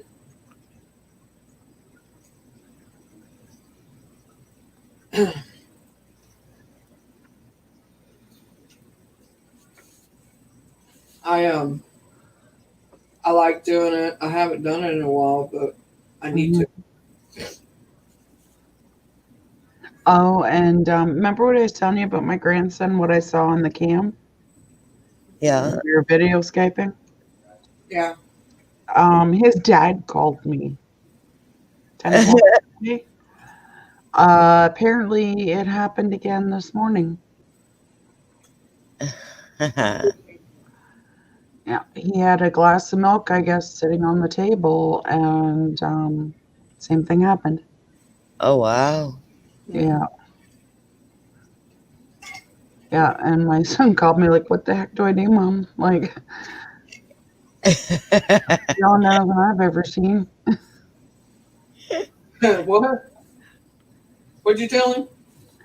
I told him basically not to make a big fuss over it, just point Right. out to him that he can't always be doing that. Well, it's wanting to be acknowledged that it's there. No. Oh, no, my grandson did that, Mary. Oh, He reached his hand out again and ended up with his drink of milk. He reached his hand up there and what now? And his glass came to him. Oh, hell no. Yeah. That's not a spirit doing that. That's him. No, I know it's not.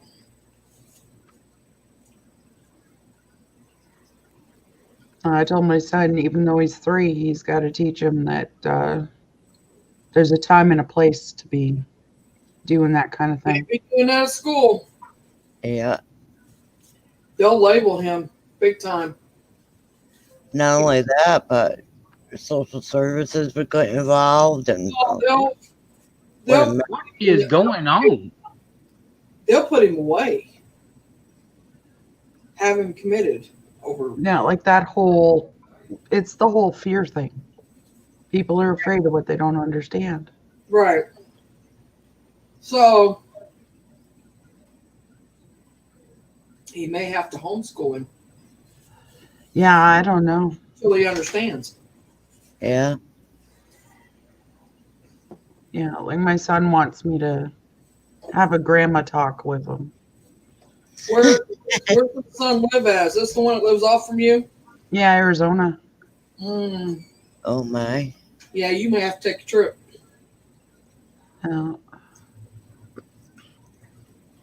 Grandma may have to run interference. Yeah. You could temporarily bind him. Yeah. Till he hits I've certain thought about it. I'm curious to know what all he's actually capable of, though. But I'd watch doing that. Yeah. Oh, yeah, like that's the very back of my mind. I'm going to exhaust everything else before I even go there. Yeah, I would try everything underneath the sun before I did that. Mm. Because he may resent you for that. No. Okay, Jesse. Yeah, Yeah, right. he started- That's a cool trick to him. Well, that's what I'm worried about is he's going to think it's cool. Mm-hmm. Yeah. Like this kid started reading when he was a year old. Oh, wow. Well, yeah. Oh, boy, precocious on top of it. Yeah. Ay, ay, ay. Yeah. That and he's seeing spirits. So. Oh, he's witch. He's 100%. Pardon? He's witch. Mm. Oh, yeah. My son's an empath. And he can see spirits. But Yeah, but your grandson needs to get a handle on it because him being as young as he is, he could do some damage without realize he's doing the damage. Does that make sense? yeah. Yeah. So you may end up having to bind him. Oh. Nice. And you may need help doing it. Yeah. Yeah, like I'm hoping if I can explain to him and show him a few things. It's been a while since I've done it. That looks good. Yeah. What is that? Beef stick? Beef? I like beef jerky. I like the beef sticks, like the not round ones, but the flat ones. Yeah, yeah. Oh, I see it. Amish. Yep. Wonder where they're from.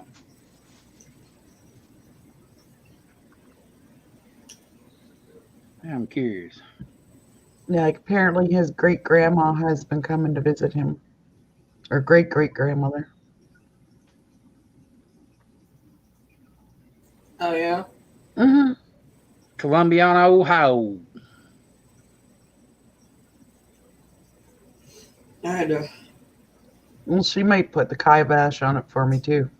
I had to eat a sandwich because I'm taking an antibiotic. Yeah, I ate a piece of chicken while I was. They make me sick. I have to watch taking them. Yeah. And I bet you guys heard the bang. Mm-hmm. Bet you guys heard the bang here. We did. Yeah, I grabbed the bowl of chicken from the fridge and the thing of pulled pork fell down on the floor. Gary thought it was a gunshot. Yeah, he said sound like gunshot. I said no. I should be banging around. Woke Jason right up. Yeah. He levitated out of the left seat. Aw. Well, see here. Is Liam here? Hi, Liam.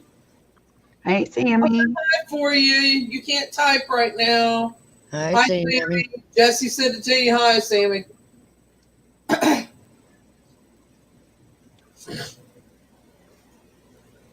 Yeah, I think I'm gonna drop out for the night. I'm thinking about ending myself because I'm not feeling so hot. Yeah. And we've done almost 5 hours, and I'm. Oh wow. Yeah, I've been awake since yesterday morning.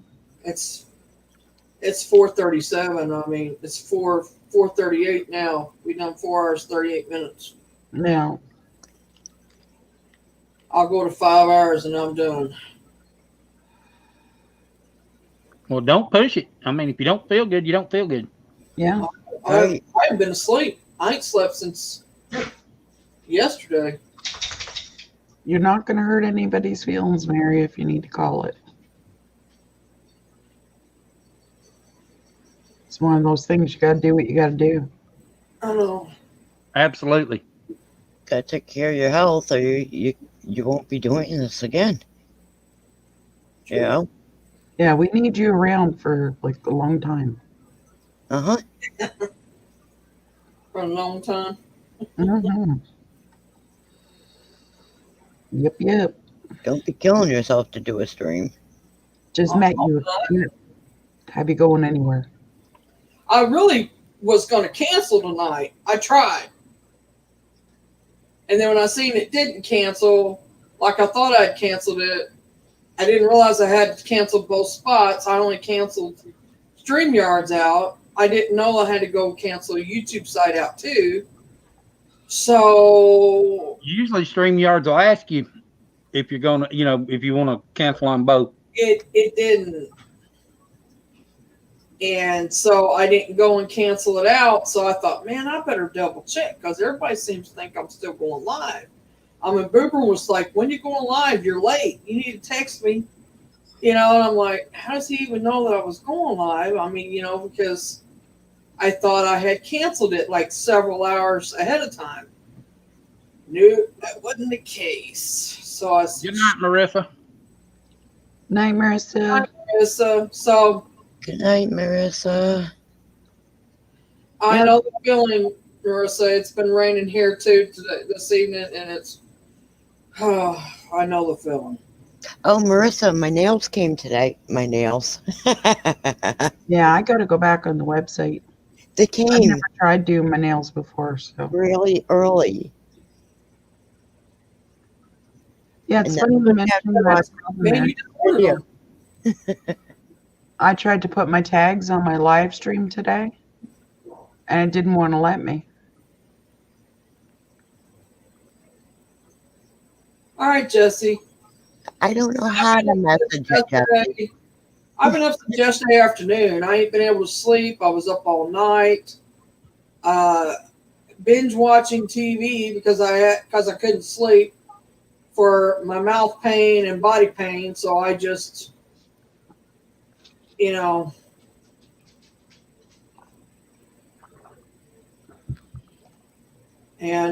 so needless to say.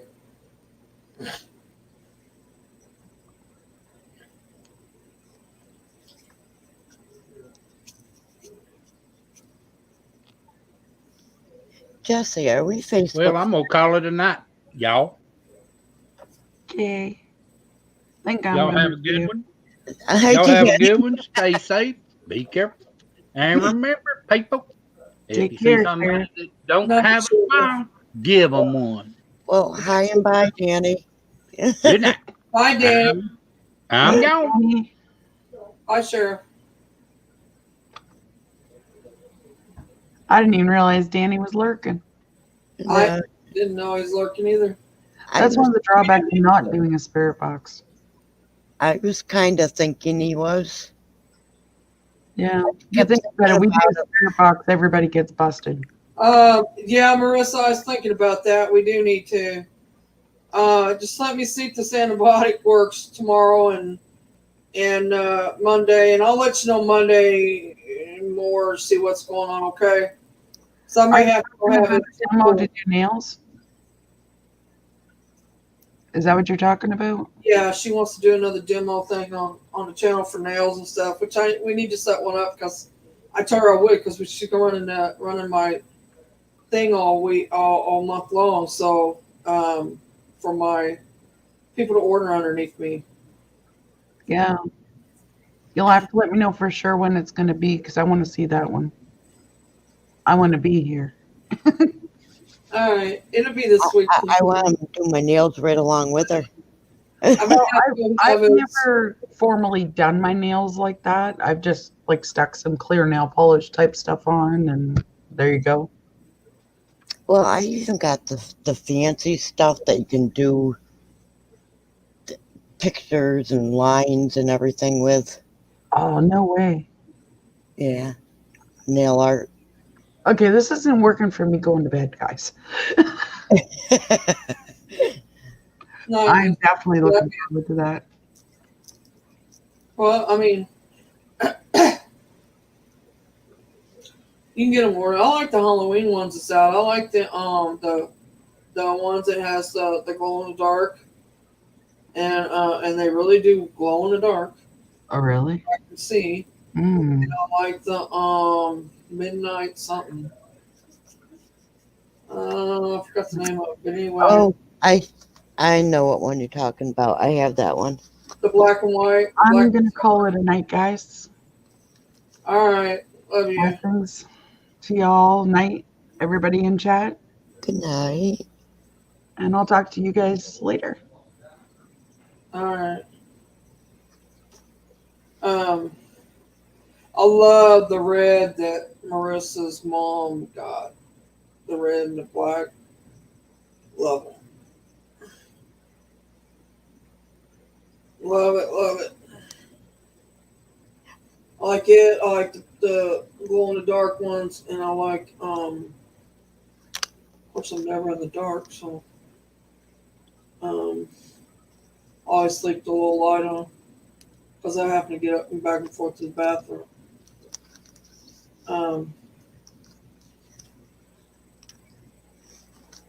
So I don't break my neck. I can't take no chances on falling. Anyway,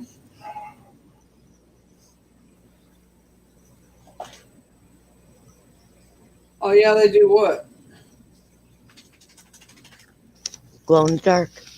Yeah, they do glow in the dark. Yeah, yeah. From what I've seen on YouTube, they do. Yeah, a friend of mine's got them too going. But anyway, she got so many other people doing stuff for her. I didn't have to. I didn't have to order through her or to go through her or have a party for her because she's got so many of them doing it. She didn't need my help. So I figure I'd go through you, Marissa. What were you going to say, Beth? Here's my email, guys, for Hangouts in case you guys can't sleep.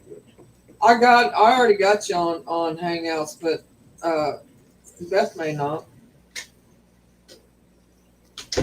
I only got 2 people on Hangouts. That's Eli and Renee.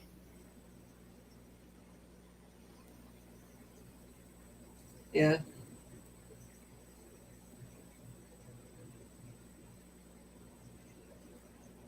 It's awful funny how that stopped earlier.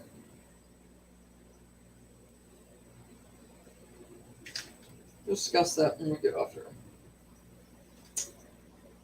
So you've been working a lot, Jesse? Danny, how you doing? You feeling okay? We did some talked about haunted places tonight, Danny. We was just wrapping it up for the night. I gotta watch your live yet from the other night. They said it was really crazy. Everybody has said that. I'm gonna have to watch it. I watched some of it because I come over and said hi to you a couple of times. But I seen the shadow go in front of your lights, but a couple times. But I was doing my own live, so I couldn't shut it off to go over there. But I don't remember how to do Hangouts. I will watch it though.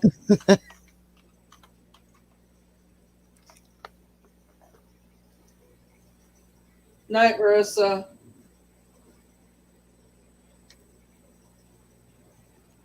I don't know if Danny's still here or not. He must have took off. But I don't. I don't, Jesse. I don't. Oh yeah, there's his email. Yeah, but I don't know what I'm doing. I don't know how to get back to it. I'll get the email for you, and then you can. Oh, I got that saved. Oh, you got that saved? Do you know how to get to what? Hangouts. Oh well, hell, that's easy. And how to use it. It ain't nothing to it. Just go in there and add him like you would an email. I don't know how to open it up. I'll help you in a little bit. All right, you guys, I'm going to end. I'm not feeling so hot. I'm sorry, Jesse. I know you ain't been here very long, but I got to call it. I've never actually used it. Well, I added Eli and Renee, and we've never actually talked on it, so.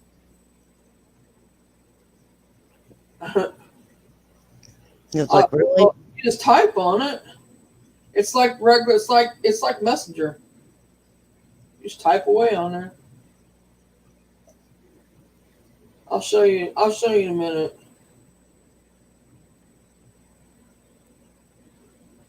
I hear they're getting rid of it anyhow.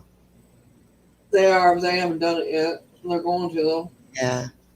They've been saying that for almost a year now. Because they were saying that back in, I don't know, hell, it's been, I don't know. It's been. I give you my email, but I don't remember which one I used for it. I know it's been a year since I heard it last. About I don't know 11 months ago or so. It was on. I heard it when Cab 7 was talking about it. They said that they did a lot of hangout calls and stuff, and he said they were fixing to end it. And he said, "Oh, we're going to have to go to a different one." And that's when everybody started suggesting. Discord? No. Twitter? No. Give me a second. Shit. Damn. Do you StreamYards or the other one? You do calls on it, just do private calling on it. StreamYard, Streamlab, or Zoom? I will, Jesse. I need to get some sleep. I ain't had no sleep. I ain't slept since yesterday afternoon. So it's been well over 24 hours. It's been every bit of about 35 since I've been it's been about 30 hours since I've been asleep.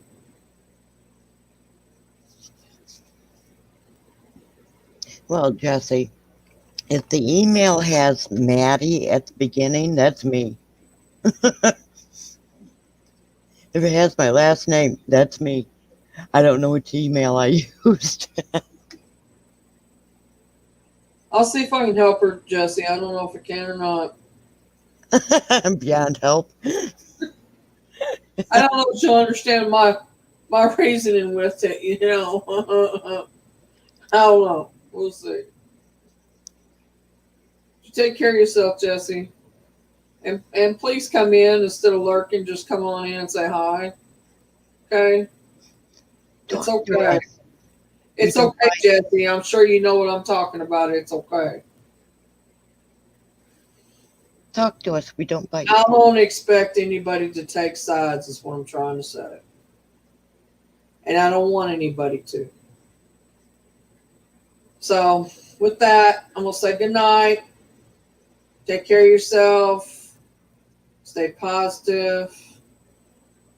Love one another. There's enough hate in the world. We need to love one another. Yeah, we need a lot more love. Yeah. Try to balance out that hate. Night, Jesse. Night, anybody else that's in chat. Even the lurkers.